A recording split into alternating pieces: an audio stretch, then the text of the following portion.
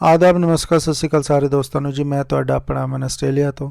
ਦੋਸਤੋ ਆਪਾਂ ਸਾਰੇ ਹੀ ਜਾਣਦੇ ਹਾਂ ਕਿ ਦਸੰਬਰ ਦਾ ਮਹੀਨਾ ਉਹ ਮਹੀਨਾ ਹੈ ਜਦੋਂ ਸਾਹਿਬ ਸ੍ਰੀ ਗੁਰੂ ਗੋਬਿੰਦ ਸਿੰਘ ਜੀ ਮਹਾਰਾਜ ਦੇ ਚਾਰ ਸਾਹਿਬਜ਼ਾਦੇ ਬਾਬਾ ਅਜੀਤ ਸਿੰਘ, ਬਾਬਾ ਜੁਝਾਰ ਸਿੰਘ, ਬਾਬਾ ਜੋਰਾਵਰ ਸਿੰਘ ਤੇ ਬਾਬਾ ਫਤਿਹ ਸਿੰਘ ਜੀ ਅਤੇ ਗੁਰੂ ਗੋਬਿੰਦ ਸਿੰਘ ਜੀ ਮਹਾਰਾਜ ਦੇ ਮਾਤਾ ਜੀ ਮਾਤਾ ਗੁਜਰੀ ਜੀ ਇਹਨਾਂ ਨੇ ਸ਼ਹਾਦਤ ਦਾ ਜਾਮ ਪੀਤਾ ਸੀ। ਸੋ ਅੱਜ ਦੀ ਇਸ ਵੀਡੀਓ ਦੇ ਵਿੱਚ ਅਸੀਂ ਜ਼ਿਕਰ ਕਰਾਂਗੇ ਕਿ ਕੀ ਕਾਰਨ ਰਹੇ ਹੋਣਗੇ, ਕੀ ਕਾਰਨ ਸਨ ਜਿਨ੍ਹਾਂ ਦੇ ਕਰਕੇ ਸਾਹਿਬ ਸ਼੍ਰੀ ਗੁਰੂ ਗੋਬਿੰਦ ਸਿੰਘ ਜੀ ਮਹਾਰਾਜ ਦੇ ਜੋ ਚਾਰ ਸਾਹਿਬਜ਼ਾਦੇ ਹਨ, ਮਾਤਾ ਗੁਜਰੀ ਜੀ ਹਨ ਅਤੇ ਹੋਰ ਵੀ ਜੋ ਚਮਕੌਰ ਦੀ ਗੜੀ ਦੇ ਵਿੱਚ ਸਿੰਘ ਸ਼ਹੀਦ ਹੁੰਦੇ ਹਨ। ਕੀ ਕਾਰਨ ਰਹੇ, ਕੀ ਕਾਰਨ ਰਿਹਾ ਹੋਏਗਾ ਕਿ ਉਹਨਾਂ ਦੀ ਸ਼ਹਾਦਤ ਹੋਈ, ਉਹਨਾਂ ਨੇ ਕਿਉਂ ਸ਼ਹਾਦਤ ਦਿੱਤੀ ਅਤੇ ਨਾਲ ਦੇ ਨਾਲ ਇਹ ਵੀ ਇਸ ਵੀਡੀਓ ਦੇ ਵਿੱਚ ਵਿਚਾਰਾਂਗੇ ਕਿ ਉਹਨਾਂ ਦੀ ਸ਼ਹਾਦਤ ਹੁੰਦੀ ਕਿਵੇਂ ਹੈ। ਸੋ ਇੱਕ ਪਾਸੇ ਤਾਂ ਅਸੀਂ ਇਸ ਕਾਰਨ ਨੂੰ ਜਾਣਨ ਦੀ ਕੋਸ਼ਿਸ਼ ਕਰਾਂਗੇ ਇਤਿਹਾਸ ਦੇ ਵਿੱਚੋਂ ਕਿ ਸ਼ਹੀਦੀਆਂ ਕਿਉਂ ਹੋਈਆਂ, ਦੂਸਰੇ ਪਾਸੇ ਇਹ ਵੀ ਜਾਣਾਂਗੇ ਨਾਲ ਦੇ ਨਾਲ ਕਿ ਸ਼ਹੀਦੀ ਕਿਵੇਂ ਹੋਈ ਉਹਨਾਂ ਦੀ। ਸੋ ਚਲੋ ਜੀ ਦੋਸਤੋ ਸ਼ੁਰੂ ਕਰਦੇ ਹਾਂ। ਦੋਸਤੋ ਸਿੱਖ ਇਤਿਹਾਸ ਦੇ ਵਿੱਚ ਜਿੰਨੀਆਂ ਵੀ ਲਾਸਾਨੀ ਕੁਰਬਾਨੀਆਂ ਨੇ ਜਾਂ ਸ਼ਹਾਦਤਾਂ ਨੇ, ਇਹਨਾਂ ਦੇ ਪਿੱਛੇ ਕੇਵਲ ਔਰ ਕੇਵਲ ਇੱਕੋ ਇੱਕ ਕਾਰਨ ਜੋ ਹੈ ਅਸੀਂ ਜਦੋਂ ਖੋਜਦੇ ਹਾਂ ਤਾਂ ਸਾਨੂੰ ਮਿਲਦਾ, ਉਹ ਹੈ ਸਿੱਖੀ ਵਿਚਾਰਧਾਰਾ। ਮੈਂ ਅੱਜ ਆਪਣੇ ਸਾਰੇ ਨੌਜਵਾਨ ਦੋਸਤਾਂ ਦੇ ਨਾਲ ਇਸ ਵਿਚਾਰਧਾਰਾ ਦੇ ਨਾਲ ਵੀ ਥੋੜ੍ਹੀ ਜਿਹੀ ਗੱਲ ਕਰਨਾ ਚਾਹੁੰਦਾ, ਕਿਉਂਕਿ ਇਹ ਸਿੱਖੀ ਵਿਚਾਰਧਾਰਾ ਹੈ ਕਿ ਇਸ ਨੂੰ ਸਾਨੂੰ ਪੜ੍ਹਨਾ ਪਏਗਾ, ਸਮਝਣਾ ਪਏਗਾ, ਤਾਂ ਹੀ ਅਸੀਂ ਸਮਝ ਸਕਾਂਗੇ ਕਿ ਇਹ ਜੋ ਲਾਸਾਨੀ ਕੁਰਬਾਨੀਆਂ ਹੋਈਆਂ ਨੇ ਉਹਨਾਂ ਦਾ ਕਾਰਨ ਕੀ ਸੀ। ਦੋਸਤੋ ਜਦੋਂ ਆਪਾਂ ਸਿੱਖ ਵਿਚਾਰਧਾਰਾ ਦੀ ਗੱਲ ਕਰਦੇ ਹਾਂ ਤਾਂ ਸਾਨੂੰ ਮੁੜ ਕੇ ਸਾਹਿਬ ਸ਼੍ਰੀ ਗੁਰੂ ਗ੍ਰੰਥ ਸਾਹਿਬ ਮਹਾਰਾਜ ਦੇ ਵੱਲ ਜਾਣਾ ਪਏਗਾ ਅਤੇ ਉੱਥੋਂ ਹੀ ਸਮਝਣਾ ਪਏਗਾ ਕਿ ਕੀ ਹੈ ਸਾਡੀ ਸਿੱਖ ਵਿਚਾਰਧਾਰਾ ਅਤੇ ਕਿਉਂ ਇੰਨੀਆਂ ਕੁਰਬਾਨੀਆਂ ਜੋ ਨੇ ਕੇਵਲ ਔਰ ਕੇਵਲ ਇਸ ਵਿਚਾਰਧਾਰਾ ਨੂੰ ਲੈ ਕੇ ਹੋਈਆਂ ਨੇ। ਦੋਸਤੋ ਜਦੋਂ ਅਸੀਂ ਸਾਹਿਬ ਸ਼੍ਰੀ ਗੁਰੂ ਗ੍ਰੰਥ ਸਾਹਿਬ ਮਹਾਰਾਜ ਦੇ ਵਿੱਚ ਦੇਖਦੇ ਹਾਂ ਤਾਂ ਇੱਕ ਸ਼ਬਦ ਕਬੀਰ ਜੀ ਦਾ ਆਉਂਦਾ, ਅਵਲ ਅੱਲਾਹ ਨੂਰ ਪਾਇਆ ਕੁਦਰਤ ਕੇ ਸਭ ਬੰਦੇ, ਏਕ ਨੂਰ ਤੇ ਸਭ ਜਗ ਉਪਜਿਆ ਕੌਣ ਭਲੇ ਕੌ ਮੰਦੇ। ਕਿ ਸਾਰੇ ਹੀ ਇਨਸਾਨ ਇੱਕ ਅਕਾਲ ਪੁਰਖ ਪਰਮਾਤਮਾ ਦੇ ਪੈਦਾ ਕੀਤੇ ਗਏ ਨੇ, ਕੋਈ ਵੀ ਚੰਗਾ ਨਹੀਂ, ਕੋਈ ਵੀ ਮਾੜਾ ਨਹੀਂ, ਭਾਵ ਕਿ ਸਾਰੇ ਹੀ ਬਰਾਬਰ ਨੇ, ਇਕੁਅਲ ਨੇ।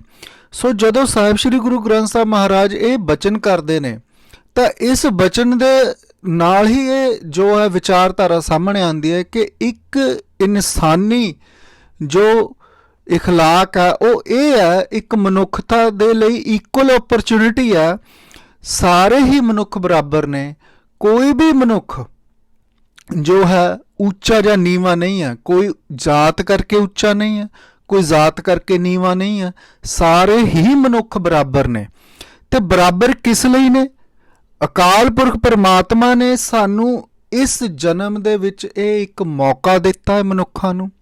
ਇਹ ਮਨੁੱਖਾਂ ਦਾ ਇੱਕ ਹੱਕ ਹੈ ਕਿ ਉਹ ਅਕਾਲ ਪੁਰਖ ਪਰਮਾਤਮਾ ਦੀ ਪ੍ਰਾਪਤੀ ਕਰ ਸਕਦੇ ਨੇ ਇਸ ਮਨੁੱਖਾ ਦੇਹ ਦੇ ਵਿੱਚ। ਇਸ ਗੱਲ ਦਾ ਪ੍ਰਮਾਣ ਵੀ ਸਾਹਿਬ ਸ਼੍ਰੀ ਗੁਰੂ ਗ੍ਰੰਥ ਸਾਹਿਬ ਮਹਾਰਾਜ 'ਚ ਮਿਲਦਾ, ਜਿੱਥੇ ਗੁਰੂ ਅਰਜਨ ਦੇਵ ਸਾਹਿਬ ਮਹਾਰਾਜ ਫਰਮਾਨ ਕਰਦੇ ਨੇ, ਕਈ ਜਨਮ ਭੈ ਕੀਟ ਪਤੰਗਾ, ਕਈ ਜਨਮ ਗਜ ਮੀਨ ਕਰੰਗਾ, ਕਈ ਜਨਮ ਪੰਖੀ ਸਰਪ ਹੋਇਓ, ਕਈ ਜਨਮ ਹੈ ਵਰ ਬ੍ਰਿਖ ਜੋਇਓ, ਮਿਲ ਜਗਦੀਸ਼ ਮਿਲਣ ਕੀ ਵਰੀਆ, ਚਿਰੰਕਾਲ ਇਹ ਦੇ ਸੰਜਰੀਆ। ਕਿ ਇਹ ਮਨੁੱਖਾ ਦੇਹ ਹੁਣ ਜੋ ਮਿਲਿਆ ਹੈ ਬੜੀ ਦੇਰ ਬਾਅਦ, ਉਹ ਇਸ ਕਰਕੇ ਮਿਲਿਆ ਕਿ ਅਕਾਲ ਪੁਰਖ ਪਰਮਾਤਮਾ ਦੀ ਪ੍ਰਾਪਤੀ ਹੋ ਸਕੇ। ਸੋ ਜੋ ਇਹ ਸਿੱਖ ਵਿਚਾਰਧਾਰਾ ਹੈ ਉਹ ਇਹ ਗੱਲ ਕਹਿ ਰਹੀ ਹੈ ਕਿ ਮਨੁੱਖ ਸਾਰੇ ਹੀ ਬਰਾਬਰ ਨੇ ਤੇ ਸਾਰਿਆਂ ਨੂੰ ਅਕਾਲ ਪੁਰਖ ਪਰਮਾਤਮਾ ਵੱਲੋਂ ਇੱਕ ਬਰਾਬਰ ਮੌਕਾ ਦਿੱਤਾ ਗਿਆ ਹੈ ਅਕਾਲ ਪੁਰਖ ਪਰਮਾਤਮਾ ਦੀ ਪ੍ਰਾਪਤੀ ਦਾ।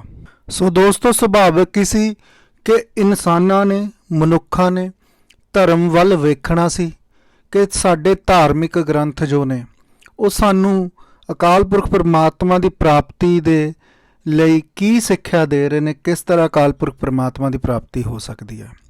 ਲੇਕਿਨ ਉਸ ਸਮੇਂ ਦਾ ਸਮਾਜ ਹੀ ਐਸਾ ਸੀ ਕਿ ਉਸ ਸਮੇਂ ਧਰਮ ਦੇ ਉੱਤੇ ਜੋ ਵਿਪਰ ਸੀ ਉਹ ਕਾਬਜ ਸੀ। ਜੋ ਬ੍ਰਾਹਮਣ ਅਤੇ ਪੰਡਤ ਜੋ ਝੂਠੇ ਅਤੇ ਲਾਲਚੀ ਸਨ, ਉਹਨਾਂ ਨੇ ਧਰਮ ਨੂੰ ਕੁਝ ਇਸ ਤਰੀਕੇ ਦੇ ਨਾਲ ਆਪਣੇ ਕਬਜ਼ੇ ਵਿੱਚ ਲਿਆ ਹੋਇਆ ਸੀ ਕਿ ਜੋ ਧਰਮ ਸੀ ਉਸ ਦੇ ਮਾਇਨੇ ਹੀ ਬਦਲ ਕੇ ਰੱਖ ਦਿੱਤੇ ਸੀ ਇੱਕ ਆਮ ਇਨਸਾਨ ਲਈ। ਜਿੱਥੇ ਧਰਮ ਤੇ ਧਾਰਮਿਕ ਗ੍ਰੰਥਾਂ ਨੇ ਇਨਸਾਨਾਂ ਨੂੰ ਇੱਕ ਕਰਨਾ ਸੀ, ਉੱਥੇ ਹੀ ਇਹਨਾਂ ਪਖੰਡੀ ਲਾਲਚੀ ਵਿਪਰ ਸਮਾਜ ਨੇ ਜੋ ਹੈ ਇਨਸਾਨਾਂ ਨੂੰ ਵਰਣਾਂ ਦੇ ਵਿੱਚ ਵੰਡ ਕੇ ਰੱਖ ਦਿੱਤਾ, ਉੱਚੀਆਂ ਤੇ ਨੀਵੀਆਂ ਜ਼ਾਤਾਂ ਬਣਾ ਲਈਆਂ। ਜਦੋਂ ਅਸੀਂ ਧਾਰਮਿਕ ਗ੍ਰੰਥਾਂ ਦੀ ਗੱਲ ਕਰਦੇ ਹਾਂ ਤਾਂ ਉਸ ਸਮੇਂ ਦੇ ਇਤਿਹਾਸ ਦੇ ਵਿੱਚੋਂ ਇਹ ਮਿਲਦਾ ਕਿ ਇੱਕ ਛੋਟੀ ਜ਼ਾਤ ਦੇ ਇਨਸਾਨ ਨੂੰ ਨਾ ਤਾਂ ਧਾਰਮਿਕ ਗ੍ਰੰਥ ਪੜ੍ਹਨ ਦੀ ਇਜਾਜ਼ਤ ਸੀ, ਨਾ ਹੀ ਧਾਰਮਿਕ ਗ੍ਰੰਥ ਸੁਣਨ ਦੀ ਇਜਾਜ਼ਤ ਸੀ। ਇੱਥੋਂ ਤੱਕ ਕਿ ਉਹਨਾਂ ਨੂੰ ਮੰਦਿਰਾਂ ਦੇ ਵਿੱਚ ਜਾਣ ਦੀ ਵੀ ਇਜਾਜ਼ਤ ਨਹੀਂ ਸੀ ਦਿੱਤੀ ਜਾਂਦੀ। ਜਦੋਂ ਕੋਈ ਛੋਟੀ ਜਾਤ ਦਾ ਇਨਸਾਨ ਸੜਕ 'ਤੇ ਤੁਰਦਾ ਸੀ ਤਾਂ ਉਸ ਦੇ ਲੱਕ ਦੇ ਨਾਲ ਝਾੜੂ ਬੰਨ੍ਹ ਦਿੱਤਾ ਜਾਂਦਾ ਸੀ ਤਾਂ ਕਿ ਉਹ ਆਪਣੇ ਪੈਰਾਂ ਦੇ ਨਿਸ਼ਾਨ ਵੀ ਮਿਟਾਉਂਦਾ ਚਲਿਆ ਜਾਵੇ ਨਾਲ, ਤਾਂ ਕਿ ਉਸ ਦੇ ਪੈਰਾਂ ਦੇ ਨਿਸ਼ਾਨਾਂ ਦੇ ਉੱਤੇ ਕਿਸੇ ਉੱਚੀ ਜਾਤ ਵਾਲੇ ਦੇ ਪੈਰ ਦਾ ਨਿਸ਼ਾਨ ਅਗਰ ਪੈ ਗਿਆ ਤਾਂ ਭਿੱਟ ਹੋ ਜਾਏਗੀ। ਦੋਸਤੋ, ਇਤਿਹਾਸਿਕ ਕਿਤਾਬਾਂ ਦੇ ਵਿੱਚ ਇਹ ਵੀ ਲਿਖਿਆ ਕਿ ਛੋਟੀ ਜ਼ਾਤ ਵਾਲਿਆਂ ਦੇ ਗਲਾਂ ਦੇ ਵਿੱਚ ਟੱਲੀਆਂ ਪਾਈਆਂ ਹੁੰਦੀਆਂ ਸੀ।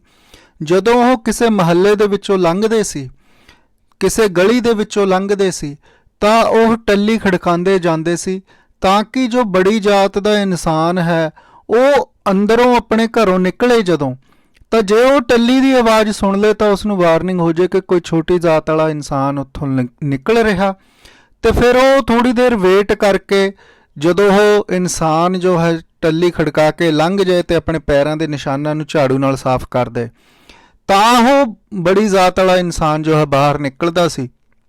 ਕਿਉਂ? ਕਿਉਂਕਿ ਭਿੱਟ ਤੋਂ ਬਚਿਆ ਜਾ ਸਕੇ। ਸੋ ਐਦਾਂ ਦੀਆਂ ਸੋਚ ਰੂੜੀਵਾਦੀ ਉਸ ਸਮੇਂ ਦੇ ਵਿੱਚ, ਉਸ ਸਮਾਜ ਦੇ ਵਿੱਚ ਸੀ। ਤੇ ਫਿਰ ਕਿਸ ਤਰ੍ਹਾਂ ਨਾਲ ਉਮੀਦ ਕੀਤੀ ਜਾ ਸਕਦੀ ਸੀ ਕਿ ਹਰੇਕ ਇਨਸਾਨ ਨੂੰ ਬਰਾਬਰ ਜੋ ਹੈ ਅਕਾਲ ਪੁਰਖ ਪਰਮਾਤਮਾ ਦੀ ਭਗਤੀ, ਅਕਾਲ ਪੁਰਖ ਪਰਮਾਤਮਾ ਦੀ ਬੰਦਗੀ, ਅਕਾਲ ਪੁਰਖ ਪਰਮਾਤਮਾ ਦੀ ਪ੍ਰਾਪਤੀ ਕਰਨ ਦਾ ਇੱਕ ਬਰਾਬਰ ਮੌਕਾ ਦਿੱਤਾ ਜਾ ਰਿਹਾ ਸਮਾਜ ਵੱਲੋਂ, ਜਦੋਂ ਕਿ ਅਕਾਲ ਪੁਰਖ ਪਰਮਾਤਮਾ ਵੱਲੋਂ ਤਾਂ ਹੁਕਮ ਜਾਰੀ ਸੀ। ਗੁਰੂ ਗ੍ਰੰਥ ਸਾਹਿਬ ਮਹਾਰਾਜ ਦੇ ਵਿੱਚ ਹੈ ਕਿ ਸਾਰਿਆਂ ਨੂੰ ਬਰਾਬਰ ਮੌਕਾ ਮਿਲਿਆ, ਲੇਕਿਨ ਜੋ ਉਸ ਸਮੇਂ ਦੇ ਧਾਰਮਿਕ ਆਗੂ ਸੀ ਉਹਨਾਂ ਵੱਲੋਂ ਸਮਾਜ ਨੂੰ ਇਸ ਤਰੀਕੇ ਦੇ ਨਾਲ ਵੰਡ ਦਿੱਤਾ ਗਿਆ ਕਿ ਇਨਸਾਨ ਜੋ ਸੀ ਉਹਨਾਂ ਦੇ ਕੋਲੋਂ ਬਰਾਬਰਤਾ ਦਾ ਹੱਕ ਹੀ ਖੋਹ ਲਿਆ ਗਿਆ। ਉਹਨਾਂ ਦੇ ਕੋਲ ਨਾ ਹੀ ਬਰਾਬਰ ਤਰੀਕੇ ਦੇ ਨਾਲ ਸਮਾਜ ਵਿੱਚ ਰਹਿਣ ਦਾ ਹੱਕ ਸੀ, ਨਾ ਹੀ ਬਰਾਬਰਤਾ ਦੇ ਨਾਲ ਉਹ ਕੋਈ ਧਾਰਮਿਕ ਗ੍ਰੰਥ ਪੜ੍ਹ ਸਕਦੇ ਸੀ ਜਾਂ ਅਕਾਲ ਪੁਰਖ ਪਰਮਾਤਮਾ ਦੀ ਪ੍ਰਾਪਤੀ ਕਰਨ ਬਾਰੇ ਸੋਚ ਹੀ ਸਕਦੇ ਸੀ। ਦੋਸਤੋ, ਐਸਾ ਧਰਮ ਜੋ ਕੇਵਲ ਔਰ ਕੇਵਲ ਇੱਕ ਬਿੱਪਰ ਸਮਾਜ ਦਾ ਗੁਲਾਮ ਹੋ ਕੇ ਰਹਿ ਗਿਆ ਸੀ, ਐਸਾ ਧਰਮ ਜੋ ਇਨਸਾਨਾਂ ਨੂੰ ਇਨਸਾਨਾਂ ਤੋਂ ਤੋੜ ਕੇ ਜ਼ਾਤਾਂ ਦੇ ਵਿੱਚ ਵੰਡ ਕੇ ਰੱਖ ਦੇਵੇ, ਐਸੇ ਧਰਮ ਨੂੰ ਸਾਡੇ ਗੁਰੂ ਸਾਹਿਬਾਨਾਂ ਨੇ ਮੁੱਢੋਂ ਹੀ ਨਕਾਰ ਦਿੱਤਾ। ਸਾਹਿਬ ਸ਼੍ਰੀ ਗੁਰੂ ਨਾਨਕ ਦੇਵ ਜੀ ਮਹਾਰਾਜ ਆਪਣੇ ਫਰਮਾਨ 'ਚ ਲਿਖਦੇ ਨੇ ਕਿ ਏਕੋ ਧਰਮ ਦ੍ਰਿੜੇ ਸੱਚ ਕੋਈ, ਕਿ ਧਰਮ ਤਾਂ ਕੇਵਲ ਇੱਕ ਹੈ, ਰੱਬ ਦੇ ਨਾਲ ਜੁੜ ਜਾਣਾ, ਔਰ ਇਸ ਨੂੰ ਕੋਈ ਕੋਈ ਜਾਣਦਾ ਹੈ। ਸੱਚੇ ਪਾਤਸ਼ਾਹ ਗੁਰੂ ਅਰਜਨ ਦੇਵ ਜੀ ਮਹਾਰਾਜ ਕਹਿੰਦੇ ਨੇ, ਤਜ ਸਭ ਭਰਮ ਭਜਿਓ ਪਾਰ ਬ੍ਰਹਮ, ਕਹੋ ਨਾਨਕ ਅਟਲ ਇਹ ਧਰਮ। ਹਜ਼ੂਰ ਸੱਚੇ ਪਾਤਸ਼ਾਹ ਸਾਨੂੰ ਸਮਝਾਉਂਦੇ ਹੋਏ ਕਹਿੰਦੇ ਨੇ ਕਿ ਜਿੰਨੇ ਵੀ ਧਰਮ ਇਨਸਾਨਾਂ ਨੂੰ ਇਨਸਾਨਾਂ ਨਾਲੋਂ ਤੋੜਦੇ ਨੇ, ਇਨਸਾਨਾਂ ਨੂੰ ਰੱਬ ਦੀ ਪ੍ਰਾਪਤੀ ਤੋਂ ਦੂਰ ਲੈ ਕੇ ਜਾਂਦੇ ਨੇ, ਉਹ ਧਰਮ ਨਹੀਂ ਹੈ, ਉਹ ਭਰਮ ਹੈ। ਤੇ ਸੱਚੇ ਪਾਤਸ਼ਾਹ ਕਹਿੰਦੇ ਨੇ, ਤਜ ਸਭ ਭਰਮ, ਐਸੇ ਸਾਰੇ ਭਰਮਾਂ ਨੂੰ ਛੱਡ ਦੇ, ਇਹ ਭਰਮ ਨੇ, ਧਰਮ ਨਹੀਂ। ਭਜਿਓ ਪਾਰ ਬ੍ਰਹਮ, ਭਜ ਦਾ ਅਰਥ ਹੁੰਦਾ ਜੁੜ ਜਾਣਾ, ਅਕਾਲ ਪੁਰਖ ਪਰਮਾਤਮਾ ਨਾਲ ਜੁੜ ਜਾ। ਕਹੋ ਨਾਨਕ ਅਟਲ ਧਰਮ, ਹਜ਼ੂਰ ਕਹਿੰਦੇ ਨੇ ਮੇਰੀ ਨਿਗਾਹ ਦੇ ਵਿੱਚ ਕੇਵਲ ਇਹੀ ਇੱਕ ਅਟਲ ਧਰਮ ਹੈ। ਤੇ ਸੱਚੇ ਪਾਤਸ਼ਾਹ ਇਸ ਗੱਲ ਨੂੰ ਹੋਰ ਕਲੀਅਰ ਕਰਦੇ ਨੇ ਆਪਣੀ ਬਾਣੀ ਦੇ ਵਿੱਚ ਕਿ ਫਿਰ ਹੁਣ ਆਪਾਂ ਜੁੜੀਏ ਕਿਵੇਂ ਅਕਾਲ ਪੁਰਖ ਪਰਮਾਤਮਾ ਨਾਲ। ਜੇਕਰ ਇਹ ਸਾਰੇ ਭਰਮ ਅਸੀਂ ਛੱਡਦੇ ਵੀ ਹਾਂ ਤਾਂ ਫਿਰ ਜੁੜਨਾ ਕਿਵੇਂ ਆ। ਕਬੀਰ ਸਾਹਿਬ ਆਪਣੀ ਬਾਣੀ ਦੇ ਵਿੱਚ ਫਰਮਾਨ ਕਰਦੇ ਨੇ, ਕਬੀਰਾ ਜਹਾਂ ਗਿਆਨ ਤਹੀਂ ਧਰਮ ਹੈ। ਕਬੀਰ ਸਾਹਿਬ ਫਰਮਾਨ ਕਰਦੇ ਨੇ, ਗਿਆਨ ਦੇ ਨੰਨੇ ਨੂੰ ਔਂਕੜ ਆ ਕਿ ਜਿੱਥੇ ਬ੍ਰਹਮ ਦਾ ਗਿਆਨ, ਜਿੱਥੇ ਰੱਬ ਦੀ ਜਾਣਕਾਰੀ ਹੋਵੇ, ਕੇਵਲ ਉੱਥੇ ਹੀ ਧਰਮ ਬਾਕੀ ਬਚਿਆ ਹੈ, ਹੋਰ ਕਿਤੇ ਵੀ ਧਰਮ ਨਹੀਂ ਆ। ਸੋ ਕਬੀਰ ਸਾਹਿਬ ਆਪਣੀ ਬਾਣੀ 'ਚ ਲਿਖਦੇ ਨੇ, ਕਬੀਰਾ ਜਹਾਂ ਗਿਆਨ ਤਹ ਧਰਮ ਹੈ, ਜਹਾਂ ਝੂਠ ਤਹ ਪਾਪ, ਜਹਾਂ ਲੋਭ ਤਹ ਕਾਲ ਹੈ, ਜਹਾਂ ਖਿਮਾ ਤਹ ਆਪ। ਕਿ ਜਿੱਥੇ ਝੂਠ, ਜਿੱਥੇ ਲੋਭ ਹੈ, ਉਹ ਤਾਂ ਫਿਰ ਸੰਸਾਰ ਦੀ ਗੱਲ ਹੋਈ, ਧਰਮ ਦੀ ਤਾਂ ਕੋਈ ਗੱਲ ਨਾ ਹੋਈ। ਤਾਂ ਜਿੱਥੇ ਗਿਆਨ ਦੀ ਗੱਲ ਹੋ ਰਹੀ ਹੈ, ਜਿੱਥੇ ਬ੍ਰਹਮ ਗਿਆਨ ਦੀ ਗੱਲ ਹੋ ਰਹੀ ਆ, ਉਹੀ ਕੇਵਲ ਔਰ ਕੇਵਲ ਧਰਮ ਹੈ, ਉਸ ਨੂੰ ਹੀ ਧਰਮ ਮੰਨਣਾ ਚਾਹੀਦਾ।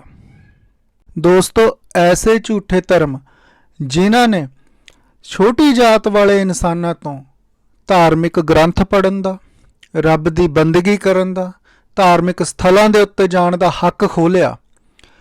ਐਸੇ ਧਰਮ ਨੂੰ ਜਵਾਬ ਦੇਣ ਦੇ ਲਈ ਅਕਾਲ ਪੁਰਖ ਪ੍ਰਮਾਤਮਾ ਨੇ ਇੱਕ ਐਸੀ ਖੇਡ ਰਚੀ ਕਿ ਉਹਨਾਂ ਛੋਟੀ ਜ਼ਾਤ ਵਾਲੇ ਇਨਸਾਨਾਂ ਦੇ ਵਿੱਚ ਆਪਣੇ ਰੱਬੀ ਭਗਤ ਪ੍ਰਗਟ ਕਰ ਦਿੱਤੇ। ਇਸ ਗੱਲ ਨੂੰ ਜੋ ਕਲੀਅਰ ਕਰਦੇ ਨੇ ਰਵਿਦਾਸ ਜੀ ਮਹਾਰਾਜ ਆਪਣੀ ਬਾਣੀ ਦੇ ਵਿੱਚ, ਕਹਿੰਦੇ ਨੇ ਮੇਰੀ ਜ਼ਾਤ ਕੁੱਟ ਵੰਡ ਲਾ ਕਿ ਮੇਰੀ ਜਾਤ ਛੋਟੀ ਆ। ਢੋਰ ਢਵੰਤਾ ਨੀਤ ਮੈਂ ਮਰੇ ਹੋਏ ਡੰਗਰ ਨਿਤ ਢੋਨਾ। ਬਨਾਰਸੀ ਆਸ ਪਾਸਾ, ਬਨਾਰਸ ਦੇ ਆਸੇ ਪਾਸੇ ਰਹਿੰਦਾ ਹਾਂ। ਅਬ ਵਿਪਰ ਪ੍ਰਧਾਨ, ਪਰ ਹੁਣ ਵਿਪਰ ਪੰਡਤ ਪ੍ਰਧਾਨ ਉਹਨਾਂ ਦੇ ਹੈੱਡ। ਹੁਣ ਪੰਡਤਾਂ ਦੇ ਪ੍ਰਧਾਨ, ਬ੍ਰਾਹਮਣਾਂ ਦੇ ਪ੍ਰਧਾਨ ਨੇ ਜਿਹੜੇ ਹੈੱਡ ਨੇ, ਤਹਿ ਕਰੇ ਡੰਡੋਤ। ਉਸ ਮਰੇ ਹੋਏ ਡੰਗਰ ਢੋਣ ਵਾਲੇ ਇਨਸਾਨ ਦੇ ਅੱਗੇ ਡੰਡੌਤ ਕਰਦੇ ਨੇ। ਕਿਉਂ ਕਰਦੇ ਨੇ? ਤੇਰੇ ਨਾਮ ਸਰਣਾਈ ਰਵਿਦਾਸ ਦਾਸਾ। ਕਹਿੰਦੇ ਕਿਉਂ? ਕਿਉਂਕਿ ਤੇਰੇ ਨਾਮ ਦੀ, ਤੇਰੇ ਬ੍ਰਹਮ ਦੇ ਗਿਆਨ ਦੀ ਗੱਲ ਕੀਤੀ ਹੈ, ਤੇਰੇ ਸ਼ਰਨ ਦੇ ਵਿੱਚ ਪਿਆ ਹੈ ਰਵਿਦਾਸ। ਇਸ ਕਰਕੇ ਹੈ ਅਕਾਲ ਪੁਰਖ ਪ੍ਰਮਾਤਮਾ ਤੂੰ ਐਡੀ ਬੇਅੰਤ ਵਡਿਆਈ ਕੀਤੀ ਕਿ ਰਵਿਦਾਸ ਜਿਹਨੂੰ ਕੋਈ ਪੁੱਛਦਾ ਨਹੀਂ ਸੀ, ਜਿਸ ਛੋਟੀ ਜਾਤ ਵਾਲੇ ਨੂੰ ਕੋਈ ਇੱਜ਼ਤ ਦੀ ਨਜ਼ਰ ਨਾਲ ਨਹੀਂ ਸੀ ਦੇਖ ਰਿਹਾ, ਉਹਦੇ ਅੱਗੇ ਹੁਣ ਵਿਪਰ ਪ੍ਰਧਾਨ ਪੰਡਤਾਂ ਦੇ ਹੈੱਡ ਜੋ ਨੇ ਉਹ ਡੰਡੌਤ ਹੋ ਕੇ ਮੱਥੇ ਟੇਕਦੇ ਨੇ।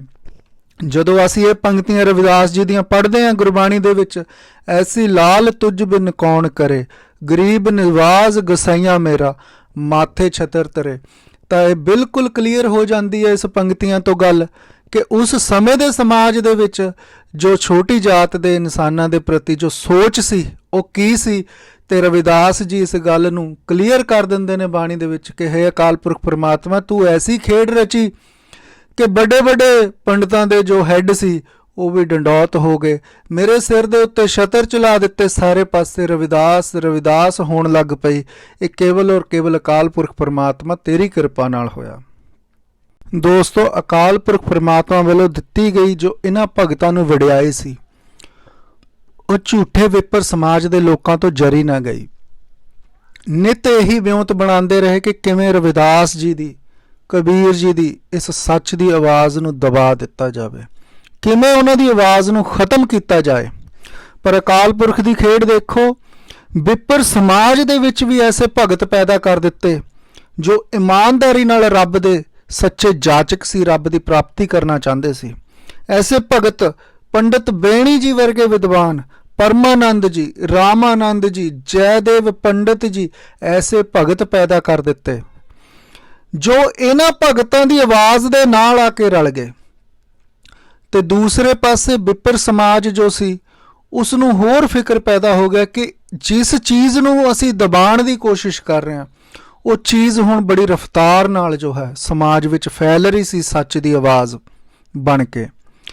ਸੋ ਭਗਤਾਂ ਤੋਂ ਬਾਅਦ ਜਦੋਂ ਇਹ ਜ਼ਿੰਮੇਵਾਰੀ ਗੁਰੂ ਨਾਨਕ ਸਾਹਿਬ ਦੇ ਉੱਤੇ ਆਉਂਦੀ ਹੈ ਤਾਂ ਗੁਰੂ ਨਾਨਕ ਸਾਹਿਬ ਇਸ ਜ਼ਿੰਮੇਵਾਰੀ ਨੂੰ ਇੰਨੇ ਬਖੂਬੀ ਤਰੀਕੇ ਨਾਲ ਨਿਭਾਉਂਦੇ ਨੇ ਕਿ ਉਹ ਕੇਵਲ ਔਰ ਕੇਵਲ ਹਿੰਦੁਸਤਾਨ ਨਹੀਂ, ਹਿੰਦੁਸਤਾਨ ਦੀਆਂ ਸਰਹੱਦਾਂ ਤੋਂ ਬਾਹਰ ਜਾ ਕੇ ਵੀ ਇਸ ਸੱਚ ਦੀ ਆਵਾਜ਼ ਨੂੰ ਦਿੰਦੇ ਨੇ ਕਿ ਇਨਸਾਨ ਦਾ ਰੱਬ ਨੂੰ ਪ੍ਰਾਪਤੀ ਕਰਨ ਦਾ ਇਹ ਇੱਕ ਲਾਕੀ ਹੱਕ ਹੈ। ਹਰੇਕ ਇਨਸਾਨ ਭਾਵੇਂ ਕਿਸੇ ਜਾਤ, ਕਿਸੇ ਵਰਗ, ਕਿਸੇ ਵੀ ਬੈਕਗਰਾਊਂਡ ਦਾ ਹੋਵੇ, ਉਸ ਨੂੰ ਇਹ ਅਕਾਲ ਪੁਰਖ ਪ੍ਰਮਾਤਮਾ ਵੱਲੋਂ ਹੱਕ ਹੈ ਕਿ ਉਹ ਅਕਾਲ ਪੁਰਖ ਪ੍ਰਮਾਤਮਾ ਦੀ ਪ੍ਰਾਪਤੀ ਕਰਕੇ ਅਕਾਲ ਪੁਰਖ ਪ੍ਰਮਾਤਮਾ ਦੀ ਬੰਦਗੀ ਕਰ ਸਕਦਾ ਹੈ। ਉਸ ਨੂੰ ਕਿਸੇ ਦਾ ਮੁਹਤਾਜ ਹੋਣ ਦੀ ਜ਼ਰੂਰਤ ਨਹੀਂ। ਦੋਸਤੋ, ਇਸ ਸੱਚ ਦੀ ਆਵਾਜ਼ ਨੂੰ ਦੇਣ ਦੀ ਕੀਮਤ ਸਾਡੇ ਸਮਝਾਂ ਤੋਂ, ਸਾਡੇ ਖਿਆਲਾਂ ਤੋਂ ਪਰੇ ਦੀ ਗੱਲ ਹੈ, ਕਿਉਂਕਿ ਜਿਵੇਂ ਹੀ ਉਹ ਨਫ਼ਰਤ ਕਰਨ ਵਾਲੇ ਲੋਕ ਸੱਚ ਤੋਂ, ਇਹਨਾਂ ਭਗਤਾਂ ਗੁਰੂ ਸਾਹਿਬਾਨਾਂ ਦਾ ਵਿਰੋਧ ਕਰਦੇ ਰਹੇ, ਗੁਰੂ ਸਾਹਿਬਾਨਾਂ ਨੇ ਜਾਂ ਭਗਤਾਂ ਨੇ ਕੋਈ ਕਸਰ ਨਹੀਂ ਛੱਡੀ ਇਸ ਸੱਚ ਦੀ ਕੀਮਤ ਨੂੰ ਅਦਾ ਕਰਨ ਲਈ। ਸਾਹਿਬ ਸ਼੍ਰੀ ਗੁਰੂ ਨਾਨਕ ਦੇਵ ਜੀ ਮਹਾਰਾਜ ਦਾ ਨਾ ਦਿਨ ਨਾ ਰਾਤ ਦੇਖਣਾ, ਨਾ ਭੁੱਖ ਨਾ ਪਿਆਸ ਦੇਖਣਾ, ਇਸ ਸੱਚ ਦੀ ਆਵਾਜ਼ ਨੂੰ ਹਿੰਦੁਸਤਾਨ ਦੀ ਸਰਹੱਦਾਂ ਤੋਂ ਬਾਹਰ ਦੁਨੀਆ ਤੱਕ ਲੈ ਜਾਣਾ। ਜੇ ਅਸੀਂ ਗੱਲ ਕਰੀਏ ਸਾਹਿਬ ਸ਼੍ਰੀ ਗੁਰੂ ਅਰਜਨ ਦੇਵ ਜੀ ਮਹਾਰਾਜ ਦਾ ਤੱਤੀ ਤਵੀ ਤੇ ਬੈਠਣਾ, ਗੁਰੂ ਤੇਗ ਬਹਾਦਰ ਜੀ ਮਹਾਰਾਜ ਦਾ ਦਿੱਲੀ ਵਿੱਚ ਸ਼ਹਾਦਤ ਦਾ ਜਾਮ ਪੀਣਾ, ਅਣਗਿਣਤ ਗੁਰਸਿੱਖਾਂ ਦਾ ਬਲਿਦਾਨ, ਸ਼ਹਾਦਤਾਂ ਚਰਖੜੀਆਂ ਤੇ ਚੜ੍ਹਨਾ, ਆਰਿਆਂ ਨਾਲ ਚਰਾਏ ਜਾਣਾ, ਇਹ ਸਾਰੀਆਂ ਤਮਾਮ ਗੱਲਾਂ ਜੇ ਅਸੀਂ ਇਤਿਹਾਸ ਵਿੱਚ ਪੜ੍ਹਦੇ ਹਾਂ ਸਰਹੰਦ ਦੀ ਦੀਵਾਰ, ਚਮਕੌਰ ਦੀ ਗੜੀ, ਤਾਂ ਸਾਨੂੰ ਇਹੀ ਸਮਝ ਵਿੱਚ ਆਉਂਦਾ ਕਿ ਇਹਨਾਂ ਭਗਤਾਂ ਨੇ, ਇਹਨਾਂ ਗੁਰਸਿੱਖਾਂ ਨੇ, ਸਾਡੇ ਗੁਰੂ ਸਾਹਿਬਾਨਾਂ ਨੇ ਆਪਣੇ ਲਹੂ ਦੀ ਕੀਮਤ ਦੇ ਨਾਲ ਇਸ ਸੱਚ ਦੀ ਆਵਾਜ਼ ਨੂੰ ਲੋਕਾਂ ਤੱਕ ਪਹੁੰਚਾਉਣ ਦੀ ਕੋਸ਼ਿਸ਼ ਕੀਤੀ। ਦੋਸਤੋ ਹੁਣ ਆਪਾਂ ਗੱਲ ਕਰਦੇ ਹਾਂ ਚਮਕੌਰ ਦੀ ਗੜੀ ਦੀ ਜੰਗ ਦੀ ਤੇ ਸਾਕਾ ਸਰਹੰਦ ਦੀ। ਇਹਦੀ ਸ਼ੁਰੂਆਤ ਅਨੰਦਪੁਰ ਸਾਹਿਬ ਦੇ ਕਿਲੇ ਤੋਂ ਹੀ ਹੁੰਦੀ ਆ। ਗੁਰੂ ਗੋਬਿੰਦ ਸਿੰਘ ਮਹਾਰਾਜ ਜਦੋਂ ਅਨੰਦਪੁਰ ਸਾਹਿਬ ਦੇ ਕਿਲੇ ਵਿੱਚ ਰਹਿੰਦੇ ਨੇ ਤਾਂ ਇਹ ਜਿਹੜਾ ਕਿਲਾ ਹੈ ਇਹ ਪਹਾੜੀ ਰਾਜਿਆਂ ਦੀ ਰਿਆਸਤ ਦੇ ਵਿੱਚੋਂ ਇੱਕ ਇਲਾਕਾ ਹੈ। ਗੁਰੂ ਗੋਬਿੰਦ ਸਿੰਘ ਮਹਾਰਾਜ ਨੇ ਫੌਜ ਦਾ ਗਠਨ ਇਸ ਲਈ ਕੀਤਾ ਸੀ ਕਿ ਆਮ ਜੋ ਜਨਤਾ ਹੈ ਉਸ ਦੀ ਰੱਖਿਆ ਕੀਤੀ ਜਾ ਸਕੇ, ਕਿਉਂਕਿ ਉਸ ਸਮੇਂ ਦੀ ਸਰਕਾਰ ਦੇ ਵਿੱਚ ਇਹ ਆਮ ਹੋ ਗਿਆ ਸੀ ਕਿ ਬਹੂ ਬੇਟੀਆਂ ਦੀ ਇੱਜ਼ਤ ਨੂੰ ਲੁੱਟਣਾ, ਜਾਂਦੇ ਵਿਆਹੇ ਡੋਲੇ ਲੁੱਟ ਲਏ ਜਾਂਦੇ ਸੀ, ਆਮ ਇਨਸਾਨਾਂ ਨੂੰ ਤੰਗ ਕੀਤਾ ਜਾਂਦਾ ਸੀ, ਲੋਕਾਂ ਦੇ ਮਾਲ ਨੂੰ ਲੁੱਟ ਲਿਆ ਜਾਂਦਾ ਸੀ। ਸੋ ਇਹਨਾਂ ਸਾਰੀ ਗਤੀਵਿਧੀਆਂ ਨੂੰ ਰੋਕਣ ਲਈ ਗੁਰੂ ਸਾਹਿਬ ਨੇ ਫੌਜ ਦਾ ਗਠਨ ਕੀਤਾ ਸੀ। ਜਿਹੜੇ ਪਹਾੜੀ ਰਾਜੇ ਸੀ ਉਹ ਗੁਰੂ ਸਾਹਿਬ ਨਾਲ ਇਸ ਕਰਕੇ ਖਾਰ ਖਾਂਦੇ ਸੀ ਕਿ ਰਾਜੇ ਤਾਂ ਅਸੀਂ ਆ, ਫੌਜ ਰੱਖਣ ਦਾ ਅਧਿਕਾਰ ਸਾਨੂੰ ਹੈ, ਲੇਕਿਨ ਗੁਰੂ ਸਾਹਿਬ ਫੌਜ ਵੀ ਰੱਖ ਰਹੇ ਨੇ, ਗੁਰੂ ਸਾਹਿਬ ਰਾਜਿਆਂ ਦੀ ਤਰ੍ਹਾਂ ਰਹਿ ਰਹੇ ਨੇ। ਇਸ ਗੱਲਾਂ ਤੋਂ, ਇਹਨਾਂ ਗੱਲਾਂ ਦੀ ਉਹਨਾਂ ਨੂੰ ਬੜੀ ਖਾਰ ਪੈਦਾ ਹੁੰਦੀ ਸੀ। ਗੁਰੂ ਸਾਹਿਬ ਤੋਂ ਦਿਲੋਂ ਦਿਲੀ ਉਹ ਜਲਨ ਮਹਿਸੂਸ ਕਰਦੇ ਸੀ, ਜਲਦੇ ਸੀ। ਦੂਸਰਾ ਪੁਆਇੰਟ ਇਹ ਸੀ ਕਿ ਕਿਉਂਕਿ ਗੁਰੂ ਸਾਹਿਬ ਅਨੰਦਪੁਰ ਸਾਹਿਬ ਦੇ ਵਿੱਚ ਰਹਿ ਰਹੇ ਸੀ ਤਾਂ ਜਿੱਥੇ ਸੱਚੇ ਪਾਤਸ਼ਾਹ ਰਹਿਣਗੇ ਓਬਵੀਅਸ ਹੈ ਕਿ ਉੱਥੇ ਹੀ ਸੱਚ ਦਾ ਪ੍ਰਚਾਰ ਜ਼ਿਆਦਾ ਹੋਏਗਾ।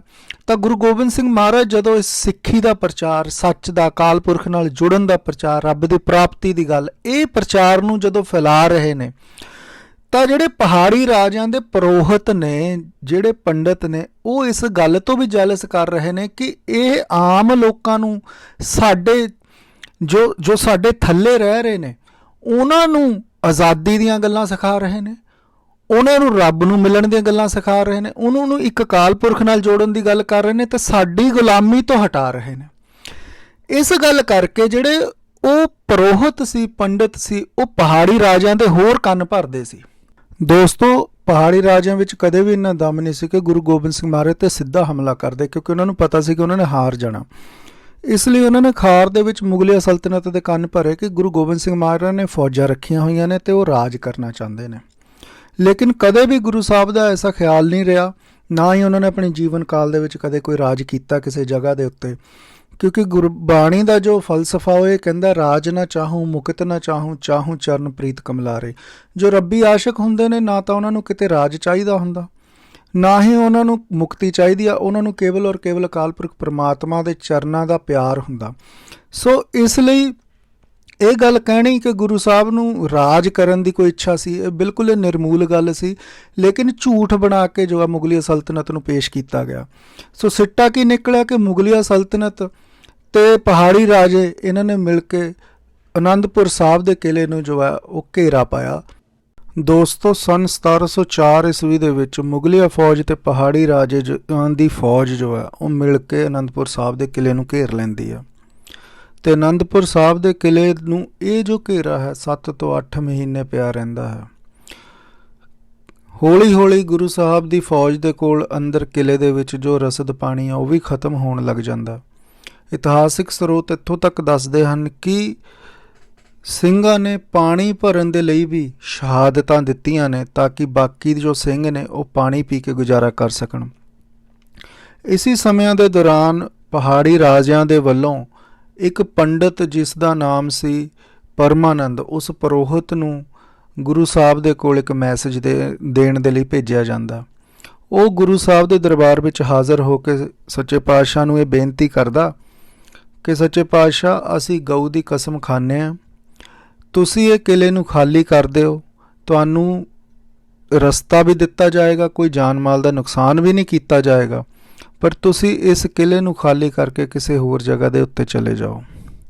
ਇਤਿਹਾਸਿਕ ਸਰੋਤ ਦੱਸਦੇ ਨੇ ਕਿ ਮਾਤਾ ਗੁਜਰੀ ਜੀ ਵੀ ਉੱਥੇ ਮੌਜੂਦ ਨੇ। ਉਹ ਸਾਹਿਬ ਸ਼੍ਰੀ ਗੁਰੂ ਗੋਬਿੰਦ ਸਿੰਘ ਮਹਾਰਾਜ ਨੂੰ ਕਹਿੰਦੇ ਨੇ ਕਿ ਬੇਟਾ ਕੀ ਸਾਨੂੰ ਇਸ ਪੁਰੋਹਿਤ 'ਤੇ ਯਕੀਨ ਕਰਨਾ ਚਾਹੀਦਾ ਹੈ? ਤਾਂ ਗੁਰੂ ਸਾਹਿਬ ਦੇ ਇਹ ਬਚਨ ਜੋ ਮਹਿਮਾ ਪ੍ਰਕਾਸ਼ ਵਾਰਤਕ ਦੇ ਵਿੱਚ ਆਉਂਦੇ ਨੇ, ਸੱਚੇ ਪਾਤਸ਼ਾਹ ਫਰਮਾਨ ਕਰਦੇ ਨੇ, ਇਹਾਂ ਤਾਂ ਪਸ਼ੂ ਹੈ ਇਹਾਂ ਇਸਕਾ ਕਿਆ ਵਿਸਾ, ਕਿ ਇਹ ਤਾਂ ਪਸ਼ੂ ਦੀ ਕਸਮ ਖਾ ਰਹੇ ਨੇ, ਮੈਂ ਇਹਨਾਂ ਦੇ ਉੱਤੇ ਕਿਸ ਤਰ੍ਹਾਂ ਯਕੀਨ ਕਰ ਲਵਾਂ। ਪਰ ਫਿਰ ਵੀ ਸੱਚੇ ਪਾਤਸ਼ਾਹ ਕਹਿੰਦੇ ਨੇ ਕਿ ਮੈਂ ਤੁਹਾਨੂੰ ਚਾਹੁੰਦਾ ਕਿ ਇਹਨਾਂ ਦਾ ਕਿਰਦਾਰ ਦੇਖੋ ਕਿ ਇਹ ਕੀ ਕਰਦੇ ਨੇ, ਇਹਨਾਂ ਦੇ ਫਰੇਬ ਨੂੰ ਤੋਂ ਤੁਹਾਨੂੰ ਜਾਣੂ ਕਰਾਨਾ। ਸੱਚੇ ਪਾਤਸ਼ਾਹ ਪਰਮਾਨੰਦ ਨੂੰ ਕਹਿੰਦੇ ਨੇ ਕਿ ਠੀਕ ਆ, ਅਸੀਂ ਅੱਧੀ ਰਾਤ ਨੂੰ ਇਹ ਕਿਲ੍ਹਾ ਜੋ ਹੈ ਉਹ ਖਾਲੀ ਕਰ ਦਿਆਂਗੇ।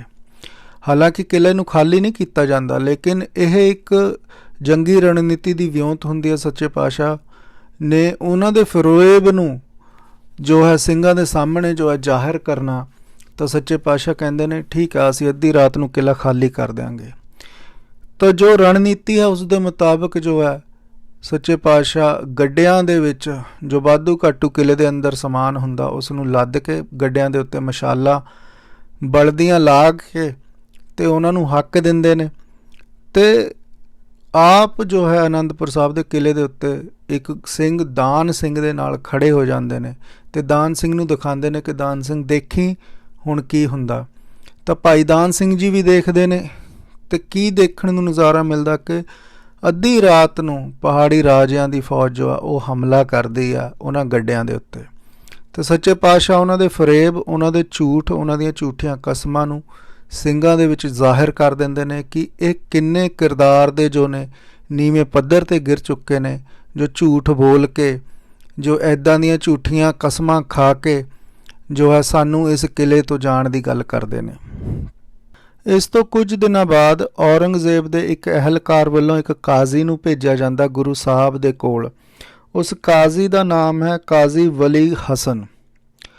ਉਹ ਕੁਰਾਨ ਸ਼ਰੀਫ ਜੋ ਸਾਡੇ ਮੁਸਲਮਾਨ ਵੀਰਾਂ ਦਾ ਪਵਿੱਤਰ ਧਾਰਮਿਕ ਗ੍ਰੰਥ ਹੈ ਉਸ ਨੂੰ ਲੈ ਕੇ ਹਾਜ਼ਰ ਹੁੰਦਾ ਗੁਰੂ ਗੋਬਿੰਦ ਸਿੰਘ ਮਹਾਰਾਜ ਦੇ ਕੋਲ, ਔਰ ਉਸ ਕੁਰਾਨ ਦੇ ਉੱਤੇ ਲਿਖਤ ਦੇ ਵਿੱਚ ਕਸਮ ਖਾਧੀ ਹੋਈ ਹੈ ਕਿ ਤੁਸੀਂ ਅਗਰ ਇਸ ਕਿਲ੍ਹੇ ਨੂੰ ਖਾਲੀ ਕਰਦੇ ਹੋ ਤਾਂ ਤੁਹਾਨੂੰ ਕੋਈ ਵੀ ਜਾਨ ਮਾਲ ਦਾ ਨੁਕਸਾਨ ਨਹੀਂ ਦਿੱਤਾ ਜਾਏਗਾ, ਸਗੋਂ ਤੁਹਾਨੂੰ ਰਾਹ ਦਿੱਤਾ ਜਾਏਗਾ ਤਾਂ ਕਿ ਤੁਸੀਂ ਆਰਾਮ ਦੇ ਨਾਲ ਇਸ ਕਿਲ੍ਹੇ ਨੂੰ ਖਾਲੀ ਕਰਕੇ ਕਿਸੇ ਸੇਫ ਜਗ੍ਹਾ 'ਤੇ ਜਾ ਸਕੋ। ਸੋ ਇਹ ਜੋ ਕਸਮ ਕੁਰਾਨ ਦੇ ਉੱਤੇ ਲਿਖਤ ਰੂਪ ਦੇ ਵਿੱਚ ਔਰੰਗਜ਼ੇਬ ਦੇ ਵੱਲੋਂ ਆਈ ਸੀ, ਇਸ ਨੂੰ ਉਸ ਕਾਜ਼ੀ ਨੇ ਪੜ੍ਹ ਕੇ ਸੁਣਾਇਆ। ਤਾਂ ਸੱਚੇ ਪਾਤਸ਼ਾਹ ਨੇ ਇਸ ਗੱਲ, ਕਿਉਂਕਿ ਬਹੁਤ ਦੇਖੋ ਸਾਡੇ ਪ੍ਰਚਾਰਕ ਵੀ ਇਸ ਗੱਲ ਨੂੰ ਕਹਿ ਦਿੰਦੇ ਆ ਕਿ ਗੁਰੂ ਗੋਬਿੰਦ ਸਿੰਘ ਮਹਾਰਾਜ ਨਾਲ ਫੌਜਾਂ ਨੇ ਧੋਖਾ ਕੀਤਾ, ਪਰ ਮੈਂ ਇੱਥੇ ਆਪਣੀ ਇੱਕ ਰਾਏ, ਆਪਣੀ ਇੱਕ ਓਪੀਨੀਅਨ ਸੋਚ ਰੱਖਣਾ ਚਾਹੁੰਦਾ ਕਿ ਸੱਚੇ ਗੁਰੂ ਦੇ ਨਾਲ ਕੋਈ ਧੋਖਾ ਕਰ ਹੀ ਨਹੀਂ ਸਕਦਾ, ਕਿਉਂਕਿ ਗੁਰੂ ਤਾਂ ਸਮਰੱਥ ਹੁੰਦਾ ਅਤੇ ਸਾਰਾ ਕੁਝ ਜਾਣਦਾ ਹੁੰਦਾ। ਧੋਖਾ ਤਾਂ ਇਨਸਾਨਾਂ ਨਾਲ ਹੁੰਦਾ ਜੋ ਜਾਣਦੇ ਨਹੀਂ ਹੁੰਦੇ। ਸੋ ਗੁਰੂ ਸਾਹਿਬ ਤਾਂ ਇਹਨਾਂ ਸਾਰਿਆਂ ਦੀ ਜੋ ਕਪਟੀ ਚਾਲਾਂ ਸੀ ਉਹਨਾਂ ਨੂੰ ਜਾਣਦੇ ਸੀ, ਪਰ ਗੱਲ ਇਹ ਸੀ ਕਿ ਸੱਚੇ ਪਾਤਸ਼ਾਹ ਨੇ ਇਸ ਜੋ ਕਸਮ ਹੈ ਉਸ ਨੂੰ ਮਨਜ਼ੂਰੀ ਇਸ ਕਰਕੇ ਦਿੱਤੀ ਸੀ ਕਿਉਂਕਿ ਦੇਖੋ ਅੱਜ ਨਹੀਂ ਇਤਿਹਾਸ ਸਾਨੂੰ ਪੁੱਛਦਾ ਕਿ ਜੇ ਗੁਰੂ ਸਾਹਿਬ ਉਸ ਵੇਲੇ ਔਰੰਗਜ਼ੇਬ ਦੀ ਉਹ ਕਸਮ ਵਾਲੀ ਗੱਲ ਮੰਨ ਲੈਂਦੇ ਤਾਂ ਚਮਕੌਰ ਦੀ ਗੜੀ ਦੇ ਵਿੱਚ ਖੂਨ ਖਰਾਬਾ ਨਹੀਂ ਸੀ ਹੋਣਾ, ਫਿਰ ਸਰਹੰਦ ਦੀ ਨੀਹਾਂ ਦੇ ਵਿੱਚ ਸਾਹਿਬਜ਼ਾਦੇ ਨਹੀਂ ਸੀ ਚਿਣੇ ਜਾਣੇ, ਇੰਨੇ ਸਿੰਘਾਂ ਦੀ ਸ਼ਹਾਦਤ ਨਹੀਂ ਸੀ ਹੋਣੀ। ਔਰੰਗਜ਼ੇਬ ਇਤਿਹਾਸਕਾਰਾਂ ਨੇ ਇੱਕ ਇਸ ਤਰੀਕੇ ਦੇ ਨਾਲ ਪੇਸ਼ ਕਰ ਦੇਣਾ ਸੀ ਸਾਡੇ ਅੱਗੇ ਇੱਕ ਹੀਰੋ ਦੀ ਤਰ੍ਹਾਂ, ਲੇਕਿਨ ਗੁਰੂ ਸਾਹਿਬ ਨੇ ਜੋ ਉਸ ਪਵਿੱਤਰ ਕੁਰਾਨ ਜੋ ਧਾਰਮਿਕ ਗ੍ਰੰਥ ਹੈ ਉਸ ਦੀ ਕਸਮ ਜੋ ਉਹਨਾਂ ਨੇ ਖਾਧੀ, ਉਸ ਪਵਿੱਤਰ ਗ੍ਰੰਥ ਦੀ ਨੂੰ ਵੀ ਵਡਿਆਈ ਦਿੱਤੀ ਅਤੇ ਨਾਲ ਦੇ ਨਾਲ ਇਤਿਹਾਸਕਾਰਾਂ ਨੂੰ ਇਹ ਲਿਖਣ ਦਾ ਮੌਕਾ ਨਹੀਂ ਦਿੱਤਾ ਕਿ ਗੁਰੂ ਸਾਹਿਬ ਨੇ ਆਪਣੀ ਜ਼ਿੱਦ ਕਰਕੇ ਇੰਨੇ ਸਿੰਘ ਸ਼ਹੀਦ ਕਰਵਾ ਦਿੱਤੇ। ਦੋਸਤੋ 20 ਦਸੰਬਰ ਦੀ ਅੱਧੀ ਰਾਤ ਨੂੰ ਗੁਰੂ ਗੋਬਿੰਦ ਸਿੰਘ ਮਹਾਰਾਜ ਨੇ 500 ਸਿੰਘਾਂ ਤੇ ਪਰਿਵਾਰ ਸਮੇਤ ਅਨੰਦਪੁਰ ਸਾਹਿਬ ਦੇ ਕਿਲ੍ਹੇ ਨੂੰ ਛੱਡਿਆ। ਤੁਸੀਂ ਆਪਣੀ ਸਕਰੀਨ ਦੇ ਉੱਤੇ ਦੇਖ ਹੀ ਰਹੇ ਹੋਵੋਗੇ ਕਿ ਜੋ ਅਨੰਦਪੁਰ ਸਾਹਿਬ ਦਾ ਕਿਲ੍ਹਾ ਹੈ ਉਸ ਨੂੰ ਛੱਡ ਕੇ ਗੁਰੂ ਸਾਹਿਬ ਨੇ ਮਲਕਪੁਰ ਰੋਪੜ ਵਾਲੇ ਇਲਾਕੇ ਦੇ ਵਿੱਚ ਆਉਣਾ ਸੀ, ਅਤੇ ਮਲਕਪੁਰ ਰੋਪੜ ਦੇ ਉੱਪਰ ਤੁਸੀਂ ਆਪਣੀ ਦੇਖ ਹੀ ਰਹੇ ਹੋਵੋਗੇ ਸਕਰੀਨ ਦੇ ਉੱਤੇ ਕਿ ਇੱਕ ਲਾਲ ਜਿਹੇ ਰੰਗ ਦੀ ਲਾਈਨ ਮੈਂ ਬਣਾਈ ਹੈ। ਇਹ ਲਾਲ ਰੰਗ ਦੀ ਜੋ ਲਾਈਨ ਹੈ ਇਹ ਸਰਸਾ ਦੀ ਨਦੀ ਹੈ। ਬਰਸਾਤਾਂ ਦੇ ਮੌਸਮ ਕਰਕੇ ਅਤੇ ਉਸ ਰਾਤ 20 ਦਸੰਬਰ ਦੀ ਅੱਧੀ ਰਾਤ ਨੂੰ ਵੀ ਮੀਂਹ ਪੈ ਰਿਹਾ ਸੀ, ਜਿਸ ਕਰਕੇ ਇਹ ਸਰਸਾ ਦੀ ਨਦੀ ਦੇ ਵਿੱਚ ਬਹੁਤ ਜ਼ਿਆਦਾ ਬਾੜ ਆਈ ਹੋਈ ਸੀ, ਪਾਣੀ ਬਹੁਤ ਉੱਚਾ ਆਇਆ ਹੋਇਆ ਸੀ। ਜਦੋਂ ਗੁਰੂ ਸਾਹਿਬ ਅਨੰਦਪੁਰ ਸਾਹਿਬ ਦੇ ਕਿਲੇ ਨੂੰ ਛੱਡਦੇ ਨੇ ਤਾਂ ਪੂਰੀ ਯੁੱਧ ਰਣਨੀਤੀ ਦੇ ਤਹਿਤ ਛੱਡਦੇ ਨੇ, ਕਿਉਂਕਿ ਗੁਰੂ ਸਾਹਿਬ ਜੋ ਹੈ ਉਹ ਮੁਗਲ ਫੌਜਾਂ ਤੇ ਪਹਾੜੀ ਰਾਜਿਆਂ ਦੀ ਫੌਜ ਦੇ ਕਪਟ ਨੂੰ ਜਾਣਦੇ ਆ। ਤੁਸੀਂ ਦੇਖ ਰਹੇ ਹੋਵੋਗੇ ਕਿ ਸਕਰੀਨ ਦੇ ਉੱਤੇ ਗੁਰਦੁਆਰਾ ਟਿੱਬੀ ਸਾਹਿਬ ਜੋ ਮੈਂ ਸਰਕਲ ਦੇ ਵਿੱਚ ਜੋ ਇਸ਼ਾਰਾ ਕੀਤਾ, ਇੱਥੇ ਗੁਰਦੁਆਰਾ ਟਿੱਬੀ ਸਾਹਿਬ ਦੇ ਉੱਤੇ 50 ਸਿੰਘਾਂ ਦੇ ਨਾਲ ਭਾਈ ਸਾਹਿਬ ਭਾਈ ਉਦੇ ਸਿੰਘ ਉਹ ਜਿਹੜੇ ਨੇ ਉਹ ਇੱਥੇ ਪਹਿਲਾਂ ਆ ਜਾਂਦੇ ਨੇ ਤਾਂ ਕਿ ਜੋ ਗੁਰੂ ਸਾਹਿਬ ਤੇ ਹੋਰ ਜੋ ਨਾਲ ਸਿੰਘ ਨੇ ਉਹਨਾਂ ਨੂੰ ਸੇਫਟੀ ਪ੍ਰੋਵਾਈਡ ਕੀਤੀ ਜਾ ਸਕੇ। ਤੇ ਤੁਸੀਂ ਨਾਲ ਹੀ ਸਕਰੀਨ 'ਚ ਦੇਖ ਰਹੇ ਹੋਗੇ ਕਿ ਜਿੱਥੇ ਵਿਲੇਜ ਝਾਕੀਆਂ ਦਾ ਨਿਸ਼ਾਨ ਪਿਆ, ਪਿੰਡ ਝਾਕੀਆਂ ਦੇ ਕੋਲ ਜੋ ਹੈ ਬਾਬਾ ਜੀਵਨ ਸਿੰਘ ਦੀ ਕਮਾਂਡ ਦੇ ਹੇਠਾਂ 100 ਸਿੰਘਾਂ ਦੀ ਜੋ ਟੁਕੜੀ ਆ ਉਹ ਇੱਥੇ ਜੋ ਹੈ ਕਾਬਜ ਹੁੰਦੀ ਆ ਹੋਰ ਜ਼ਿਆਦਾ ਸੇਫਟੀ ਦੇਣ ਦੇ ਲਈ ਗੁਰੂ ਸਾਹਿਬ ਨੂੰ, ਕਿਉਂਕਿ ਇਸ ਤੋਂ ਅੱਗੇ ਫਿਰ ਸਰਸਾ ਨਦੀ ਸ਼ੁਰੂ ਹੋ ਜਾਂਦੀ ਆ। ਤੇ ਦੂਸਰੇ ਪਾਸੇ ਸਰਸਾ ਨਦੀ ਤੋਂ ਮਲਕਪੁਰ ਦਾ ਜੋ ਪਿੰਡ ਆ, ਮਲਕਪੁਰ ਰੰਗੜਾ ਜਿਹਦਾ ਨਾਮ ਸੀ, ਮਨੀ ਸਿੰਘ ਜੀ ਦੇ ਸਪੁੱਤਰ ਬਾਬਾ ਬਚਿੱਤਰ ਸਿੰਘ ਜੀ ਜਿਹੜੇ ਨੇ ਉਹ 100 ਸਿੰਘਾਂ ਦੇ ਨਾਲ ਇੱਕ ਟੁਕੜੀ ਲੈ ਕੇ ਇੱਥੇ ਹੁੰਦੇ ਨੇ। ਕਿਉਂਕਿ ਜਦੋਂ ਗੁਰੂ ਸਾਹਿਬ ਸਰਸਾ ਨਦੀ ਨੂੰ ਪਾਰ ਕਰਨ ਸਿੰਘਾਂ ਦੇ ਨਾਲ ਤਾਂ ਦੋਨਾਂ ਪਾਸਿਆਂ ਤੋਂ ਮਲਕਪੁਰ ਤੋਂ ਵੀ ਤੇ ਵਿਲੇਜ ਝਾਕੀਆਂ ਜੋ ਪਿੰਡ ਝਾਕੀਆਂ ਉਧਰੋਂ ਵੀ ਜੋ ਹੈ ਕਵਰ ਫਾਇਰ ਦਿੱਤਾ ਜਾ ਸਕੇ ਗੁਰੂ ਸਾਹਿਬ ਤੇ ਬਾਕੀ ਸਿੰਘਾਂ ਨੂੰ। ਤੇ ਜਿਹੜੀ ਸਭ ਤੋਂ ਇੱਕ ਆਖਰੀ ਟੁਕੜੀ ਹੁੰਦੀ ਹੈ ਉਹ ਬਾਬਾ ਅਜੀਤ ਸਿੰਘ ਦੀ ਨਿਗਰਾਨੀ ਦੇ ਹੇਠ ਜੋ ਹੈ ਉਹ ਬਿਲਕੁਲ ਪਿੱਛੇ ਜੋ ਆ ਰਹੀ ਹੁੰਦੀ ਹੈ ਤੇ ਬਾਕੀ ਪਿੱਛੇ ਤੋਂ ਵੀ ਕਵਰ ਕੀਤਾ ਜਾ ਸਕੇ ਗੁਰੂ ਸਾਹਿਬ ਤੇ ਬਾਕੀ ਸਿੰਘਾਂ ਨੂੰ। ਸੋ ਇਸ ਜੋ ਰਣਨੀਤੀ ਦੇ ਤਹਿਤ ਜੋ ਹੈ ਗੁਰੂ ਸਾਹਿਬ ਕਿਲੇ ਨੂੰ ਛੱਡਦੇ ਨੇ।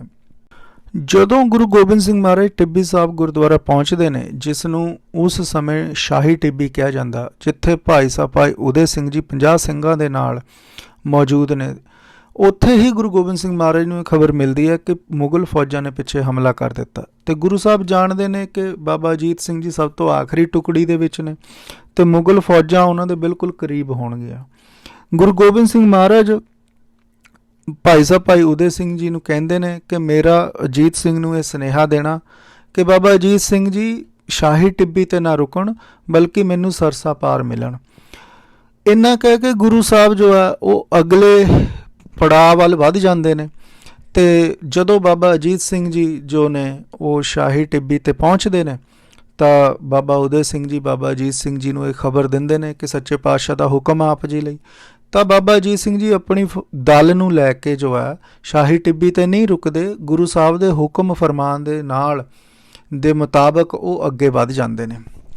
ਪਿੱਛੇ ਤੋਂ ਮੁਗਲ ਫੌਜ ਤੇ ਪਹਾੜੀ ਰਾਜੇ ਆਉਂਦੇ ਨੇ ਤੇ ਬਾਬਾ ਉਦੇ ਸਿੰਘ ਜੀ ਜੋ ਹੈ ਤੇ ਉਹਨਾਂ ਦਾ ਜੋ ਸਿੰਘਾਂ ਦਾ 50 ਜਣਿਆਂ ਦਾ ਜੱਥਾ ਉਹ ਬੜੀ ਡਟ ਕੇ ਮੁਕਾਬਲਾ ਕਰਦੇ ਨੇ ਤੇ ਸਾਰੇ 50 ਦੇ 50 ਸਿੰਘ ਤੇ ਬਾਬਾ ਉਦੇ ਸਿੰਘ ਜੀ ਉਹ ਸ਼ਹਾਦਤ ਦਾ ਜਾਮ ਉੱਥੇ ਪੀਂਦੇ ਨੇ। ਜੋ ਅਗਲੀ ਟੁਕੜੀ ਹੈ ਉਹ ਜਿਹੜਾ ਪਿੰਡ ਝਾਕੀਆਂ ਉੱਥੇ ਮੌਜੂਦ ਹੈ, ਜਿਹਦੇ ਵਿੱਚ ਜੋ ਹੈ ਬਾਬਾ ਜੀਵਨ ਸਿੰਘ ਜੀ ਉਹ ਉਹਨਾਂ ਦੇ ਲੀਡਰ ਨੇ, ਉੱਥੇ ਲੀਡ ਕਰ ਰਹੇ ਨੇ 100 ਸਿੰਘਾਂ ਦੇ ਨਾਲ। ਗੁਰੂ ਸਾਹਿਬ ਉਹਨਾਂ ਦੇ ਕੋਲੋਂ ਅੱਗੇ ਵੱਧ ਜਾਂਦੇ ਨੇ, ਪਿੱਛੇ ਪਿੱਛੇ ਬਾਬਾ ਅਜੀਤ ਸਿੰਘ ਜੀ ਆ ਕੇ ਰਲਦੇ ਨੇ ਤੇ ਇੰਨੇ ਨੂੰ ਮੁਗਲ ਫੌਜ ਵੀ ਬੜੀ ਰਫਤਾਰ ਦੇ ਨਾਲ ਪਿੱਛੇ ਤੋਂ ਆਉਂਦੀ ਹੈ। ਤੇ ਜਦੋਂ ਜਿੱਥੇ ਗੁਰਦੁਆਰਾ ਪਰਿਵਾਰ ਵਿਛੋੜਾ ਸਾਹਿਬ ਹੈ ਇੱਥੇ ਜਾ ਕੇ ਫਿਰ ਜੰਗ ਹੁੰਦੀ ਆ ਮੁਗਲ ਫੌਜਾਂ ਦੇ ਵਿੱਚ। ਪਹਾੜੀ ਰਾਜੇ ਤੇ ਮੁਗਲ ਫੌਜ ਇੱਕ ਪਾਸੇ ਨੇ, ਗੁਰੂ ਸਾਹਿਬ ਦੇ ਜੋ 100 ਸਿੰਘ ਭਾਈ ਸਾਹਿਬ ਭਾਈ ਜੀਵਨ ਸਿੰਘ ਦੀ ਕਮਾਂਡ ਦੇ ਹੇਠ ਨੇ, ਉਹ ਜੰਗ ਜੋ ਨੇ ਉਹ ਮੁਗਲ ਫੌਜ ਨਾਲ ਕਰਦੇ ਨੇ। ਪਿੰਡ ਝਾਕੀਆਂ ਦੇ ਕੋਲ ਉਹਨਾਂ ਨੂੰ ਰੋਕਣ ਦੀ ਕੋਸ਼ਿਸ਼ ਕਰਦੇ ਨੇ ਤੇ ਜੰਗ ਚਲਦੀ ਚਲਦੀ ਗੁਰਦੁਆਰਾ ਪਰਿਵਾਰ ਵਿਛੋੜਾ ਸਾਹਿਬ ਇੱਥੇ ਤੱਕ ਪਹੁੰਚ ਜਾਂਦੀ ਆ। ਇਹ ਉਹ ਕੰਢਾ ਬਿਲਕੁਲ ਜਿੱਥੇ ਸਰਸਾ ਦੀ ਨਦੀ ਆ ਤੇ ਗੁਰੂ ਸਾਹਿਬ ਦਾ ਪਰਿਵਾਰ ਜੋ ਹੈ ਇੱਥੇ ਹੀ ਵਿਛੜਦਾ, ਜਿੱਥੇ ਮਾਤਾ ਗੁਜਰੀ ਤੇ ਛੋਟੇ ਸਾਹਿਬਜ਼ਾਦੇ ਨੇ ਉਹ ਸਰਹੰਦ ਵਾਲੇ ਪਾਸੇ ਨੂੰ ਚਲੇ ਜਾਂਦੇ ਨੇ ਤੇ ਗੁਰੂ ਸਾਹਿਬ ਸਰਸਾ ਨੂੰ ਪਾਰ ਕਰਕੇ ਦੂਜੇ ਪਾਸੇ ਰੋਪੜ ਵੱਲ ਆਉਂਦੇ ਨੇ। ਤੇ ਜਦੋਂ ਗੁਰੂ ਸਾਹਿਬ ਇਸ ਸਰਸਾ ਦੀ ਨਦੀ ਨੂੰ ਪਾਰ ਕਰ ਰਹੇ ਨੇ ਤਾਂ ਇਹਦੇ ਵਿੱਚ ਬਾੜ ਬਹੁਤ ਆਈ ਹੁੰਦੀ ਹੈ, ਰਾਤ ਨੂੰ ਮੀਂਹ ਪੈ ਰਿਹਾ ਹੁੰਦਾ ਤਾਂ 3 ਤਰਫਾ ਲੜਾਈ ਚੱਲਦੀ ਹੈ। ਇੱਕ ਤਾਂ ਬਾਬਾ ਜੀਵਨ ਸਿੰਘ ਜੀ ਦੀ ਕਮਾਂਡ ਦੇ ਹੇਠ ਜੋ ਲੜਾਈ ਚੱਲ ਰਹੀ ਹੈ ਵਿਲੇਜ ਝਾਕੀਆਂ ਦੇ ਕੋਲ, ਉਹਨਾਂ ਨੂੰ ਡਿਲੇ ਕਰਾਇਆ ਜਾ ਰਿਹਾ ਮੁਗਲ ਫੌਜ ਨੂੰ ਤਾਂ ਕਿ ਗੁਰੂ ਸਾਹਿਬ ਸਰਸਾ ਪਾਰ ਕਰ ਲੈਣ। ਦੂਜੇ ਪਾਸੇ ਮਲਕਪੁਰ ਤੋਂ ਬਾਬਾ ਬਚਿੱਤਰ ਸਿੰਘ ਜੀ ਨੇ ਉਹ ਗੁਰੂ ਸਾਹਿਬ ਨੂੰ ਕਵਰ ਫਾਇਰ ਦੇ ਰਹੇ ਨੇ, ਕਿਉਂਕਿ ਮੁਗਲ ਫੌਜਾਂ ਦੇ ਕੋਲ ਹਥਿਆਰ, ਤੋਪ, ਐਸੀਆਂ ਚੀਜ਼ਾਂ ਵੀ ਨੇ ਜੋ ਬਹੁਤ ਦੂਰ ਤੱਕ ਵਾਰ ਕਰਦੀਆਂ ਨੇ, ਤਾਂ ਉੱਥੇ ਕਵਰ ਫਾਇਰ ਵੀ ਦਿੱਤਾ ਜਾ ਰਿਹਾ। ਤੇ ਤੀਸਰਾ, ਸਰਸਾ ਨਦੀ ਨੂੰ ਪਾਰ ਕਰਦੇ ਹੋਏ ਗੁਰੂ ਗੋਬਿੰਦ ਸਿੰਘ ਮਹਾਰਾਜ ਦੇ ਜੋ ਸਿੰਘ ਨੇ ਉਹ ਤੀਰਾਂ ਦੇ ਨਾਲ ਜੋ ਹੈ ਕਵਰ ਫਾਇਰ ਕਰ ਰਹੇ ਨੇ, ਤਾਂ ਕਿ ਜੋ ਸਿੰਘ ਨੇ ਤੇ ਗੁਰੂ ਸਾਹਿਬ ਨੇ ਉਹ ਨਦੀ ਨੂੰ ਪਾਰ ਕਰ ਲੈਣ। ਤੇ ਇਤਿਹਾਸਿਕ ਸਰੋਤ ਇਹ ਦੱਸਦੇ ਨੇ ਕਿ ਗੁਰੂ ਸਾਹਿਬ ਨੇ ਜਦੋਂ ਸਰਸਾ ਦੀ ਨਦੀ ਪਾਰ ਕੀਤੀ ਆ ਤਾਂ ਉਦੋਂ 200 ਤੋਂ 250 ਸਿੰਘ ਜੋ ਹੈ ਉਹ ਸ਼ਹੀਦ ਹੋ ਜਾਂਦਾ। ਦੋਸਤੋ, ਜਦੋਂ ਗੁਰੂ ਗੋਬਿੰਦ ਸਿੰਘ ਮਹਾਰਾਜ ਬਾਬਾ ਅਜੀਤ ਸਿੰਘ ਜੀ ਤੇ ਹੋਰ ਸਿੰਘਾਂ ਦੇ ਨਾਲ ਸਰਸਾ ਨਦੀ ਨੂੰ ਪਾਰ ਕਰ ਲੈਂਦੇ ਨੇ, ਤਾਂ ਪਿੱਛੇ ਜਿਹੜੇ ਬਾਬਾ ਜੀਵਨ ਸਿੰਘ ਜੀ ਨੇ ਤੇ ਹੋਰ ਸਿੰਘ 100 ਸਿੰਘ ਨੇ ਜਿਹੜੇ ਉਹ ਮੁਗਲ ਫੌਜਾਂ ਨੂੰ ਰੋਕਦੇ ਹੋਏ ਸ਼ਹਾਦਤ ਦਾ ਜਾਮ ਪੀ ਜਾਂਦੇ ਨੇ। ਮਲਕਪੁਰ ਪਿੰਡ ਜਦੋਂ ਗੁਰੂ ਸਾਹਿਬ ਪਹੁੰਚਦੇ ਨੇ ਤਾਂ ਉੱਥੇ ਬਾਬਾ ਬਚਿੱਤਰ ਸਿੰਘ ਜੀ 100 ਸਿੰਘਾਂ ਦੇ ਨਾਲ ਮੌਜੂਦ ਨੇ ਗੁਰੂ ਸਾਹਿਬ ਨੂੰ ਕਬਰ ਕਰਨ ਦੇ ਲਈ ਤੇ ਮੁਗਲ ਫੌਜਾਂ ਨੂੰ ਰੋਕਣ ਦੇ ਲਈ। ਗੁਰੂ ਸਾਹਿਬ ਮਲਕਪੁਰ ਤੋਂ ਫਿਰ ਕੋਟਲਾ ਨਿਹੰਗ ਪਿੰਡ ਨੂੰ ਜਾਂਦੇ ਨੇ।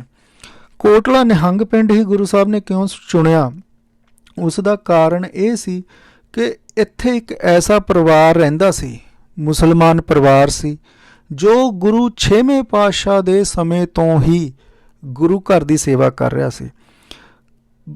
ਨੌਰੰਗ ਖਾਨ ਨਾਮ ਦੇ ਇੱਕ ਮੁਸਲਮਾਨ ਵੀਰ ਸਨ, ਭਾਈ ਸਾਹਿਬ ਸਨ, ਉਹ 6ਵੇਂ ਪਾਤਸ਼ਾਹ ਦੇ ਗੁਰਸਿੱਖ ਬਣੇ ਸੀ। ਉਹਨਾਂ ਦਾ ਪੁੱਤ ਸੀ ਜਿਹੜਾ ਨਿਹੰਗ ਖਾਨ, ਉਸ ਦੇ ਨਾਮ ਤੋਂ ਇਹ ਪਿੰਡ ਦਾ ਨਾਮ ਸੀ ਕੋਟਲਾ ਨਿਹੰਗ ਖਾਨ। ਇਹ ਉਹ ਨਿਹੰਗ ਖਾਨ ਹੈ ਜਿਸ ਦੀ ਭੈਣ ਦਾ ਨਾਮ ਬੀਬੀ ਉਮਰੀ ਹੈ, ਤੇ ਬੀਬੀ ਉਮਰੀ ਦੇ ਅੱਗੇ 2 ਪੁੱਤ ਹੋਏ ਨੇ ਜਿਨ੍ਹਾਂ ਦਾ ਨਾਮ ਸੀ ਭਾਈ ਗਨੀ ਖਾਨ ਤੇ ਭਾਈ ਨਬੀ ਖਾਨ।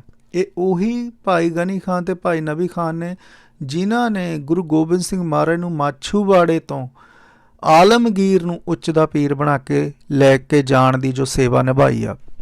ਸੋ ਇਹ ਉਹ ਪਰਿਵਾਰ ਹੈ ਜਿਨ੍ਹਾਂ ਨੇ ਗੁਰੂ ਸਾਹਿਬ ਦੇ ਨਾਲ ਪੂਰੀ ਵਫਾਦਾਰੀ ਤੇ ਪੂਰੀ ਸਿੱਖੀ ਮਰਿਆਦਾ ਨੂੰ ਨਿਭਾਉਂਦੇ ਹੋਏ ਗੁਰੂ ਸਾਹਿਬ ਦੇ ਨਾਲ ਪਿਆਰ ਜੋ ਹੈ ਉਹਨੂੰ ਜ਼ਾਹਰ ਕੀਤਾ। ਸੋ ਨਿਹੰਗ ਖਾਨ ਦੇ ਇੱਕ ਕੁੜੀ ਸੀ ਜਿਹਦਾ ਨਾਮ ਸੀ ਬੀਬੀ ਮੁਮਤਾਜ਼, ਤੇ ਇੱਕ ਪੁੱਤ ਸੀ ਜਿਹਦਾ ਨਾਮ ਸੀ ਆਲਮ ਖਾਨ।